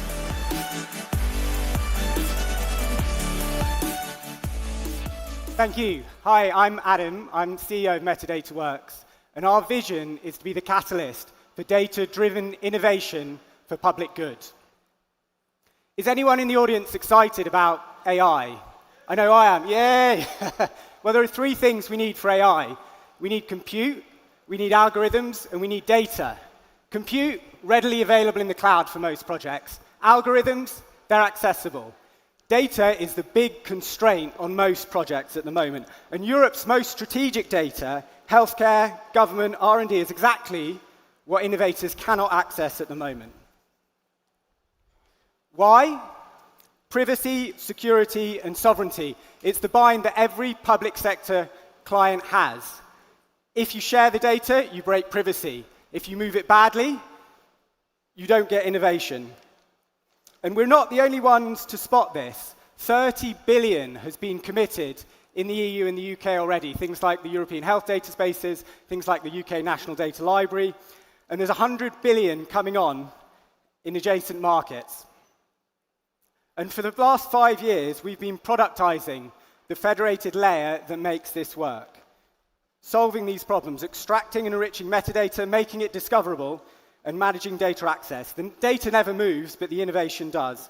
We're not selling AI, we're selling the substrate that AI uses, the data catalog, the ontology, the access workflows, the full data to impact lifecycle. We're selling the metadata, and it works. And you don't have to take my word for it. At the Office for National Statistics, in the last 7 months, we've tripled the number of research applications, reduced data access processing time by over 50%, and freed up a sixth of their workforce to work on other relevant activities. And we're not a one-trick pony. We've tripled data enablement for the IPCC, and we've had 3 firsts in the UK. We've launched the UK's Health Data Catalogue, the UK's Administrative Data Catalogue, and the UK's Smart Data Catalogue as well. We've got a proven model. We target public sector and regulated industries. We hit 1.4 million in revenues in 2025. We've got 7 million in the pipeline already with deals in the UK, Portugal, and Singapore right at the end of the cycle, valued at over 1 million. And we've got 3 advantages no incumbent does. We're public-facing by design. We're not a catalogue for internal data engineers. We've got layered access, everything from public preview all the way up to secure data access. And we're built on open standards, something that in Europe is incredibly important, thinking about things like portability. I'm very lucky with a brilliant team with experience from Oxford University, NATO, 100,000 Genomes project, Amazon, and a 3 times exited founder as our chairman as well. So what are we looking for? We're looking for 2.2 million to scale our proven platform. We're going to invest that in technology, we're going to move beyond founder-led sales, and we're going to establish a full European footprint. Thank you very much. Big applause to Adam. Thank you very much. When I say I'm sharp, I'm sharp. That's cool. No. Okay, questions for Adam, please. Come right here. Any questions? There we go. The type of data you are using is very secure. It's very highly regulated. How can you scale this solution, and what makes you the trust partner for governments to open up that data and give it to you? I think we've built up organizational knowledge over the last 15 years on how to do this really, really safely. The nice thing about metadata is a lot of it isn't actually sensitive. So what you can do is you can extract that metadata in a safe way, load it into a knowledge graph, which we've been building with the public sector for the last 15 years, even before we started this company, and then make it discoverable. So we've got that experience. You know, we're working with the ONS-SRS, we're working with the NHS, we're working with all of these organizations. So we know how to do it. Okay. Any other questions, judges? There you go, Luis. Yes, related to that, and thank you very much for the pitch. Given the sensitivity of the data, how do you manage your infrastructure? And I mean, do you own your infrastructure, build it, partner? So how exactly do you manage the infrastructure side? It's a good question. Our clients tend to have their own secure infrastructure, so we're plugging into existing infrastructure on the cloud, and often we'll have 2 different environments. We'll have a public environment that can speak to a secure environment, and we'll have our solution on both. So we're plugging into existing infrastructure that they've already got set up, so they don't have to move the data. That's the whole thing. You don't have to move the data. The metadata does it for you. Okay, very good with this. Thank you very much. Big applause for that. Thank you very much. Okay, now we're flying to Spain to talk about something related to supply chains, which is very interesting. You know, when someone goes like, oh, we need to do traceability, it's like, how are you going to do that? It's not easy. And the more complex the supply lines, the harder it is to acquire traceability. If there's one industry where this is particularly hard, I mean, there's several ones, mining being one of them, for example, automobile and things like that. But the other that comes up every single time is textile. So how do we have the traceability from the farm where we get the cotton, the producing, the selling, and the recycling and the recovering of this stuff? Well, to talk about how to build that data layer that actually shares data amongst the whole supply chain of the textile industry, please welcome our next speaker. As I said, from Spain, co-founder and CEO of Micelio Data, Marcos Stanojevic. Start Summit. Micelio Data is building world's first textile data space. But before we get into it, let me introduce my shirt. The label says it was made in Bangladesh, and that's partially true. It was sewn there. But it doesn't tell you anything that happened before. The cotton that was grown in South Africa, yarn that was spun in India, it was assembled in Dhaka before being shipped to Madrid. And despite a mountain of integrations, the textile supply chain today is essentially in the dark. But the European Union is turning on the lights. Confluence of regulation is coming in the next few years. Digital product passports are going to be mandatory from 2028, requiring machine-readable, verified data. 200,000 European brands will have legal liability, but all the data sits in the supply chains. And less than 20% is available in the upstream tiers. So how do you get a factory in Dhaka with no IT department to share structured compliance data? Well, you go where the data lives. So we went there, and we built MIA, Micelio Integration Agent.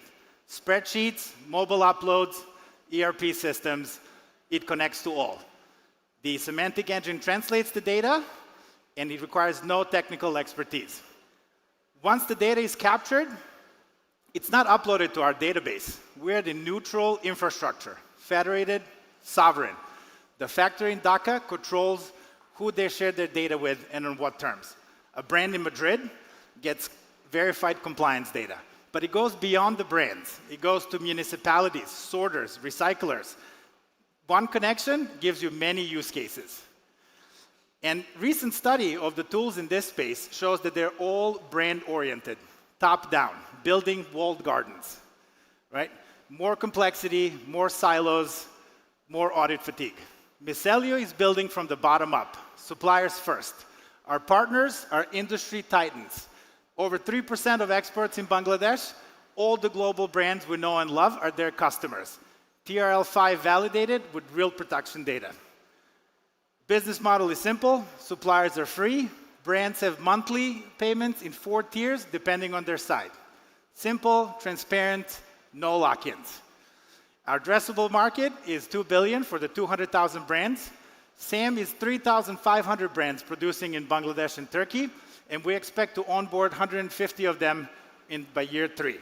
Our big milestone for this year is to get the first brand pilots, next year to get on Spain's trusted data space, and to get commercially operational in 2028.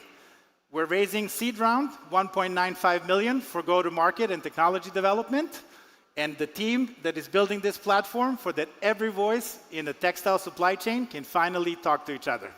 Thank you. Okay. I can see you've trained this. You see, Luis, he comes from IE. We've trained him well. You know, he managed. Okay, judges, questions, please. So thank you for the presentation. 2 questions. What's the go-to-market for reaching the brands? And if you can go deeper into the technology, what you are building, what is the moat beyond? Yeah. So go-to-market is gone to the global brands kind of individually. We already had 2 big ones in our event in Bangladesh in April, so we're starting to show them that their suppliers are already on our platform. And what differentiates us from the standard SAS is that we don't have a central database. It's a federated system where the data providers control what their data use. We just give the framework and the rule book. So that's our moat would be that it's not a walled garden. It's built on open standards, and once you connect to the data space, you can share your data with everyone that's already there. Thank you. Okay. Any other question, judges? All good? No? Okay. Well, right. then, you did a good job. Big applause Thank to you. Michael. Thank you very much. And, you know, if I'm going to say something pretty obvious, but AI is revolutioning and changing a lot of different industries. But with each industry, the speed at which you have the adoption of AI at the core keeps changing. And one of those that it's touching is anything that has to do with paperwork and compliance, right? And compliance is boring, it's slow, it's expensive. So the question is, how can we actually deploy AI, being AI native first in the compliance world? But this is the key. I don't know if you've actually seen this. A lot of people that are deploying AI on different verticals, they are not professionals from those verticals in general. It's outsiders kind of disrupting the inside. What happens if you actually get the compliance experts to actually build something with AI for themselves? Well, something faster, more efficient, cheaper, and more powerful. And to talk about that, please welcome our next startup, all the way from France, Jean-Christian Lemeur, founder and CEO at Naltelia.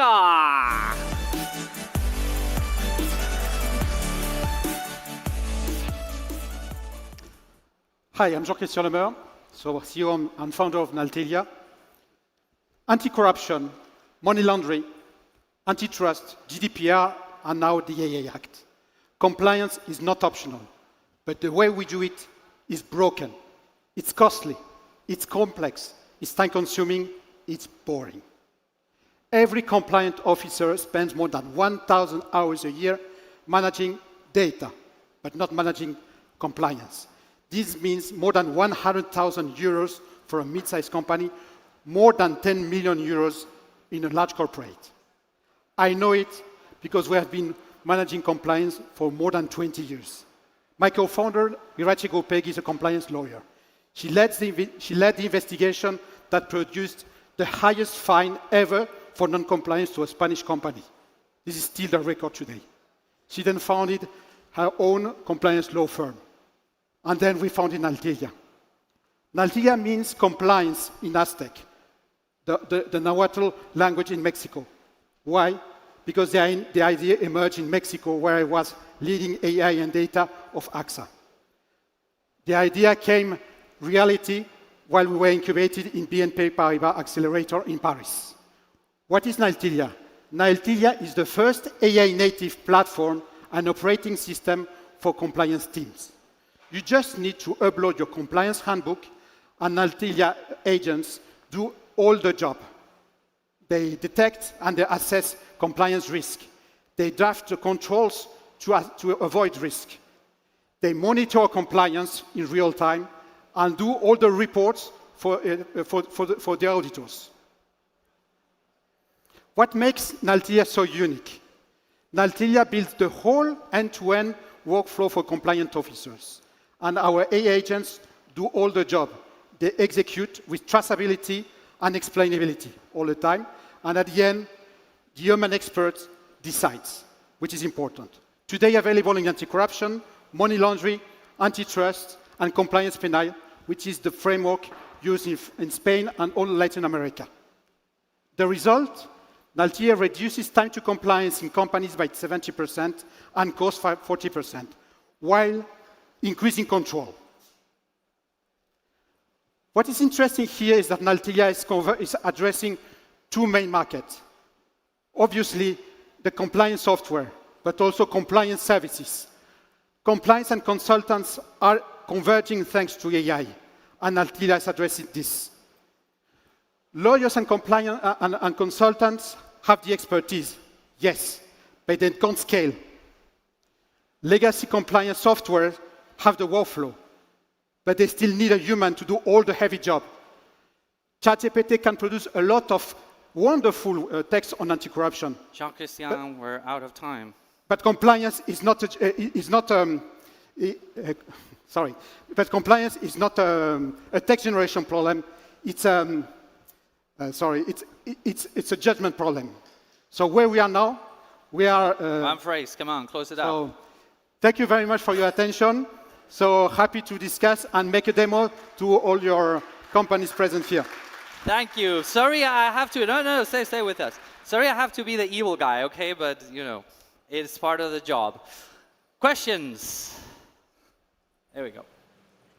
Thank you for the presentation. I have a question. Are you planning to do the go-to-market by verticals or sectors? I don't know, energy, fintech, whatever, in order to focus the market efforts? And can you explain a little bit more about the product? Do you collect or scrap different data points about regulation and you put all the information into a platform? So our go-to-market, I talk about convergence between consultancy and AI. What we did, since we have a compliance lawyer in our team, we sold the complete compliance mission mandate to 6 design partners, so 6 mid-cap companies that bought the complete mandate, and we delivered the mission, starting with a POC, and while we were delivering the mission, we were building the POC, the service, while building our solution. Because we have a lawyer that does the missing part. And now we have the complete solution for mid-sized companies. Okay, another question, judges? There we go.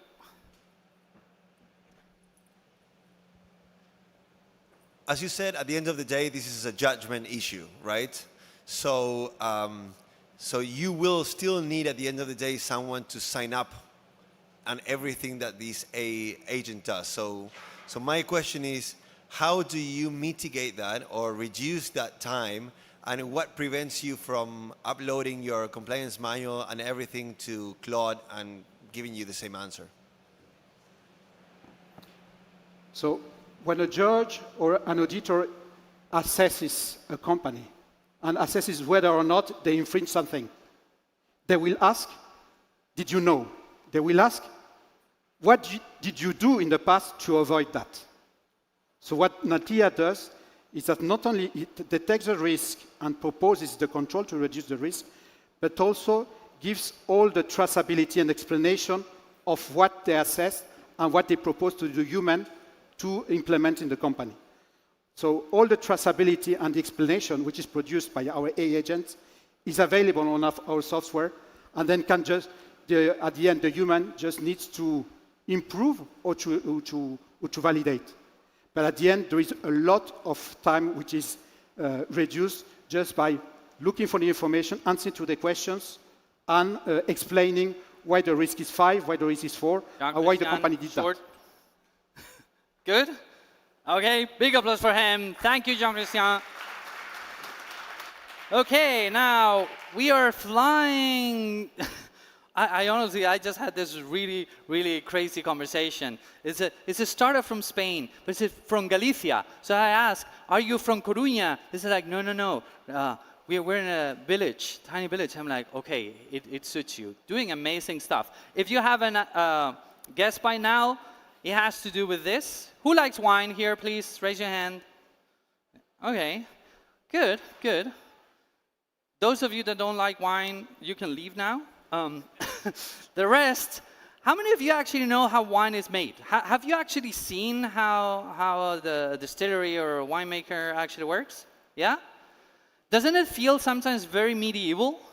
Like it feels like we're using techniques from, from the 700s or something like that. Well, that's about to change. And it's about to change because if you don't control certain things, you can destroy the quality of the wine. That translates to less money, that translates to more taxes. And precisely to talk about how we prevent that from happening, we have our next startup. So please welcome on stage, Lara Neira, CEO at Nigal.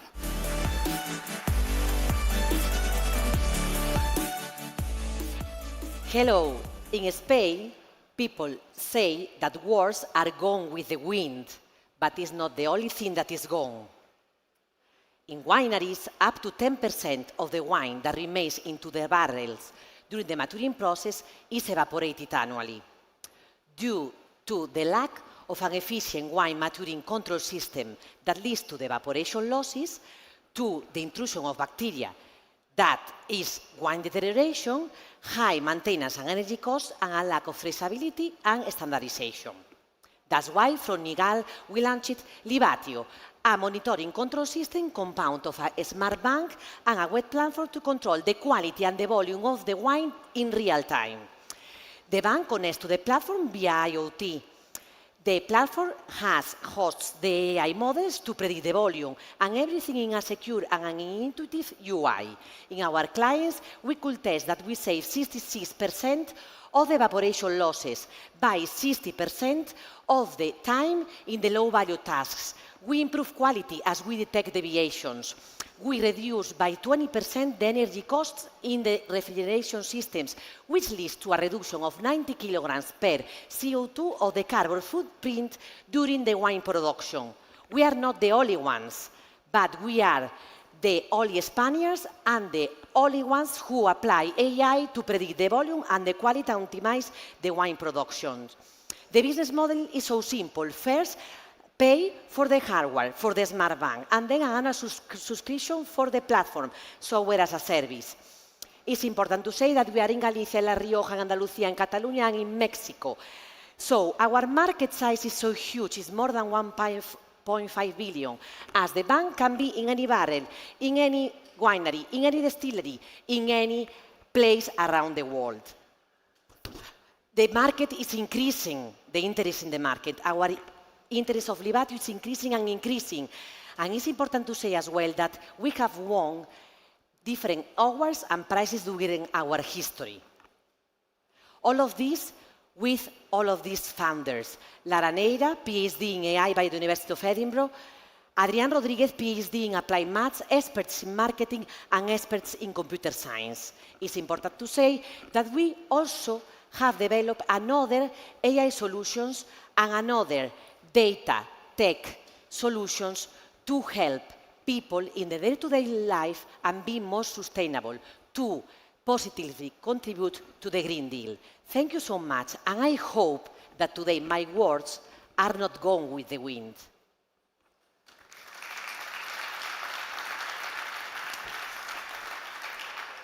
That was fast. Okay, questions, please? Except trying the wine? That's out of the question, sorry. No, that's fine. Thank you for your presentation, and trying the wine would be nice afterwards, but I was wondering, it's okay that you use AI, but do you need to use AI to solve the optimization problem for the wine production? We use applied models. We don't usually, we use AI and applied maths. Applied maths for the volume, and for the quality, also AI. Why? Because we predict the key value factors from the wine, like humidity, pressure, and it's quite important for the enologists, and they have the knowledge to know if the quality improves or not. And the future prediction, we do it with AI models. Did I answer the question? Okay, any other question, judges? There we go. Thank you very much. So you are reducing cost for the wineries. So which type of cost? The amount in terms of 1 million of cost you are reducing 60%, or what exactly? Oh, it's important. Yeah, good question. So we have to think that in Spain there are huge wineries and small wineries. The median, for example, in La Rioja, or in Spain in general, is 10,000 barrels. You have to think that if we reduce 66, but if we reduce only 10%, that we reduce 66, we could save 20,000 euros per year. But we are reducing more. So imagine, we are reducing more than 60,000 euros for this kind of wineries. Okay. Okay, very good. Well, big applause to Lara. Thank you so much, Lara. Pleasure having you. Yes, yes. So this will move on its own. Don't worry about it. Okay, so now we're staying here in Spain, but we are keeping on with the theme of compliance. And I'm a big tea fan. And you know, tea comes from China. So I import tea from China. And if you ever imported anything from China or any kind of country that's not within the EU, it's a pain in the ass. It's very complex. Things come in crazy languages. Even myself, I know Chinese. And even in my case, I read the Chinese descriptions of the manifest and you go like, no, that's not what it says. Now, if you import like me, you can lose a couple of grand on the import if you screw up the compliance there.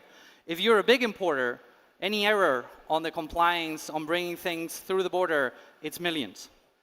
So precisely, to do automatic compliance work for the trade infrastructure for cross-border supply chains, please welcome our next startup, Marina Kanaeva, CEO of Riskita.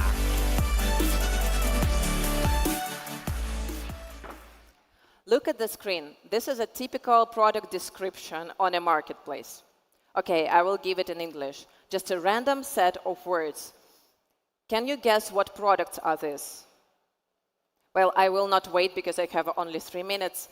It was not an easy exercise, right? And it's not easy for a carrier or importer. But imagine that carriers and importers have to deal with such files like this every single day with millions of lines. And they have to identify exactly what product categories it is. And now it comes harder because every port of entry has its own set of rules. And it would be very easy if everything was flying from Hong Kong to Leipzig. But in reality, goods are traveling from everywhere to everywhere. Europe alone creates 1,000 regulatory compliance combinations. And behind this, a person with an Excel spreadsheet with error-prone processes. This causes to retailers, importers, and logistics suppliers huge delays, penalties, and overpaid duties. My name is Marina, and I'm CEO and co-founder of Riskita, and we're building AI trade infrastructure to solve this problem. Every year, the industry spends 9 billion on manual compliance, and it's increasing because of regulatory pressure. This is our platform. As an input, we upload sellers' inconsistent data, and our AI cleans, corrects it, classifies every single product, and detects prohibited, restricted, and dangerous goods. Days of manual work solved in minutes, 100 times cheaper, and accuracy is consistent. So AI classifiers, they hallucinate on scale.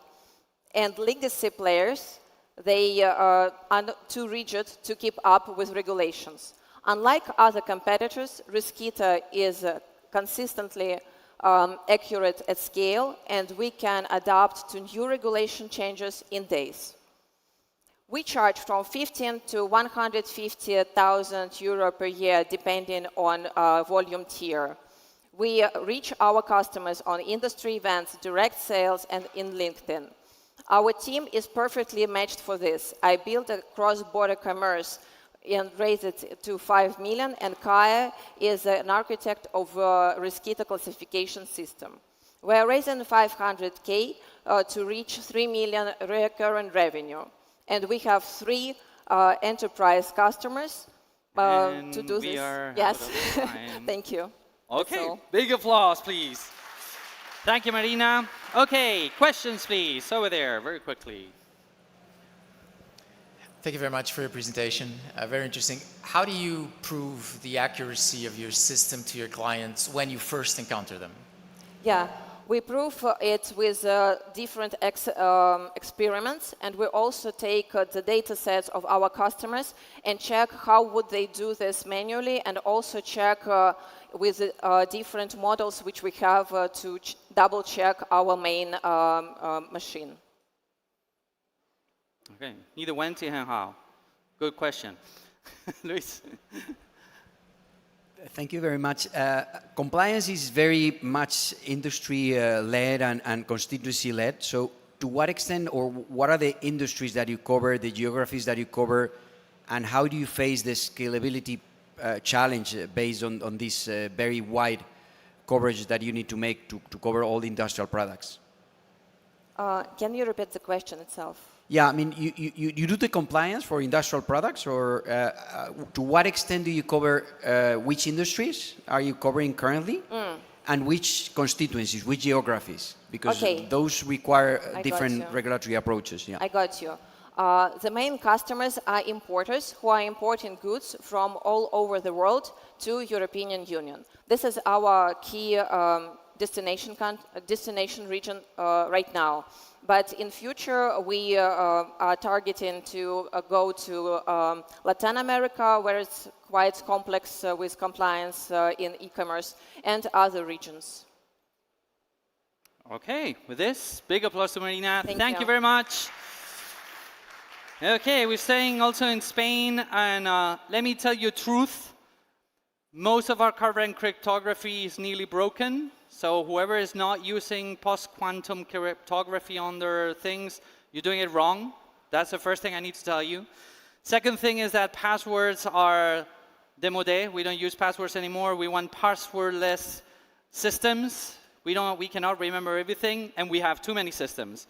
And precisely to explain, how do we do both? How do we do passwordless systems with post-quantum cryptography? Please welcome our next startup. Big applause to Gerard Cervelló, CEO at Secret Vault. Thank you, Alex. You saved me 3 minutes from my pitch with your explanation. Let's start with a quick quiz. Raise your hand if you forgot a password last week. Last month? It's normal. Passwords have been with us for many years, and they are used in many systems because they are cheap and they work everywhere. But their fragility brings a huge financial cost in terms of security and operations. They tended to be usable, but not any longer. And in the quantum age, it's becoming even worse. So alternatives do exist. Solutions have fixed several of these problems, but they bring new challenges in cost, usability, compatibility, and operations. So they end becoming a partial solution to the problem. And they will need to be migrated to the new cryptographic algorithms in the coming years. Our unique approach, we have developed a new technology that basically works everywhere, is compatible with legacy systems, and is very simple to use by combining an image with post-quantum security. And this is not just a new tool. This is a transformational technology that can be applied in many use cases. We have started with 2 use cases. The first one is identity and access management. Imagine that you could reduce your account takeovers, your help desk costs, by allowing your employees to use images as authentication factors from any device with multiple combinations, leveraging your current investment in this area. Or imagine that you could protect and share your most sensitive information like intellectual property, disaster recovery plans, master passwords, using an image as a key, with the capacity that only the intended person can access this information. These 2 verticals are 2 pillars in cybersecurity industry. They are growing at 2 digits for the next coming 10 years. And currently our market is mainly Europe. We are serving medium to large size organizations, typically through IT integrators, and recently through an agreement with Microsoft. The founding team brings 30 years of experience in cryptography, cybersecurity, and startups. The 2 co-founders were part of Side, the internet voting company. We became 600 people. We raised 160 million. Later, I became COO at Blue Leaf, a company that I helped to grow and to sell a few years ago. And Jordi, who is around here, is an expert in cryptography with 50 patents and 60 scientific papers. After 24 months since inception and 10 months of commercial activity, we have launched 2 products, filed 2 patents, become a team of 10 people, signed our first customers, and raised 900,000 euros from different investors. So we have made post-quantum security practical today. We are ready for the tsunami that is forming. We are looking to expand our operations with new customers and partners. So if you are interested, happy to see you at our booth. And you will get our alien if you come to see us, okay? Thank you. Big applause to Gerard. Thank you very much. Okay, bring your alien here with me. Okay, questions for Gerard. Okay, Jorge. So thank you for the presentation, Gerard. My first question is about the go-to-market. I've seen you have 20 clients right now. Yes. What's the value proposition that they are buying in a pre-quantum era with a post-quantum company? No, the value we are fixing them different problems pre-quantum. We are giving them in the identity and access management, we are helping them to protect or improve how certain types of employees access the system, because the current solutions, they have a lot of issues and limitations in security, in operations, and in cost. On the second part, we are giving companies a way to protect very sensitive information for today and for 10 years and for 20 years already today, which is a risk of post-quantum. If I can, how are you going to sustain your competitive advantage in the long run?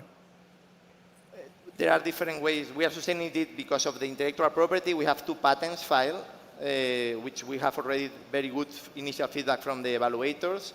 We have 15 months of investment in creating the technology, and we are achieving a distribution network that is becoming very big with large integrators like NTT, Inetum, IC Consult, and now with Microsoft. Okay. Any other super quick question? No? Okay, Gerard? Thank you. Big applause for you. Thank you very much. I could see Andy taking pictures there. Lumo is interested. This is good. Okay, so you know what they say now, AI is changing everything, and when it comes to cybersecurity, AI is going to be the super tool for cybersecurity. Well, I'm going to introduce you to the next startup that actually believes the opposite. It's like the human in the loop still matters a lot when you're doing offensive hacking, when you're doing ethical hacking. And to demonstrate that, we have our next startup. So please welcome, all the way from Spain, Javier Juarez, CEO and co-founder at Securo.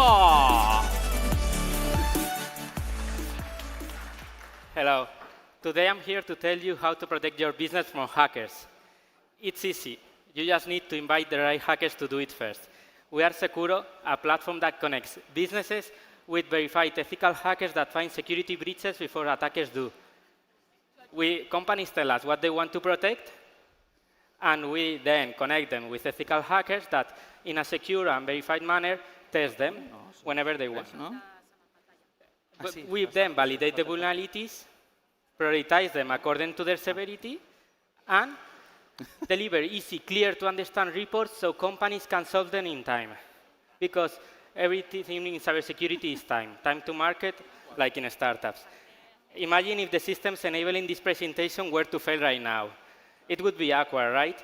But if this happens on the checkout of a fintech platform, in a health app, or on a public administration, at that point we are no longer talking about a technical glitch, we are talking about financial losses, loss of reputation, and on the brand as well.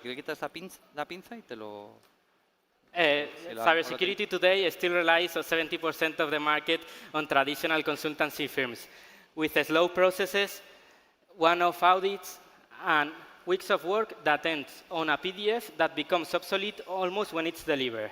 Because at the moment, companies no longer operate like that. They ship to production new code every day. Every week, new products are deployed into the market, and cybersecurity and attackers don't wait for your next audit. That's why our network of 1,500 ethical hackers checks your system daily. Yes, we have hackers testing you daily, and you only paid for verified and valid vulnerabilities, making the traditional model that is one-off into a continuous model the whole year. We started the company in November 2024 with 3,000 euros on share capital and no upfront investment. At the moment, we have achieved 1 million in turnover in just 19 months, showing that we are on a clear market that we are here to take, a market of the offensive cybersecurity. And yes, AI will impact the business, but our hackers are faster than that. At the moment, we are a team of 12 people at Securo. 1,500 ethical hackers, as I told you before, and we have more than 100 companies with us where we find an average of 15 vulnerabilities per company. Because hackers are already out there. You just need to make them play on your team. Thank you for listening. If you want to talk with us, we are at the stand of Cámara de Comercio the 3 days. Thanks. Thank you, Javier. This is the guy you don't want to piss, by the way. You know, don't piss him. Invite him to some beers. Okay, question for Javier, please. Up, we have the lady there, if you don't mind. Then we can bounce back. Sorry. Thank you. What's exactly the revenue model you're applying? Well, we charge only for the valid vulnerabilities that we find, and it's according to their severity. If we find a critical vulnerability, we charge more, and depending on the impact on the business, we charge one price or another. We then give a proposal for each client according to their impact. It's not the same to find a vulnerability in a bank than a small startup or a medium-sized company. So according to the impact of the vulnerability, we charge them. So you're taking a share of the fee? Sorry? So you're taking a share of the fee? Because like the hackers also like... Yes. We take 3% of the vulnerability for us. And also we have, when we start working with a client, a fixed audit, just one-off when we start. And then it's just all variable. Okay, go back there. Thank you for your presentation again. I hope that humanity shall prevail against AI, but at the same time, like OpenAI, Anthropic, all of them are developing like just trendy cybersecurity AI models. Are you not going to take advantage of them and integrate them with your solution, like a combination human AI? I don't know. Shouldn't be a fight, right? Yes. Maybe it's a solution that we can even create some AI, but at the moment it's not where the business is going, because I believe AI is going to take the audits that go by price, that they go for the best price, that the cheapest clients, they will go with AI. That's right, but clients that want to get tested for the whole year, I think that will remain with hackers, because Anthropic at the moment have a program that pays for vulnerabilities, and they are the ones that are creating methods and everything. I think it will always affect us, but we don't go for the clients that go with cheap consultancy firms. At the moment, no. Maybe in the future. Okay. Well, big applause to Javier. Thank you very much. And now we're flying all the way to Brazil. I'm just curious, who here knows a company that's called Harvey AI? Anyone? Wow, a lot of people. Very cool.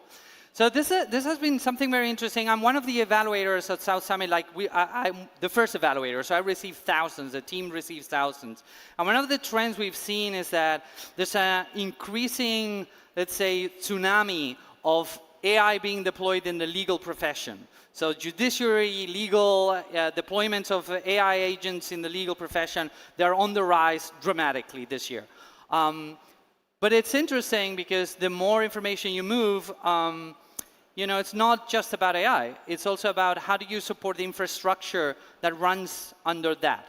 So to talk about that, the difference between the picks and axles, right, and the actual thing, it's our next startup where they literally build the data infrastructure that enables these companies like Harvey AI to actually build and do what they can do.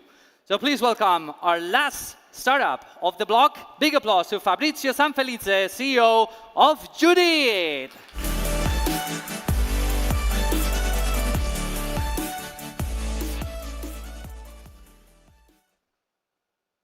So, can you imagine how hard it is? You probably hear everyone has a lawsuit, or will have, unfortunately, a lawsuit. But this information that's very important, and everyone wants to access that for different reasons, are very hard to find. But this starts to change. I'm bringing here some information about the Brazilian judicial system, which is my country. It's a mess. It's more than 100 million lawsuits spread everywhere, different court systems, different websites, different platforms of information, with completely total lack of standardization of this information. And this kind of solution, this kind of problem affects everyone. Can you imagine how hard it would be to build a fintech without a bank API? That's where every legal tech, every law company is facing right now because of this. And this is a problem not only in Brazil. This is happening everywhere. This is happening in the United States, happening in Mexico, and happening here in Europe and Spain. So we're changing that. We start to build the infrastructure for this. We start from the ground up, build a proprietary technology that allows us to mining and aggregate information from different court systems all in one place. More than 500 million lawsuits indexed about every person and every company. All of this layered in the way so companies can build solutions not worrying about infrastructure, about the data. We have the data and we provide them to build that. So we distribute this service through our API to all different cases of use, from banks, fintechs, law firms. Everyone needs this kind of data. So if you're a bank, you need to score 2 million persons, you can use our API. We're going to do a background checking, deliver all information about the lawsuits. If you're a law firm, you want to automate the process, we have the API for that. If you are an AI startup, you need to train your model. So we provide this kind of technology, we provide this kind of information. So, but we are doing much more than that. Our main goal is to build the legal footprint, the legal identity. So we're putting together all this information in the same place, structured in one simple view, so everyone, wherever they are in Brazil or not, they can access legal data and have all this information right away. So what's LinkedIn, for example, do for professional profiling, we're doing for legal profiling to put all this information together. And this is not just a dream. We are already operating.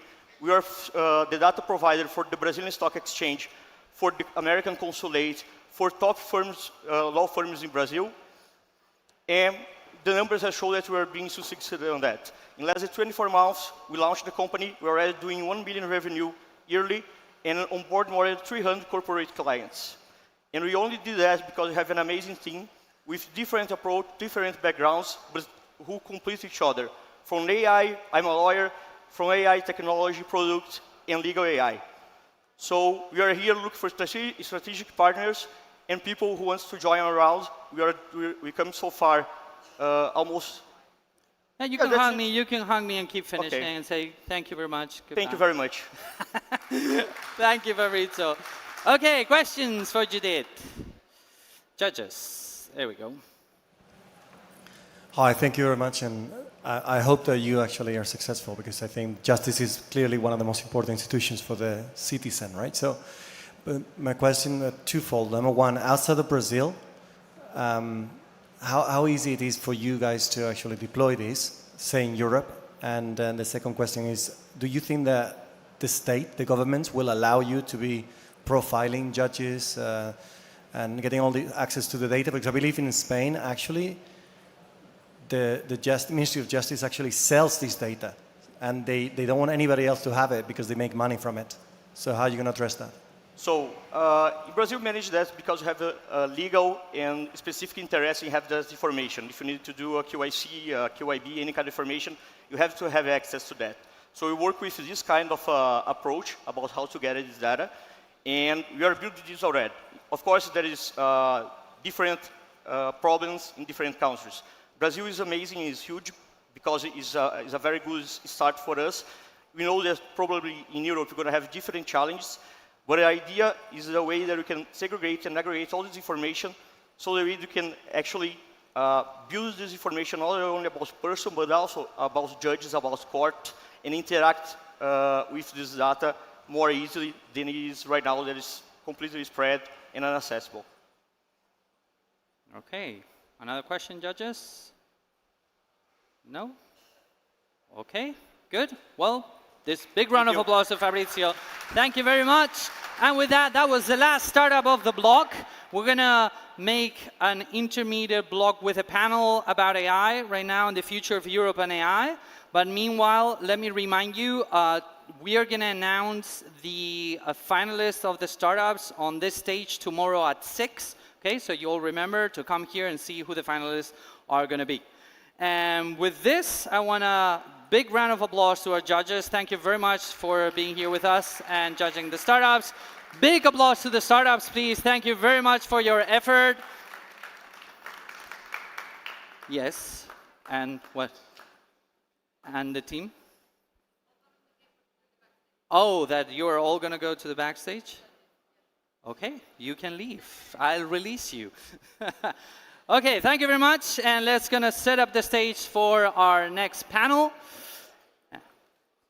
And next panel is, I'm actually very curious about the next panel because once more we're continuing with the notion of AI.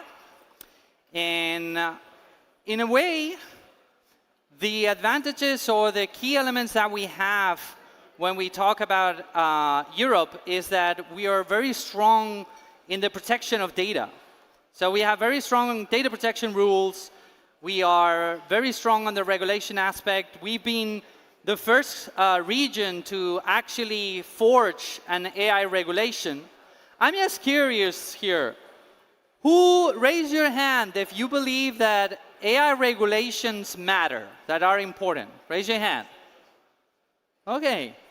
Those that don't think that we should have any AI regulation, raise your hand. Okay, brave ones. Really? Okay, and who doesn't know? We're not sure about it yet. No? Okay, interesting, because this is an ongoing discussion. You know, as we keep building more and more sophisticated systems, the question is, where is Europe positioning itself? Are we creating the seeding ground to grow a strong AI industry in Europe? Or are we actually creating barriers for the growth of AI in Europe? And to talk about that, we have our next panel. So please welcome our first speaker. Big round of applause to José del Barrio, Managing Partner at Semi-Pata. José, don't get lost. Don't get lost. To join José, please welcome Gonzalo Martínez de Azagra, General Partner at Cardumen Capital. And to join Gonzalo, Paz Guzmán, Senior Economist at the European Investment Bank. Thank you, Paz, for joining. Big applause. Come on, let's make some noise. And to run the show, the one and only Juan José Güemes, Senior Vice President of Strategy and Corporate Development at IE. Stage is yours, my friend. Thank you very much. Enjoy. Thank you very much. It is a pleasure to share the stage with this amazing team of rock stars. So let me ask you a question, the question in the panel, to all of you. Do you think that Europe can win the AI race? No, I'm not asking what should we do in Europe. Who of you think that Europe can really win the race? Okay. If we have time, I will ask you why. Okay, and you give us some arguments to discussion. So if we think about the value chain of AI, the raw materials from the chips are made from, the chips themselves, the manufacturing of the chips, energy, frontier models. I mean, I don't find Europe in any of the pieces of this chain. And that is my first question. I mean, what is the value? I mean, what is going to build Europe the opportunity from applied AI, from frontier models, from... Yeah, great question. Happy to keep the conversation going that we started in the backstage.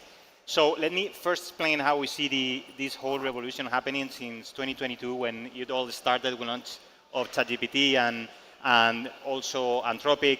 So the first thing that we've seen, just to set the context, is for the first time a company has gone from 0 to 40 billion in revenue over a period of 4 years. That's never happened before. And that gives you a little bit of an understanding of a view, of a grasp of what's happening and the size of this tsunami, right? But if you dig deeper into what's going on in the value chain, as you mentioned, just a few factors, few exponentials that are important to keep in mind. First one is how quickly the costs are plummeting. So if we talk about training costs, that's halving every 6 months. If we talk about inference costs, it's order of magnitude going down an order of magnitude or even 2 per year. Then if you look at the cognitive capacity or intelligence or the performance of the models is doubling every 3 to 6 months. CapEx is like $1 trillion per year right now. Compute globally is like doubling every 9 months. So this is like a lot of exponentials that are multiplying each other. And one of the things is, so this is like a big infrastructure build-out that is happening right now, but at the same time, it's commoditizing very, very quickly. So this is like a big tsunami, but at the same time, a commoditization process that has never happened before, and you can measure that by the time lag that goes from the certain level of intelligence of a frontier model till open source and open weight model catch up the frontier model, right? And that time period is like roughly 6 months. It's less than 6 months. And for us, that is a very important fact because basically what this whole thing, this whole mix of factors is telling us is that you have this incredible infrastructure build-out, but at the same time, it's getting cheaper and cheaper and cheaper, commoditizing very quickly. So to your point on where the value is going to be accrued, so to answer that question, and so we believe this is a great opportunity, but to answer that question, you need to think of the whole value chain as a 5-layer cake, where you have the energy and the steelworks at the bottom, then you have the chips, then you have the networking and the cloud, then you have the models, and only on top you have the application layer. And if you look at this whole thing and you think of these 5 layers as different asset classes, you have roughly 20 to 40 trillion in value in each of the layers, from the first one to the third one. So from the energy, infra, the chips, and cloud. But you only have a couple trillion. It's true that that value has been created in just 4 years, 5 years. It's basically XAI, OpenAI, and Anthropic, but it's a couple of trillion. So it's an order of magnitude in difference. When you look at the application layer right now, there's nothing. And that's our understanding or our belief is that there is a huge opportunity in this application layer that is going to go from roughly nothing, like less than $1 trillion right now, as an asset class, to 20 to 40 trillion in the next 10 years.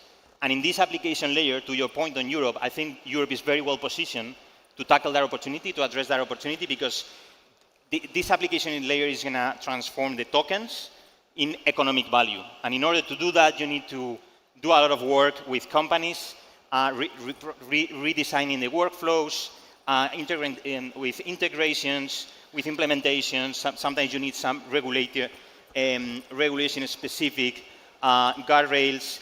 You need a lot of things that only this application layer is able to do. And typically, this complexity that is handled locally typically is a handicap, has been a handicap over the years. But right now, we believe this could be a moat for these European companies that are building this application layer on top of this huge infrastructure build-out.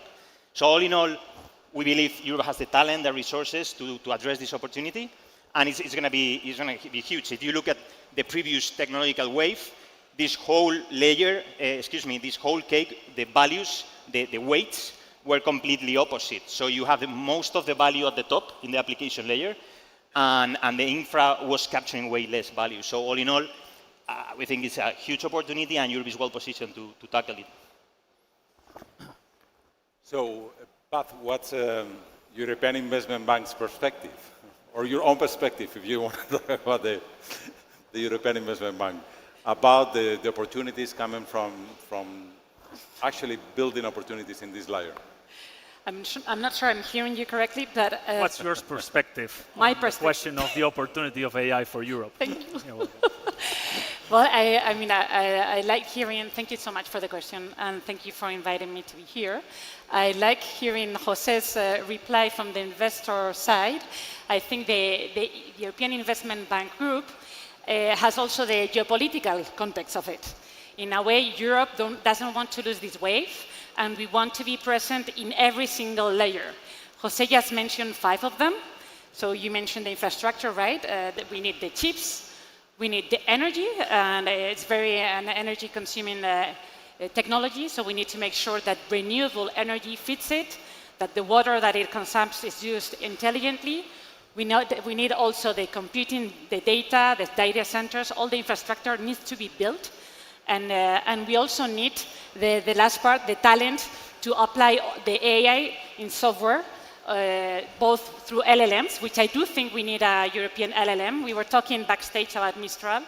We hope you're doing well, but I do think for the sovereignty of Europe, it is important to have European assets in each of these layers, and also for the applications. And for the applications, I think we have to be very proud as Europeans, because we stand tall on our 2 feet, And we have a very good talent, incredible engineers, incredible companies. The industrial base is very talented and big, and we can enjoy this wave and launch ourselves. And we are already doing that. The EIB is supporting through the Tech EU Innovation Program with 250 billion. So we're talking big numbers now.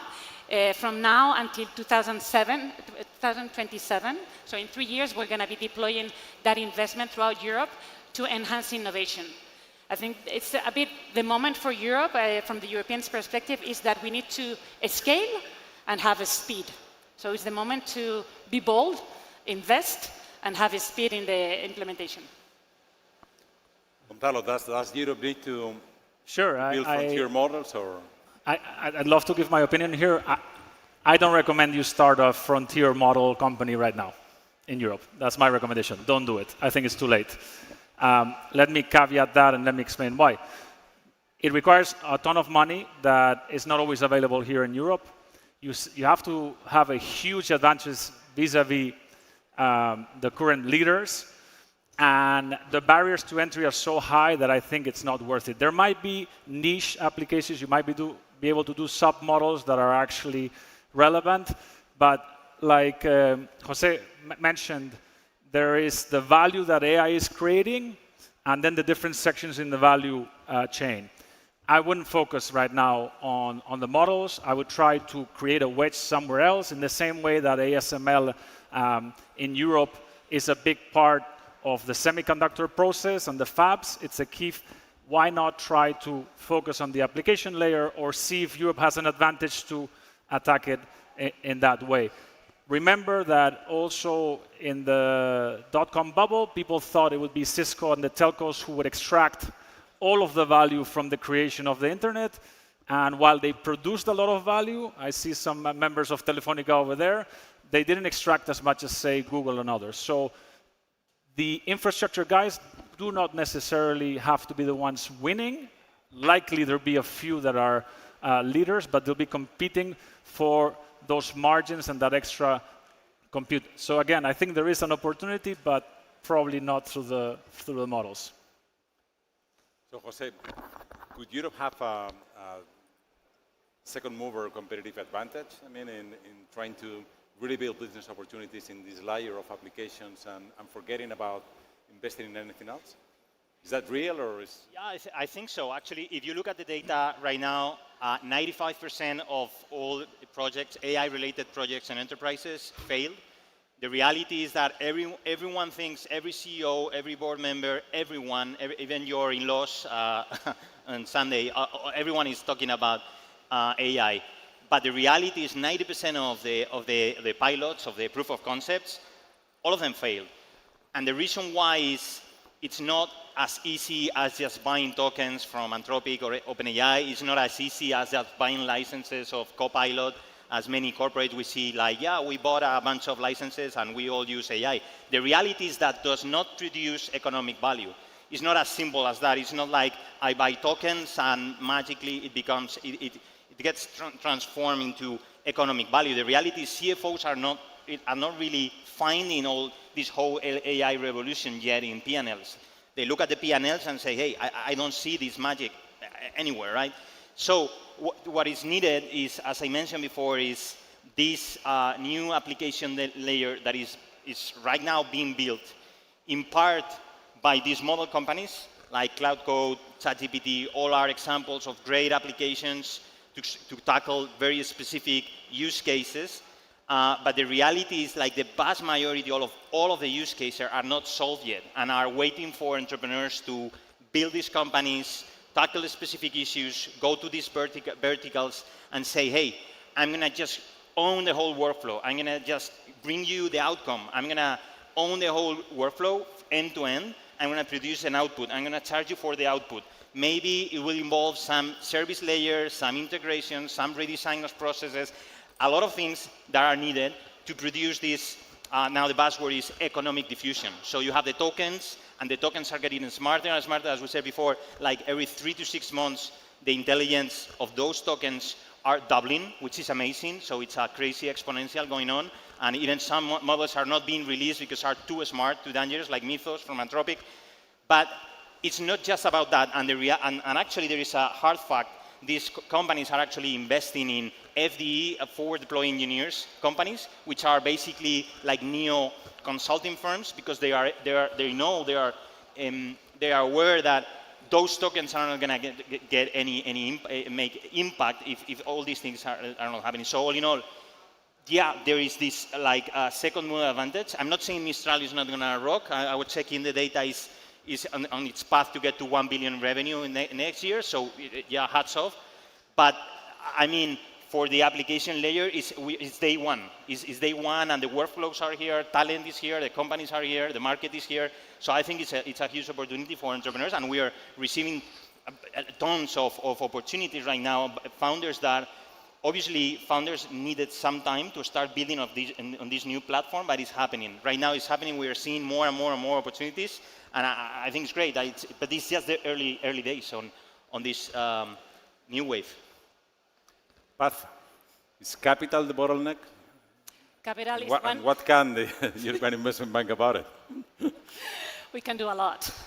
But just before I go into capital, it's not only capital. So Europe is the second economy in the world, but we don't benefit from the scale we have. We have 450 million, but we have 27 different jurisdictions. So scaling up is difficult for companies. They have to face different countries with different legal status. That's one thing that we have to integrate, and the 28th regime is going in that direction, and it's good news. But we have to do more of that. We have to integrate our digital single markets. We have to integrate our union and investment union. We call it the Savings and Investment Union. We call it. It's our capital markets union. It's important that the savings that we have in Europe can be invested in very productive and innovative technologies. And then here comes the bank. The bank is the financial arm of the European Union. So we are at the service of the European Union, trying to invest in the strategic priorities that we have set us as Europeans. And here, for the scale-up, we think there is a big problem. The bank has had an incredible history of enabling venture capitalism in Europe. It didn't exist, or seldom existed 15 years ago. Thanks to the European Investment Fund, we have been able to act as an investor anchor and crowd private investment in this class at us that was underfinanced. Now we have to go and scale it up. We have to make sure that companies, European companies that are born in Europe, can scale up in Europe. They don't need to go and find big tickets in the US or in China these days with the Saudis, but they can actually have the option, the freedom to do so in Europe. So we have the European Tech Champion Initiative, ETCI. We started it 3 years ago with 6 member states, with France, Germany, Spain, and others. And we have committed 3.1 billion in scale-ups. We have created 15 mega funds, we call them. These are funds that have more than 1 billion euros to invest in innovation scale-up companies and technology companies throughout Europe. And it has been a huge success, so that's almost done. And now we have announced our second part. And here what is really interesting is that we're going to be able to increase our ticket size to 200 million.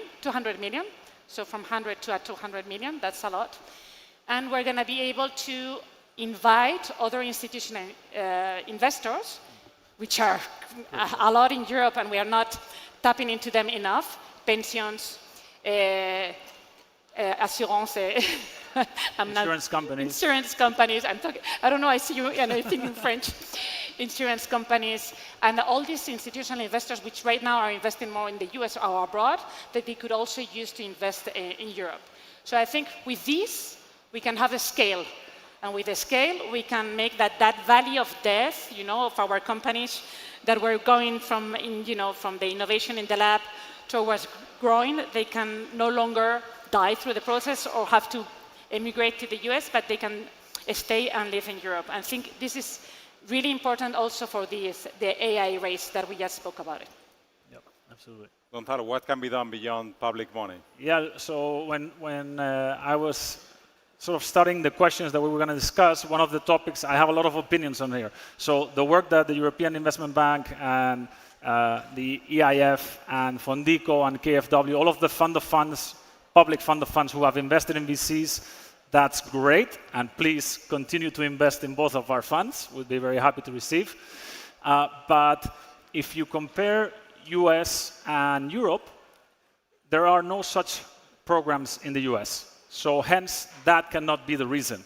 And I'm very glad that you brought it up, which is there is around 33, don't quote me because this is a fast ChatGPT search, but 33 trillion of assets under management from all asset managers in Europe. Around 8 to 12 billion only in pension funds. If they put 1% of that into VCs, that's more than doubling or tripling the actual investment today. So in my view, in addition to these programs, we have to incentivize to go over this risk aversion. We need a cultural change on the level of the entrepreneurs, which is happening, but we also need for large institutions to actually believe in Europe. If they don't, we're never going to catch up with the US. So we have 2 more questions for the 3 of you. The first one, starting with Jose. So coming back to the first question, if we don't manufacture chips, if we don't control any of the pieces of the value chain, can we really talk about a European sovereignty in AI? In other words, what happens if relying on frontier models and infrastructure deployed by others, China or the United States, at some point they turn off? Yeah, well, the same question we could have made. We could have made over the last 40 years, and we are doing fine. So, but now the reality seems a little bit more complicated. Yeah, I know, but the whole application layer over the last 20 years has been built over American, US infra. So smartphones are, the clouds are American, smartphones are American, everything is American, but we are building application layers on top, and thanks to that, there are companies that are worth 120 billion, like Spotify, or Adyen 80 billion, Revolut 70 billion. So I think a lot of the value is going to be created on the application layer in this wave as well. To your point of sovereignty, I'm not sure is the right. So from a political standpoint, maybe yes. But from an investor standpoint, I think the time frame is important. Are you talking about the next 10 years or the next 40? Because over the next 20 and 40 years, I do think we will get there. Or the next 5 to 10, maybe we can focus on the application layer. I think you need to sit at the table. We're not at the table. There is huge value being created, and Europe is missing. We're either, sunbathing in Spain or in Italy, or I don't know where. What do I mean by that? So if you look at what's happening recently in these last few rounds, the Korean, Samsung, and I mentioned it because I used to work there, or SK Hynix and others, what are they doing? They're not only investing in their own local players, they're investing in Anthropic, they're investing in OpenAI. Why? They want to sit on the table, they have something to offer, they do chips, they do memory, and they want to make sure they're very close to them to make sure that they push their own products. In Europe, we have things like that as well. We have the Germans with a lot of machine tools and everything that relates to industrial automation. We have healthcare companies. There is data, which is valuable and proprietary, that Europe has, that we can take part of the current winners, which is US and China. So I believe that we have to, of course, continue to invest locally, but we shouldn't just put our blinds and not want to participate in anything that has to do with OpenAI or Anthropic, because today they're the winners. Let's see if something rubs off. Let's see if we learn from them like the Chinese do and start our own. So that's my idea. I would continue with you. Do you want to sit at the table or do you want to be part of the menu? That would be my answer. So it answered right away. Yeah, I do think it's not about our European sovereignty. It's not about being autarky. It's about having freedom. It's about having the capacity we need in the strategic areas. We're talking about our finance. We're talking about our defense and cybersecurity. We're talking about our energy systems. I mean, we're talking about things that are our public health. These are dear and close to our hearts. We cannot totally depend on someone else. We don't need to have it all and to be in an autarky, but we need to make sure that we have capacities. And I think Europe is well aware of this diagnosis. It's not something that just, they've been speaking about this for a long time. And what we need is to take action now, and fund this in the next 5 years. We're going to be seeing if we can stay the course or if we kind of lost the battle and we kind of gave up our sovereignty in those areas. So we have 2 minutes left. If you had to take a single decision, a single thing to do, to take action, as Pat was saying, for winning this race, what it could be? Yeah, I think, but maybe it doesn't matter winning the race. No, I think obviously we need to win. The thing is, you need to define what do you mean by race. If it's the whole value chain and all the use cases, we're not going to win if you define winning like that. Our conviction is that we are going to win in certain verticals, and companies that are huge are going to be created in those verticals, because there is a big difference, to your point previously, that this wave, this technological revolution is different than the previous ones. One of the biggest changes is that these tech companies are not going after IT budgets, which are roughly 1% of the P&Ls of companies, the total spending of companies. These companies are going to go after personnel as a budget, which is 30 times bigger. So the cake is like 15 to 20 or to 30 times bigger than before. And in each of these verticals, the opportunity is immense. So I think important, in the medium term, like it's 5 to 10 years, focusing on those verticals and win those verticals.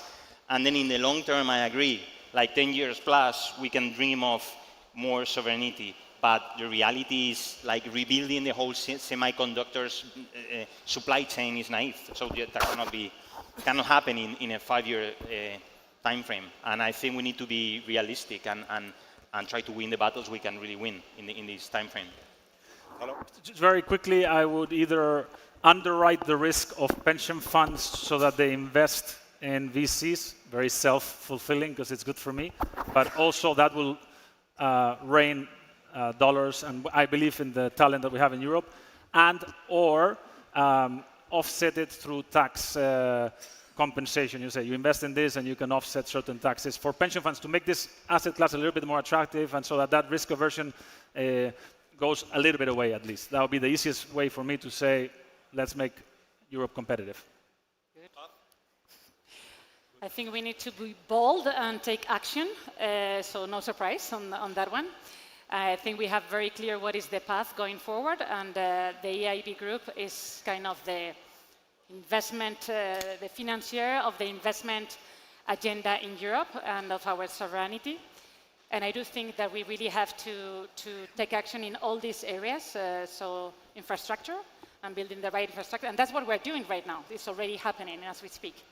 And also in software, and I'm so happy to see that we have talent like this one to become global champions. Absolutely. And to ensure that we have our sovereignty.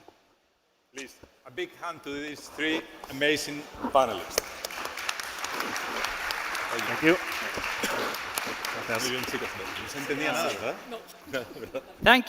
Thank you very much. Big applause for all 4 of them. Thank you for sharing your time. Pitching time, yeah. Okay, so we're going to get ready for the next fragment, the last pitching block of the day. Okay, so if you have lasted till now, you should stay because this is the final one. Okay, meanwhile, the team is setting their wonderful judges. So how is everyone doing over there at the back? Oh, good? Yes? Hot? So-so? Could be worse. Who was here 2 years ago? I can tell you, it could be much worse. Now it's kind of semi-fresh. Okay, our judges are ready. There's some free space here at the front, so if anyone at the back wants to actually get closer, by all means. Okay, so. Judges okay? We're all set? Okay. So we're moving, as I said, on the fifth block of the startup competition. So we are entering the digital and tech solutions track. This is kind of a track that encases a lot of stuff, but normally how do we use technology to solve the most pressing problems for business and industries? Like, how do we solve the challenges through digital? From software to automation to advanced digital tools, and how do we make and help organizations be faster, more efficient, smarter, and more importantly, more competitive? As always, the rules of the engagement never change here. So pitches will be 3 minutes, sharp, on the point, and we're going to be able to take 2 questions by the judges. Okay, judges, don't screw me on this, okay? 2 questions, so make them count. And the judges will be evaluating the startups on innovation, scalability, team viability, and investability.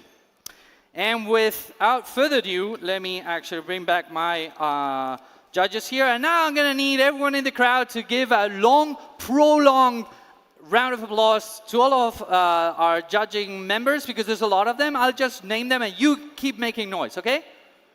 Yeah? Yeah, you got the instructions? Yes? Okay. Are you sure? Let's try it, just in case. Arthur Schbert, Investment Associate at Nauta. Very good. Carlos Bello, Innovation Director at Ilunion Hotels. Carlos Herranz, Head of Digital Entrepreneurship at Secretary of State and Digitalization. Ivo Ronner, Principal VC at Swiss Post Ventures. Jaime Gil Delgado, CEO at Dozen. Good noise, I love you.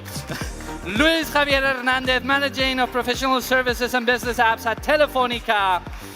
Marissa Schlade, Innovation Ecosystem Lead at PricewaterhouseCoopers. Marta Campillo, Principal at Abagnest Ventures. Mark Tell, General Partners at Encomenda Capital. Miguel Apalazza, Investment Analyst at Mutua Madrileña. Natalia Santurino, Innovation at Mutua Madrileña. 3 more. Pedro Gil, VC Investor at BIN VC. Basil Sorentniok, Chief Investment Officer at UAX Capital Holdings. And last but not least, Jose Muñoz, VC Investor at Encomenda Capital. Thank you very much, judges, for your time, for being here with us. And let's see if everyone is ready. I'm not ready yet. Let me bring back this. Okay, here we are.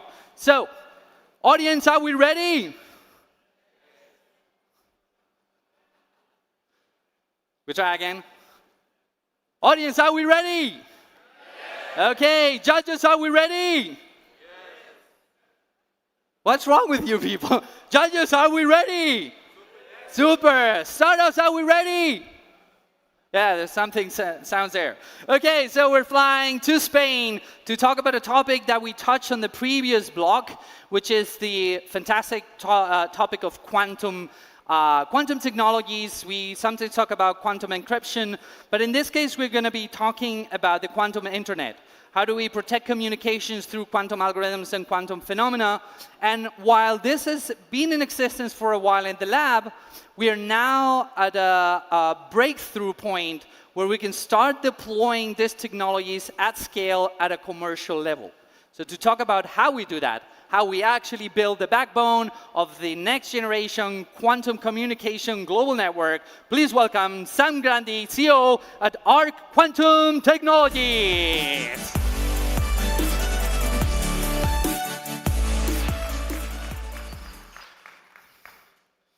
Okay, so up to a few years ago, the only thing you could get from a telecom company was your landline.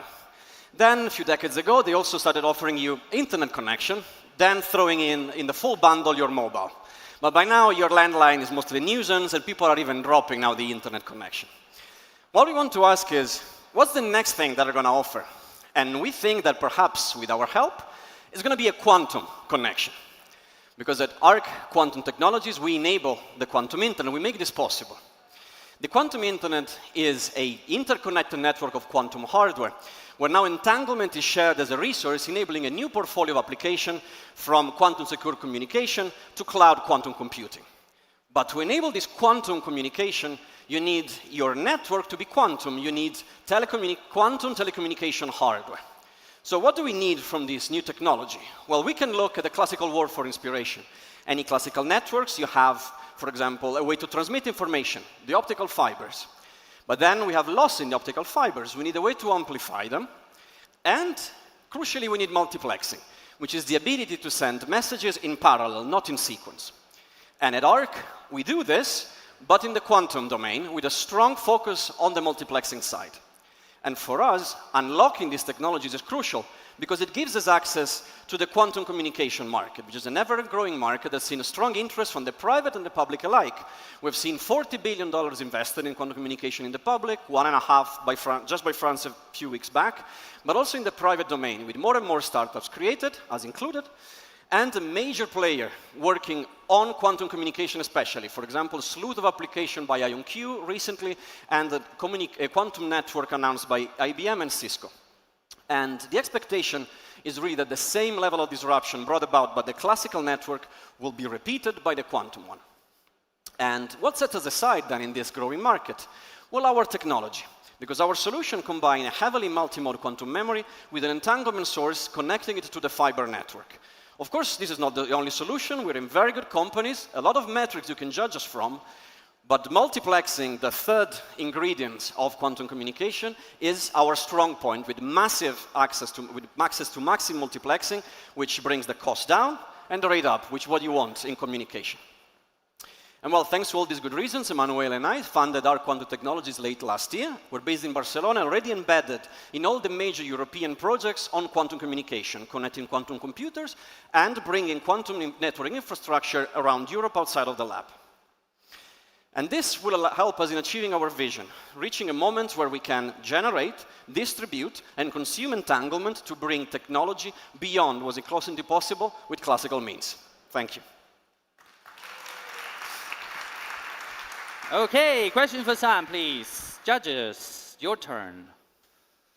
Not everyone at the same time, please. Thank you. Hi, good morning. Well, good afternoon. Thank you very much for the clear information. If I may ask, what is the value that you propose, that is completely different from your competitor, What do you think is that you offer that your next competitor is not going to be able to offer? Thank you. Thank you. What I was mentioning before is multiplexing. Multiplexing allows us to bring costs down and rates up. That's what you want in communication, being able to have cheap communication at high rate. And if you don't have one of the two, then you don't have much of a communication. You either need to spend a lot of money for maybe something that doesn't make your time worth, or you're just so slow that a lot of use cases are beyond your reach. So for us, the native multiplexing of our technology is really what allows us to offer viable communication at long distances, because it also increases the reach. Okay, second question. Okay, thank you. Hello, thank you for your presentation. Jaime Gil Delgado from Dozen. I would like to know who is your client, and are you working with some of them already? You're in conversations? Thank you. Yes. So, of course, it was maybe clear at the beginning that our target client would be telecommunication companies. Companies that will buy the hardware from us and install them on the network to then sell the service to third parties. We are already collaborating, for example, with Telefonica in some of the projects that I mentioned at the end, Quantum Internet Alliance and Quantum Internet Initiative. They are our partners. We're working directly with them, also with Cellnex and other big infrastructure owners, to start working together on potential use cases. And we are also sidestepping them, helping them reach out to what would be their own clients, something that we're doing right now, talking, for example, to a few banks and a few hospitals. Okay, with this, big applause for Sam. Thank you very much, Sam. And now we're flying to Poland to tackle something that is just fascinating. Who here has been to San Francisco? Raise your hand. Oh yeah, a lot of people. Were you or weren't you afraid of the earthquakes there? So? You know, when you talk with seismologists, they go like, we know there's going to be a big earthquake in the San Andreas Fault in 10 years. I'm like, can you be more precise, please? Because I'm going next month. Is it going to be okay? We don't know. We know it's going to happen, but it's time scale of 10 years. What if I told you that finally this is changing? We now have the technology mixing physics, mixing satellite information, mixing something that's called muon detection to actually predict and forecast potential earthquakes up to 20 days from now. Will you buy that? If not, don't trust me, listen to our next pitch. Please welcome on stage Sandro Esliman, Head of Business at Astrotech AI.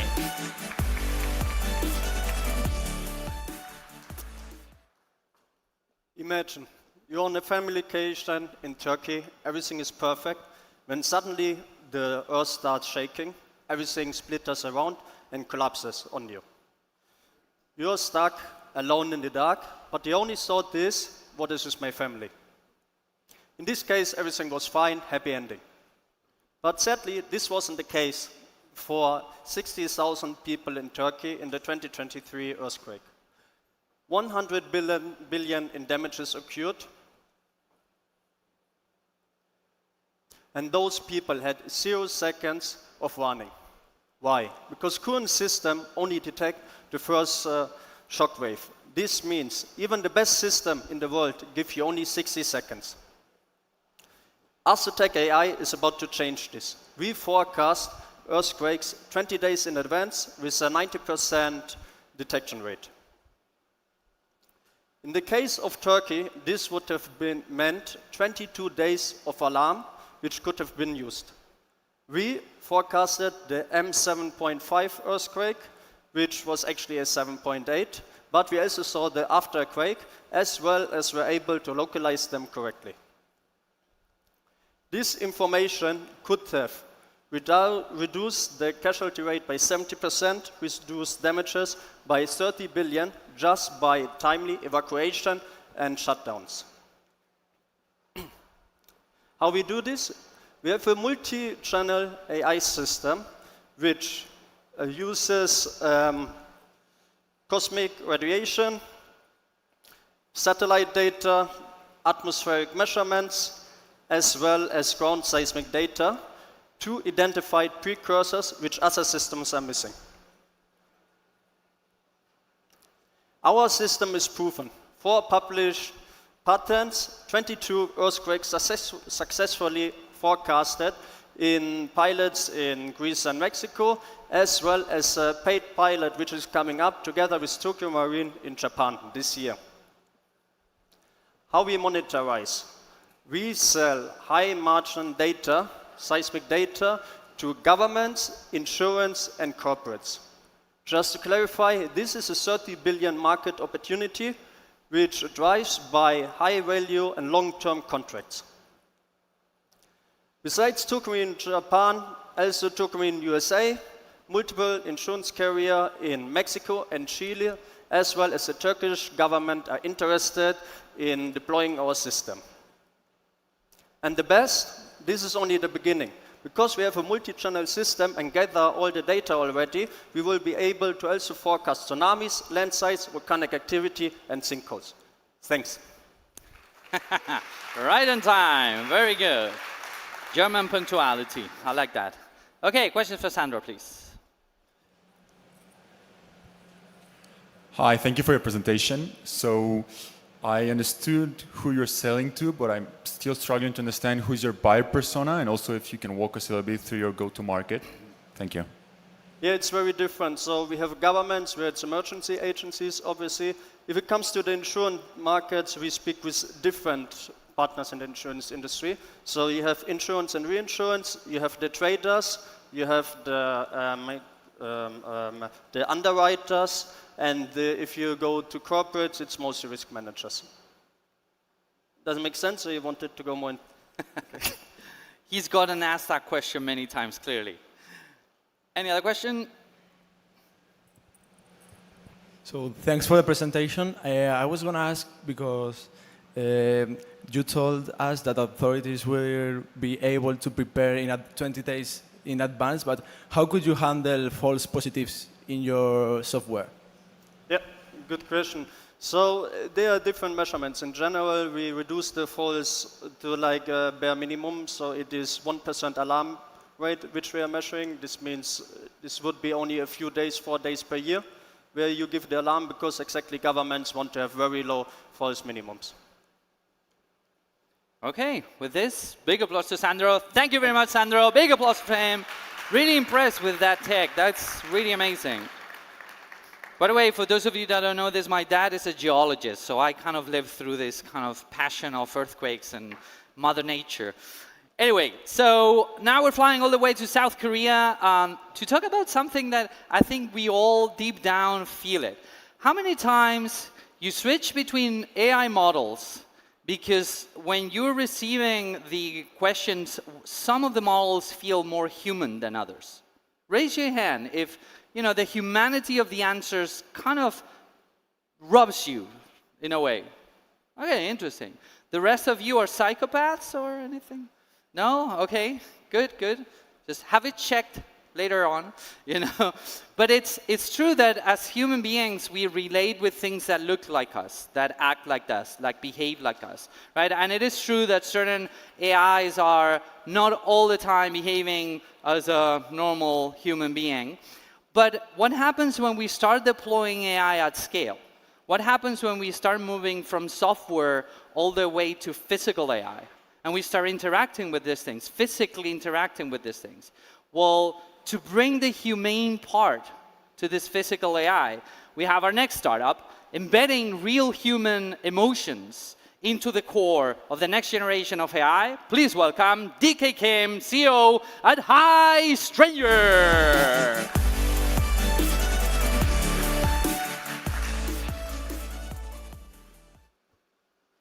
Hello, stranger. I'm DK Kim, CEO of Hi Stranger. Yeah, we build the emotional intelligence for AI. And today, AI understands your words, but AI don't understand what you're feeling.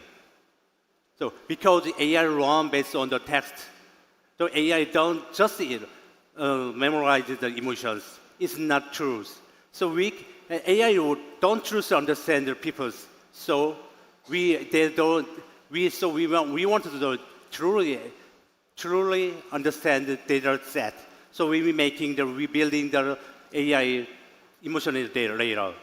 So and then emotional AI market is $45 billion 2034. So in 10,300% increase. And we are on another company to build the emotional AI to serve content, but we go the other way. We use the content to build the emotional data. And then I will invest in, I want film investors. I have a big hit the films, but I always feel scared because when I invest the film, I just believe my gut feelings. Is this true? But I don't know. So I wanted to change this system, so I make the Insight Pro. Insight Pro is based on this biosignal. We detected pace, what you show, eyes, where you look, and brainwave, what you think. Same time, with 3 signals, we combined, and then we give to the data. And then we have already many clients in Korea. So let me show you this. In films, so it is reacting using our system. Its certification is 70% off. Game is number one is in 15 countries and $2 million download in 10 days. And Scripts is follow the investor. And Singapore company wanted to do the brand advertising. And then why is working? We have the patterns annual 90% accuracy is compiled in Korea in government. And then we expand the multi-multiplication platform, and then we going to the malls, and then we making the SaaS system in September, and next we making lead the biosignal using the your pupils, no device. No, just camera and your eyes. And then now we're going to the strategy, going to the global market, and now, and then last one, we are TMC, we neuroscience and then meet the storytelling. Georgia Tech, Dr. PhD, CTO, 20 years, content producer, VP, and investor, me, now. So our pitching is end. Sorry. Big applause for DK, please. Okay, question for DK. Judges. Well, first of all, thank you for your presentation. It was pretty good. And I have one question here because I think I didn't get it well. You provide this software and it should be tested in a lab or something like that to know the react and the emotions of the people who are seeing the screen or the film, or they can be tested at home? How does it work? I think I did not get it well. Actually, I don't understand what you say because my English is not good. So maybe I think so. I'm guessing your questions. Yeah, when you Are you testing this? How do you test? How do you testing? We have when client wanted to do our client wanted to the testing to our company. We have a conversation, and then we making our testing, and before the testing we analyze it using the LLM, and we making the contents labeling. So and then we testing the per person instead of we making this system this device the setting, and person just watching the movie. When they're watching the movie, we are real time collected their emotions. Yeah. Okay. Any other question, judges? Make it very quick, please, and clear. Similar direction, how do you teach the library, and do you need to do different libraries for maybe different regions around the world? How do you teach with different people in different regions?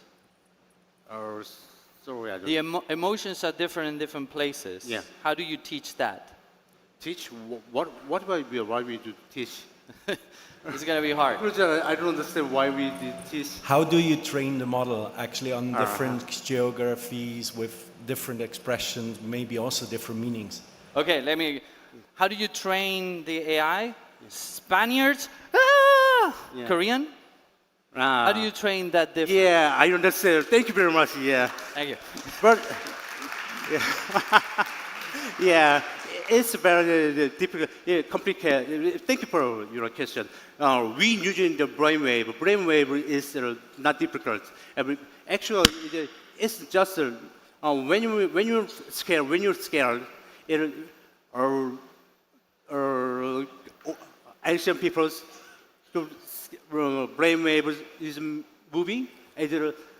European moving is similar. It's not difficult. Just pace is difficult a little bit, but it's algorithm is just small is pace. We are brainwave and pulse and other things is more powerful using our algorithms. Okay. Very good. Thank you very much. Thank Big you. applause for DK. Thank you so much. This reminds me of the joke. You know, you're talking with Finn people. If you've never been to Finland, those people they think they're very humorous. And it's like I told a joke, and the Finn guy goes like, "Yeah, I heard." But you're not laughing. It's like, I'm laughing inside. Okay. So their mind is laughing. Their face doesn't show the emotions.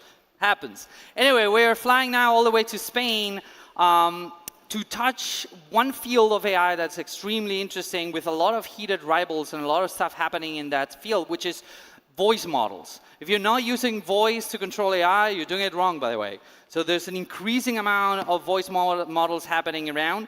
And the problem with these models is that, as you know, they keep saying in the AI industry that the bigger, the better. But maybe not. Can we run those models on a common CPU? Can we run those models on your phone?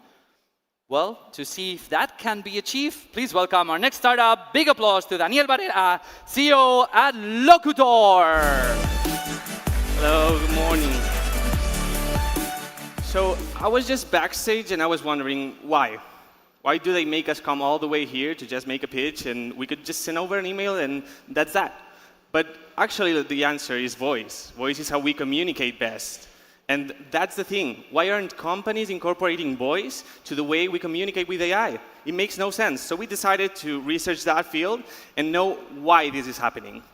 So we came up with 3 reasons why that's not happening. The first one is that models are so slow. You ask a question, you wait for 5 seconds, and then it doesn't feel natural anymore. You interrupt it. It's awful. So then there comes the second one, and to me the most important one, also to business people, which is the fact that they are super expensive. Like if you try to run voice models at scale with GPUs, it's something that you cannot actually maintain. Because GPU cost is going down, yeah, but models are getting bigger and bigger. We'll talk about that just in a few seconds. And the third one is the fact that it's not private. If you need to rely on third-party models, you need to send over the data, and then this data is not yours anymore. You cannot be GDPR compliant, and that's bad for multiple industries. So, well, this is what I was talking about. So GPU cost, this is GPU cost, the red one, is going down 75% in the last 3 years. However, this going down does not compensate the fact that voice models are getting bigger and bigger. So we decided to put ourselves right here. We decided to make the most efficient voice AI model ever existed, with just 50 million parameters and real time on CPU and a high mean opinion score, and 142 times cheaper than the rest of voice models. So how we did that, I'm not going to get deeply into it. If you want, you can ask me. I'm super nerd on this. So basically, we just transferred some knowledge of image models into voice models, which was a big breakthrough, and yada, yada. So basically, we also built an orchestration tool that is able to actually orchestrate communications and conversations in a natural way. And here's a bit of competition, where you can see a lot of blank space, because basically it's something that people aren't aiming for, because most of the companies that sell voice AI are actually funded by the same companies that give you GPU power. So then they don't have to spend the cost on GPU, and then they can maintain like this. But this won't go on forever. We've seen this trend also going on with LLMs, which are now getting smaller. So, well, the market opportunity is not showing well, but basically, the time is huge, because we actually are tackling the whole industry of voice AI, and we are starting by the companies that actually are cost apprehensive, because we offer 142 times cost reduction. So, yeah, basically, we are starting with Cloud API, which we're launching this week. Then we will move on to on-premise, which is kind of our thing, and then finally to on-edge, because we can run these models even on cell phones. So yeah, this is my co-founder, which is on the crowd, and this is me. And basically, we've enrolled with Barcelona Supercomputing Center now, which is a great opportunity. And this is basically what we're trying to look for, $1 million in pre-seed money. Thank you. I was a bit tight on time. Applause to Daniel. Thank you, Danny. Thank you. OK. Oopsie. Questions for Daniel, please. Judges, questions. There you go. Are you going to need my translation? No, yeah, that was super good, but I think why on-premise? Why on-premise? Because we have this huge edge. The fact that if you now go to companies and you offer on-premise, they need to spend a huge amount on actually running CPUs, which will then cost them a huge amount to maintain them, and then they won't be good for the next year, because every time we get bigger and better CPUs. And then if we offer on-premise, we can reduce this cost. But the most important thing is the fact that if you offer it on-premise, you can tackle industries like, for example, finance industries, where data privacy is very important, or healthcare industries, any kind of industry that needs to actually have full confidence on the fact that their models only own their own data. This is our edge on-premise. Thank you for the question. Great question, by the way. Judges, another question? Hi, thank you for the presentation. I would like to know how you monetize. You just pay per month, by usage, both of them? Yeah, I cannot go back on the slides, right? No? We don't think so. Okay. Better not. No worries. So it depends on what we are tackling. If we're going through the API, we have a billing for developers, basically, which is like basic per month billing and per usage if you exceed the monthly quota. And then we have the on-premise for companies, which we pay like a quota, like a big ticket for actually installing this system, and actually a monthly fee for support and actually like updating these systems and everything. And then the last one, which is the edge one, we actually sell it like a ticket for like getting permit to like sell our software, like our models. And then basically we can negotiate the per sale percentage on what we get. So it depends on which one you're tackling, but we have them mostly structured out. Okay, big applause for Daniel. Thank you, Danny. Thank you so much. Amazing startups actually coming from the Barcelona Supercomputing Center, so that's very true. Now we're flying to the UK to talk about something that I believe that anyone that has a website is now wrestling with, which is how do you position your website with the changes in SEO, taking into account that most people are now looking about information through AI models.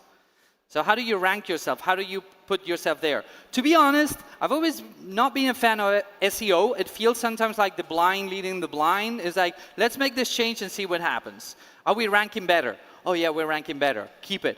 We change things, nothing happened. Okay, keep changing until something happens, okay? Very few people, very few companies actually do a real in-depth study of the data and the data signals that require for a website to actually be well-placed and well-positioned in AI. And to tell you how they do that and how they're killing it, please welcome our next startup on stage, Johannes Everett, CEO at LunaLift. Most of you are entrepreneurs, innovators, and investors in great ideas. But having a good product is no longer enough. You need to be found, trusted, and chosen.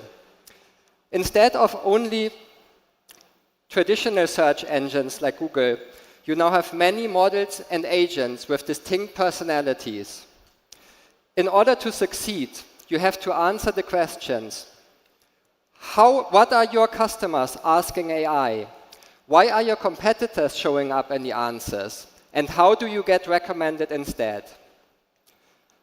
The major shift to AI search is moving billions in revenue from stagnant companies to those that invest in AI search today. Introducing LunaLift, we help your company to become visible, trusted, and recommended in AI search. We show you frequent queries that your ideal customers are asking AI, and action customized strategies that help you win against your competitors. We feed millions of signals of what's working best into content workflows that amplify your expert voice. And we can even measure the impact of AI search on your new customer and revenue growth. The tectonic shifts in the 2 trillion online search industry are affecting almost every company. We work with direct companies and agency partners. Existing tools like Peak AI focus mainly on tracking AI search visibility. We go deeper by automating strategies and optimization while helping humans and agents to collaborate. Our patent-pending solution makes it easy for AI to understand your website, and we have the most advanced competitor tracking of AI-attributed conversions in the market. LunaLift offers usage-based pricing with tiers that let you save the more you commit. And we built an acquisition engine that identifies companies that benefit from inbound customers, have low AI search visibility, and use supported technologies. We finished our closed beta with 20 trusted partners across the US, UK, and Europe, and are now scaling to 1,000 customers by opening our acquisition channels. My co-founder Naomi had her own marketing agency after working with global brands like Adidas and Burberry.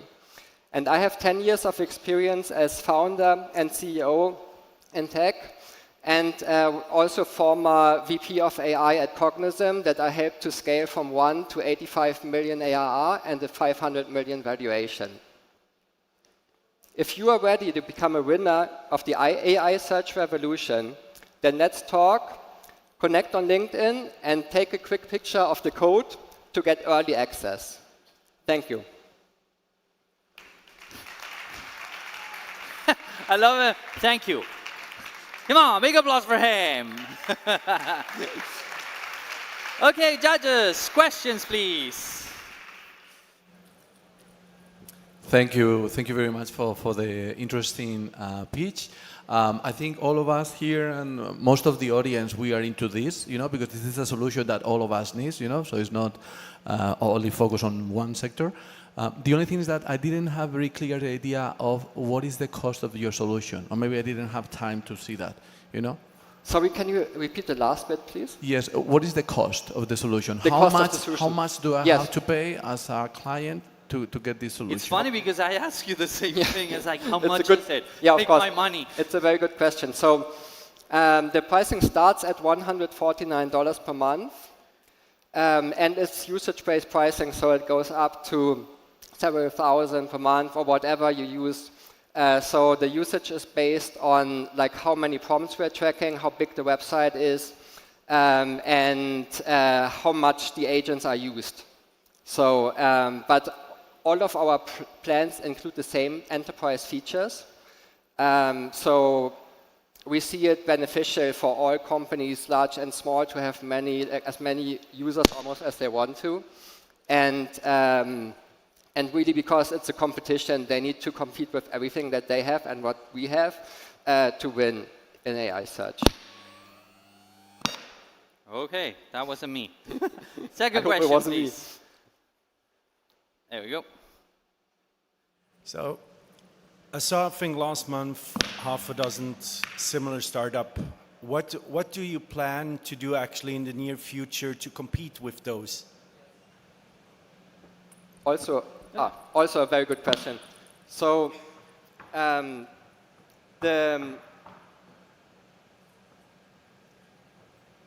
you.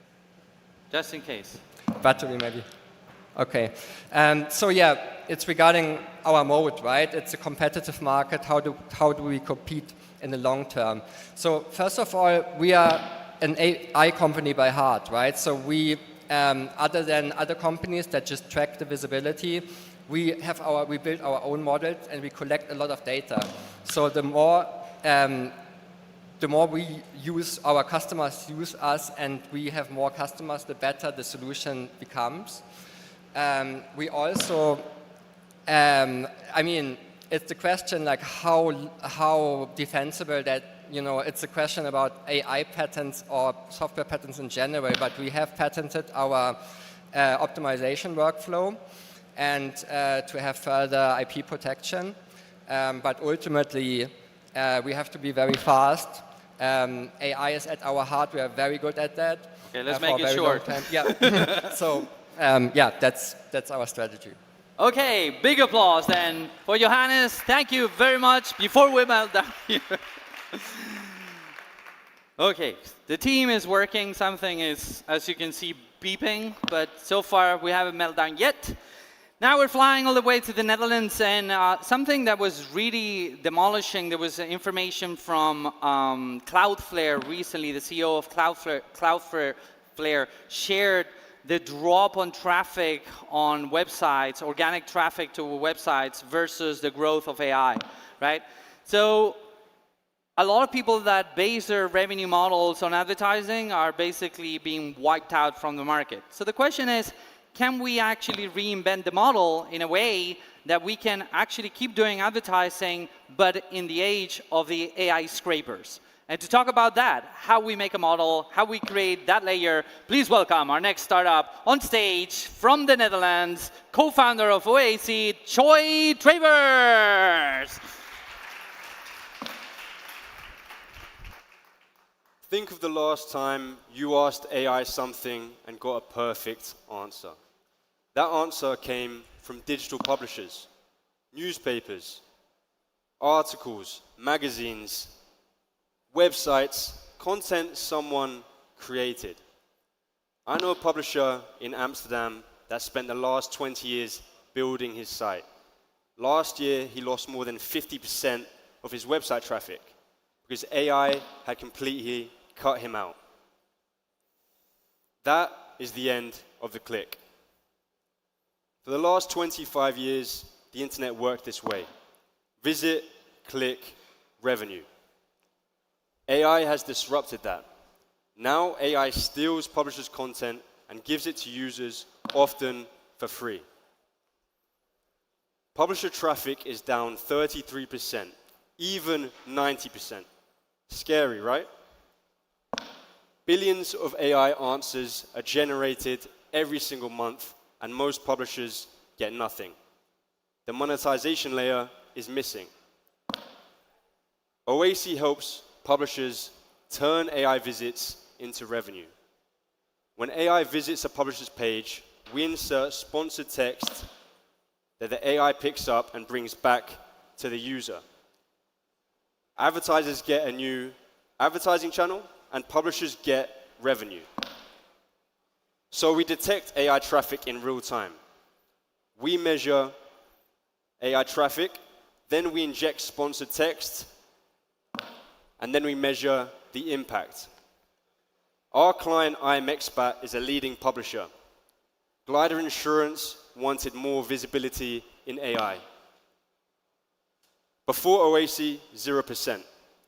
After 26 days, 32.6% across ChatGPT, Gemini, Perplexity, and Claude. This is how it works. Advertisers pay a monthly fee. Publishers keep the majority of revenue. We have 25 publishers on board and first advertiser pilots active. AI traffic is being monetized in various ways. Platforms make money from ads in their chatbots. Licensing tools make money from access. OAC is different. We help publishers turn their AI traffic into revenue. My name is Choi. I lead go-to-market. Sven is my technical co-founder. We've closed 500K pre-seed. Now we're inviting more publishers and advertisers to join us. Publishers built the internet. They deserve to get paid for it. Help me, help you. Thank you. There you go. Right on time, my friend. Okay. Getting used to the beep? Yeah, getting used to the beep. You just need to get used. Just ignore the beep. Just doesn't exist. Okay, judges. Questions, please. Over there you go. Hi, thank you for your presentation. My question is, this type of business models where you have a two-sided platform where you have the publishers and the advertisers, it's always hard to grow, right? So my question would be, which one do you focus on right now? Is it more the publishers or the advertisers, and why? Yeah, exactly. It's a bit of a chicken and egg problem when you're trying to build a two-sided marketplace. When we have both publishers and advertisers, we thought the best way to start was be on board publishers. So we've only been full-time since January. We've got 25 publishers on board. And now that we have one part of the problem, we're starting to match these with advertisers. And once we onboard more agencies and publishing owners, we can start to see network effects. Okay, another question, judges? No? Yep, over there. Thank you. Hi. Thank you for the presentation. I have a question. How efficient is that advertising, right? Do you have any numbers of how efficient would be that for advertiser to participate in such kind of a new way of advertising? Yeah, the beautiful thing about advertising in AI is that you can't track attribution. It's not the same way as Google ads or Facebook ads where you can know your exact click, exact measurement. So you've got to take a step back into the past and think about this more like a billboard on the side of the motorway, but it's the billboard inside of the AI motorway. We may not be able to give you attribution, but what we do is we use verified third parties like PromptWatch, PKI, these are AI visibility platforms, and we'll take 100 prompts of the best 4 or 5 AI models, track your visibility before and after our injection, and that's how we give you brand uplift, and that's the best anyone can do. Okay, very good. Big round of applause to Choi. Thank you so much. And now we're flying all the way to Singapore to fix something that I'm very passionate about, using visual models. Actually, I studied AI in my degree, and one of the things that we did a lot in AI was computer vision. But now we're taking computer vision to a completely new level, and we're deploying it on a lot of different industries, including the retail industry. But there's two problems that are tremendously hard, not hard, but challenging to fix. First one is inventories, stock. How do you know what you have in your shop? How do you know what there is in the convenience store? And the second one is that if you want to have an automated system to actually do that, you require a fairly large deployment on the cloud. Well, how about I tell you, our next startup actually fixes both. You don't need to deploy the cloud. We run the AI computer vision models on premises for any kind of convenience store, normally small stores. So please welcome our next startup on stage, Lucas Piotrowski, CEO and founder at OmniShelf. Buenas tardes, me llamo Lucas, soy un fundador de OmniShelf. Esta mañana llegué del México, donde estuve negociando un contrato con la cadena convenience más grande de toda Latinoamérica. Entonces, why the convenience wants OmniShelf? It's because we have created the AI infrastructure for the retail based on the small visual learning models, Estrella, very deep tech, which automates small format stores directly on the edge, meaning no cloud computing, no image processing in the cloud. All the retailers, whether the large or the small format, have for decades exactly the same. This is not presentation, sorry. That's wrong presentation. Okay, I will just go with that. They struggle with the with very high operating costs, the paper planograms, which are very manual. They have that drives their margins down, and they all face exactly the same, the out of stock. In OmniShelf, my colleague, Rehab, will present you what the store employee has to do. Simply, they open the application, which is on the edge, working on an airplane mode, scan the shelf, top to bottom, in 5 seconds. Now the system not only monitors prices, products, and promos, but creates the tasks, analyze it, and force the employee to execute it here and now, because the money are lost here and now. That creates the side effect of large data sets, which then can be sold to the CPG brands. What is there on the market? For the past 10 years, all the retailers have tried the different image recognition. They're all in a cloud, they're all taking photos, and they solely work with the Coca-Colas of the world. OmniShelf runs on the edge, meaning on the chip device inside the store, utilize the video as the vision AI, and focus on the employee inside the store, because they make a difference. When it comes to our team, 3 of us founders, we are here since the inception. We're all Asia-based. Our directors are with us since we started our deep tech R&D project 5 years ago. We run it at the scale already. 4,500 stores run in Philippines, the system. We're currently deploying 28,000 stores. Not only that, we have 20 POCs, 60 engaged retailers representing 350,000 stores. Why? Because we charge per store per month. What we did, our business model runs modularly. And what we did in the Philippines is not only increase the sales, but reduce significantly the time of the employees. Now, today, we're on the 6 million revenue, contracting 100,000 stores and opening the Series A at the end of the year. Now, I invite you to open the checks if you feel that our edge is going to become your edge. Thank you. Very good. Question for Lucas. Also, wrong presentation, just to say. Questions? Hello? Does it work? Yeah. How do you solve the issue of deep shelves when you can't count maybe how many are in the back? Right. So there is a device, and my colleague will click through very quickly in order to show in the same workflow as the employee arrives to the cycle count. Instead of doing the tedious cycle counts, there is the smart predictive cycle count based on the POS and inventory data in order to address phantom stocks and not do the cycle counts once a month or once a quarter. Okay, second question, please. The LiDAR doesn't work. Hey. Thanks for the presentation. And you shortly talk about a new revenue line or a business line that you were going to open, which was selling that data. Could you talk a bit more about that, please? Yeah, absolutely. So every single contact with the retailer, we start with the business case, which is divided into different modules. Each one of them has 2 to 3 different use cases, split between the sales recovery or the time reduction. In the sales recovery, when we arrive into the data monetization, it's actually extra revenue. From where? From CPG brands bringing the field marketers to the stores once a week, once a month, in order to check the product, OSA, the prices, promos. Now, they can simply sell this data and give the signals to the CPG brands. And that model is starting to run in Korea across the 3 retailers we are engaged with. Okay, very good. Thank you very much, Lucas. Big applause to him. Thank you so much.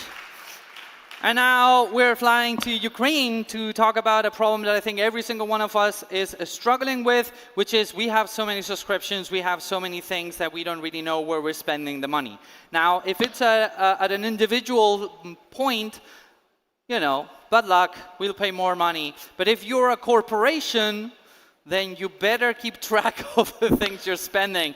I just heard, I don't know if you've heard this, there was a very large US corporation that spent 500 million on AI tokens in a month. And I know what company that is. I won't tell you, but go and research it. 100 million in a month, that's pretty insane. Okay, so to keep tabs of precisely that, how do we control our spend base? Please welcome the Chief of Growth, Yuri Momot from Spendbase. Hello, everyone. Thank you so much for the introduction. So basically, the first question is, how fast would you scale if you're going to have unlimited capital, or at least knowing that your budget won't be burned? But the problem, though, that actually not all the companies understand how much they overspend. Software AI usage recently became the most drainers of that situation. And it can be absolutely inefficient and fatal for the startups.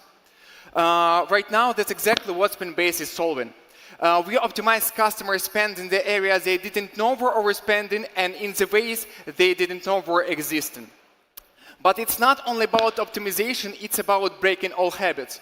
Yeah, obviously we have saved already 10,000 in the cost optimization, but it's more about bringing opportunities and the tools that actually prevent you from the overspending in the first place. So there are some core values and tools that actually I would like to highlight. The first one is LLM API that allows you to, that helps you to have the smart AI control on the spend. The second one is spend management platform that helps you to manage and utilize all your subscriptions.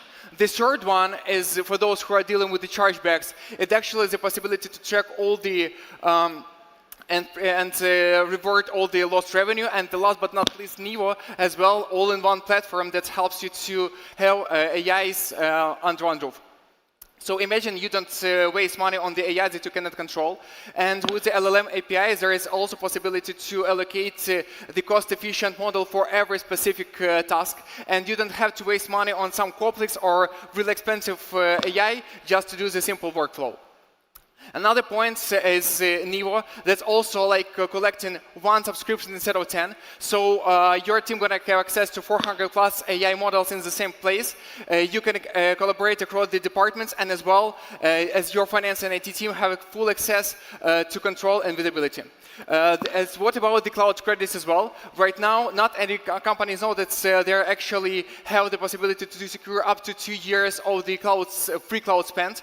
And we're talking about 300,000 of cloud credits, cloud discounts that we as the official partner can bring. Another about the discount that actually also can be covered by us. We already built a strong, solid network of the top software providers as well as the niche ones, and featuring more than thousands of discounts that's already on our marketplace. And we're imagining the usage of banking in the companies, and we also provided the card that actually help you save. Its spend limits is a cashback, and it's full automation. Another one for those who are dealing with the chargebacks, it's we at Toka and Verify partners, so we are able to help more than 20,000 of merchants around the globe. And right now we have the partnership with the MasterCard with more than 1.2 million in the committed revenue. Yuri, That's we're all, I guess. out of time. Yeah. Big applause to Yuri. Between the beeps and your speed, it was like, you can rap, man. Breathe now. Breathe. You can breathe now. Okay, judges, questions, please. Questions for Yuri? Yes? No? No? Yes? No? No? No questions, though, okay. No questions for you? Okay. Okay, then thank you. Big applause for Yuri. Thank you very much. Now, we've been talking about different AI technologies, computer vision. You have things like OCR.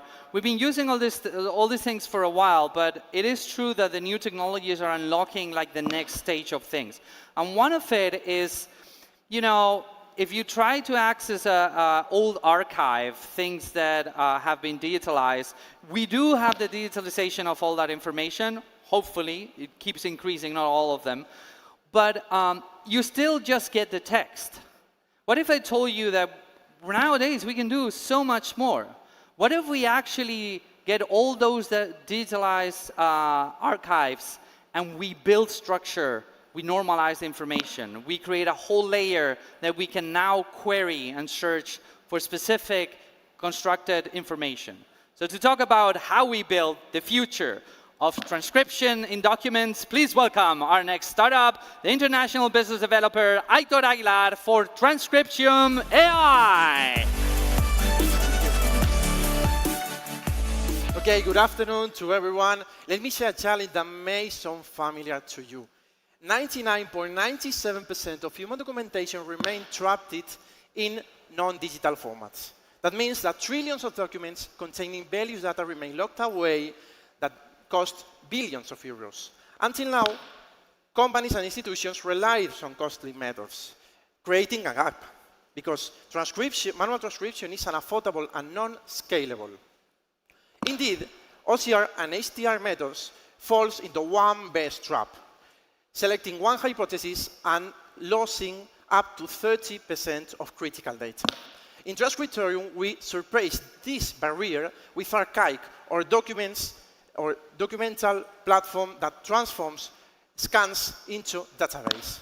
Our disruptive advantage is BRICS, or probabilistic indexing engine that prevents the loss of information by indexing every role hypothesis in a lattice. With BRICS, no data is discarded. Every hypothesis remains fully searchable.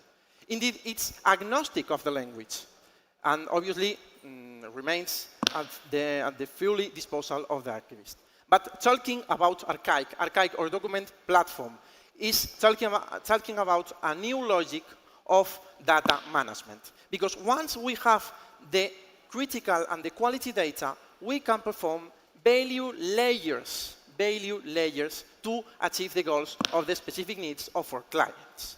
Okay, we are targeting a 30 billion of global market, and with our business model based on pay-per-use and license to high-volume clients, we are targeting a 71 million market to 2030. Okay, but that's a reality because we have traction collaborating with companies and institutions across Europe and Latin America. Our team is composed by a scientist DNA with a K founders, a management team, and paleographic technical team.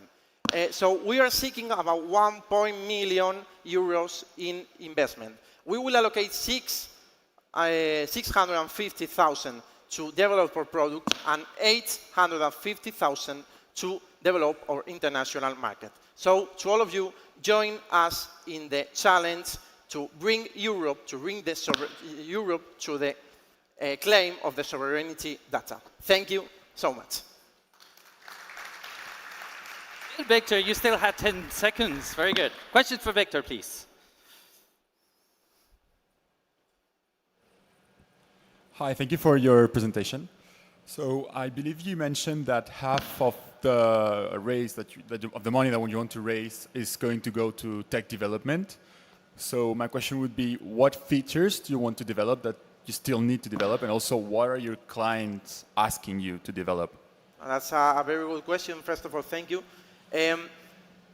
Our technological development aims to be as comprehensive with the client as we can. I mean, that interactions with our clients make us more powerful, because we talk about to the specific needs, we talk about the specific challenge, and that's so curious because in that interactions, so clients propose several new uses to these kind of products. But that's the past, because we already developed this kind of uses, and that's now a reality. Okay. Second question, please, over there. So, thank you for the presentation. And can you tell me a little bit more about the user experience of your platform? And do you require the clients to upload the documents in a specific format or scan them or something like that? Yeah, thank you. I don't know why. Sorry. That's fire. Okay, team, we have smoke coming out of this. No panic yet, but, you know, clearly something is not working on this one. We fixed it! Come on! Okay. Okay. Okay. Thank you so much for your question. We have already so powerful experience with, for example, National Archives. For example, a very useful experience in that conversation. That's not initiating by now. That's the National Archive of Colombia, with a very sensible documentation, with a large amount of documentation, and the project is fascinating because that's a very interesting documentation in terms of accessibility to the citizens and also to the internal use. And in terms of requirements, the only thing that we require to the institution or company is that it scans the image in a 300 dpi and in TIF format or JPG. Thank you so much. Okay, with this, please, big applause for Victor. Thank you very much. And we are nearly there. Last startup, and I feel a little bit ashamed that we don't have the dude anymore. That's a little bit unfair. He's gonna have advantage now without the do happening. Anyway, last startup of the block. How is everyone doing over there? Good? Still with me? Okay, one last effort. We got this.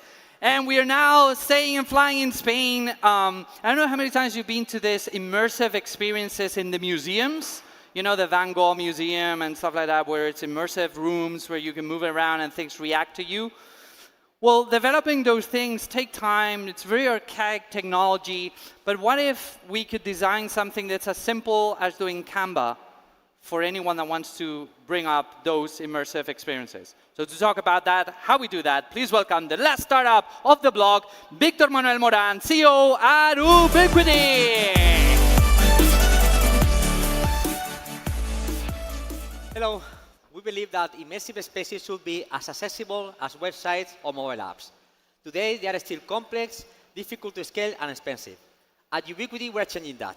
I'm Victor Moran, CEO of Ubiquity. The immersive market is growing more than 30% annually and delivers strong results in sales, training, and customer engagement. But adoption is still limited. Why? VR headsets isolate users and add friction.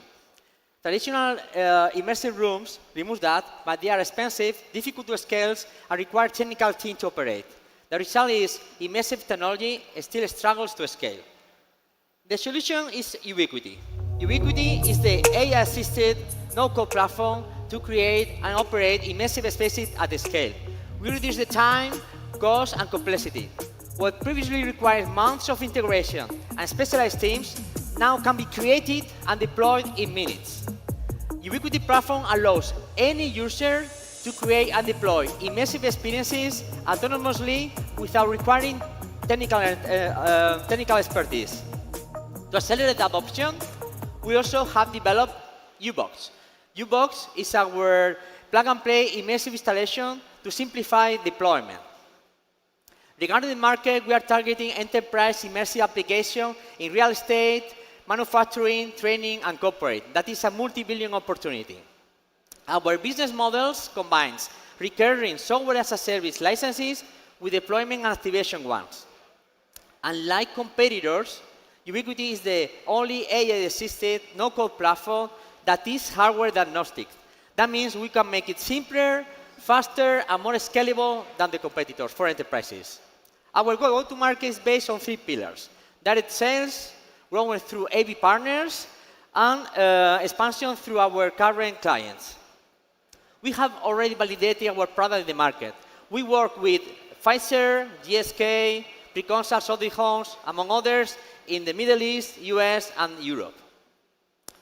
We have generated more than 380,000 euros in revenue that show a strong demand and repeatability. We are a very experienced team working together in the immersive ecosystem for many years. We combine technical expertise with product vision with commercial execution. And now that we have once validated the market, we are focused mainly in the international expansion. That's why we are raising 2.5 million to accelerate growth and to create commercial teams in the US and Middle East mainly. Ubiquiti is turning immersive spaces into a scalable global platform. We believe that every organization will have immersive spaces as they already have websites today. Join us in building the platform that will power the future. Thank you very much. Okay. Relax now? Yeah, now yes. Look, judges are very nice people, so don't worry about them. Judges, questions. I love, I'm like, judges are very nice people. He goes like, bring it up. Okay. No, super nice question. One is, what kind of hardware would customers have to get? And maybe tell us a little bit more about the U-Box. Okay, the first question, sorry? What kind of hardware, you know? Okay. So we are hardware agnostic. So our technology is composed by 2 main components. One is in the cloud, where we have all the tools to manage user content, creating things. On the other is in the local, in the area. So that will be whatever needed to manage all the pixels that you require. So it's hardware agnostic total. You need more projector, more panels. You need higher computer capability. And the kind of clients was the second question. We have clients in pharma mainly, Pfizer and GSK. We have developed an immersive room in their factories to let them show what they have inside a aseptical factory without having to enter in.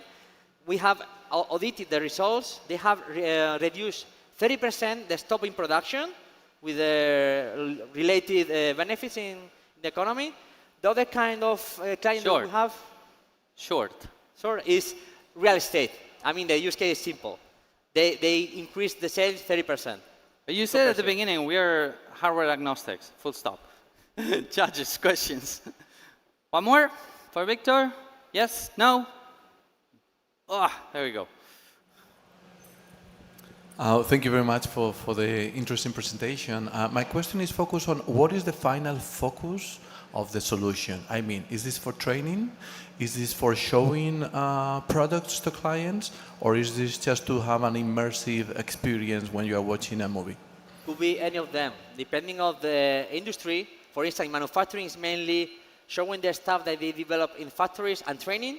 And for real estate is showing the properties. But we have also museums. When we have pharma, we have healthcare, depending on the use case. We have also consultancy companies, such as Entity Data, where they show the products or they want to impact their clients. Okay, with this, big round of applause to Victor. Thank you very much. And with this, we are done with today. But before you leave, several announcements. We have a QR code here because the startup competition for next year is already open. I'm going to be drilling this into your head because 1 month before South Summit, I get 3 emails every fucking year telling me, Alex, we want to be in the startup competition. Now it's your chance, okay? It's already open for next year. Second is, big applause to our judges. Thank you very much for being here with us. Thank you very much to the startups, too, for their effort and their pitching. beeping included. And now you guys are going to be reconvening. You're going to have time to talk with each other in a second over there at the backstage.